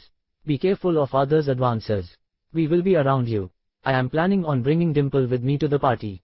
If you feel at any time unsafe, approach me or Dimple. We will whisk you out of the party. This way I coached her for half an hour. Then I left for Dimple's house and picked her up and took her to my place. There we changed and we went to the party in the car Loveleen sent for us with a driver. Cars driven by drivers need not be handed over to valet for parking. It will be easy to get away in an emergency. Those who come in cars with drivers get more respect than those who drive their own cars. We got down and went towards the door. One man was standing there with a pad in his hand and he checked my name and let us in. We entered the party area. We were the early arrivals. So, I went and checked around where food is prepared, where are the toilets etc. And came back to stand beside Dimple. After more than half an hour Guru arrived with Sonia in his hand. I shook his hands. He must have been informed by Mr. Khanna, he might be the one who got us the entry. He asked, I want one more night with Dimple. I said, she is not ready yet, I just brought her for show. If anyone is interested in girls I can send someone else. He asked, do you have any other girls? Thinking about Dimple's contacts, I said, we have many. He asked, can I have a look at their photos? I looked at Dimple, she did a slight nod of her head. I said, that can be arranged. He said, be at my house around 5 p.m. with the photos. I said, I will do that. He said, come, I will introduce you to some people who might be interested in your services. I went with him and whomever he introduced, I handed them my cards in anticipation of catching someone in our net. If not through Guru I can try it out with someone else. I am recording my conversation with them, so I don't have to remember each and every name. Sometimes I take photos of those people. If I could not take photos directly I would put them in the background and take Sonia or Dimple's photos. Guru did not mind me taking Sonia's photos. Instead, he asked me to give him good photos of her for his collection. The party was completed with no untoward incident. After the party, I left Dimple at her house and went back to the house. I removed the reels and kept them for washing and printing. Loveleen stayed back at her house and I made a call to Nandini and had a long conversation about what we are doing here. I said, I might get a lead after printing the photos. I felt I have to keep Nandini in the loop to keep her trusting me. I felt otherwise she would not hesitate to take me to court and get our company dissolved. In any case, I have to be ready to buy her off. I had a bath and changed into a nightdress and lay on the bed. I heard the door opening sound and Loveleen came and sat on the bed. Loveleen said, you did not call me, you returned. I said, I thought you would be here, how did you come? Loveleen said, I asked the driver to drop me off and go. I asked, what is the need to come at this late at night? Loveleen said, I could not keep you away. I thought if she does like this now, how will she behave once we go back to Bombay? I said, come, and kissed her and said, sleep. In the morning I went in search of a photo studio to watch the photos we have taken. I told him to give me a ring when the printing is completed and came back. I found Loveleen still sleeping. How can she stay here leaving her business in Bombay? It must be like me, I have others to look after the work. I have Nandini and Joy. She must be having someone there. How she can start a business so young? Her father must have invested with her. I went to her side of the bed and kissed her and said, Princess, wake up, shall we have coffee? She sat up on the bed and said, sleepily, what is the time? I said, it is after 10:30. She said, so, what is the urgency to wake me up? I said, if you want to go to sleep, you can sleep, I am going out to have some breakfast. She said, okay, I am also coming. I will go to the bathroom and come. I waited for her in the hall smoking a fag. She came half an hour after giving herself a touch-up. I looked her up. She asked, what are you looking at? I asked, you are looking so beautiful, what is the need for the touch-up now? She smiled and did not reply and moved out and I followed her collecting the keys and locking the door and we went to a nearby restaurant. We finished our breakfast and returned to the house. It is almost midday, she said, you take rest, I will be back by the evening and went away in the car. I rummaged through my bag, found a book and started to read it. I was reading books after a long time. It was as if I forgot about them in my busy life. After reading a few pages I looked at the book cover. It is Moriarty by John Gardner. I must have picked this book looking at the author named Gardner. It is a book on Moriarty and Sherlock Holmes. I heard about Sherlock Holmes but somehow I missed his books. I must have read about him as part of my studies. Never read any books by Sir Arthur Conan Doyle. It made fascinating reading and I was reading it until Loveleen returned. She entered the hall and asked, what were you doing all this time? I said, I am reading a book and showed her the book. She said, must be a good time pass for you. I said, it is. I was an avid reader, and nowadays I don't get enough time to read. I used to save money and buy books at Fountain second-hand book stalls. I had a full collection of books of Perry Mason and James Hadley Chase. She asked, where are those books? I said, I packed in boxes and put them at my parents' place when I am supposed to go abroad. Somehow this book stayed on the bottom of the bag. She sat beside me and said, "What did you think about Nandini?" I said, "What to think about her, she is my wife and I can't abandon her. Over that, she has a controlling interest in our firm." I continued to read the book. Loveleen. What is he doing? He sat back, put his legs on the table in the front and reading the book. I am sitting beside him and he is not even looking at me. Did he get enough of me? Is he getting bored of me? I turned my head and looked at him. He is not much to look at, a little dark and just 5 feet 5. He has good hair. With his spectacles, he looks intelligent. He maintains his body and he keeps himself busy. Sometimes I think about what I am doing with him. I could get any handsome man from our community. But I don't think anyone can match his love-making techniques. I have to keep guessing what technique he will use next. He keeps me guessing and also fully satisfies me. What else can a girl expect from her man? I don't have to think about his money, as I am not marrying him. But he is not ready to leave his wife. We need his help in my father's political elevation. Kumar has promised he would help us with that. Also, his warning about Guru has saved my life. What if he does not leave his wife? We are neighbors and I can always call him on some pretext or other to my house. Can he refrain from my wiles? What if she came to know about our relationship? What can she do? Either leave him and go or take him with her and shift to somewhere else as I dreamed. I can always find out where he is and reach out to him. I can play him on my little finger. He lifted his head and looked at me and asked, "What are you looking at?" I said, "I am thinking about how can I live without you." He asked, "Where do you think I am going away or what?" I said, "I dreamed Nandini taking you away." He said, "Where she would take me. Somewhere else to stay, then I will be coming to the office which is near your house. Then we had to shift our offices too. It is not an issue, why are you thinking about it? We can always find a way to get away." Then the phone rang and Kumar lifted the receiver and spoke and told me it is the photo studio owner asking to collect the photos. "I will go and come." Kumar. I took the car keys from Loveleen and said, "I will collect the photos and come." I came back with the photos and showed Loveleen if she recognized anyone. I said, "I will transcribe the recording and note down the names, then we can coordinate the names to their photos. After that, we can think of the next action. Then we will sit tomorrow with your father and Sonia and we check the photos and see if we can use anyone for our operation." The telephone rang and it is Nandini. I said to her, "Tell me." She said, "Mr. Godrej has called now and asked you to be present for the meeting at 11:30 tomorrow." I asked, "What is so urgent?" She said, "I don't know, something must be urgent. When I said you are in Delhi, he told me to ask you to come back on tonight's flight." I said, "Loveleen, I am leaving now. There is something urgent with the consortium of companies. They must have received some information regarding our plans. You do one thing, you take these photos and check out the photos and write their names and who they are on the back of the photos and bring them to Bombay. We will go through them and see what we can do."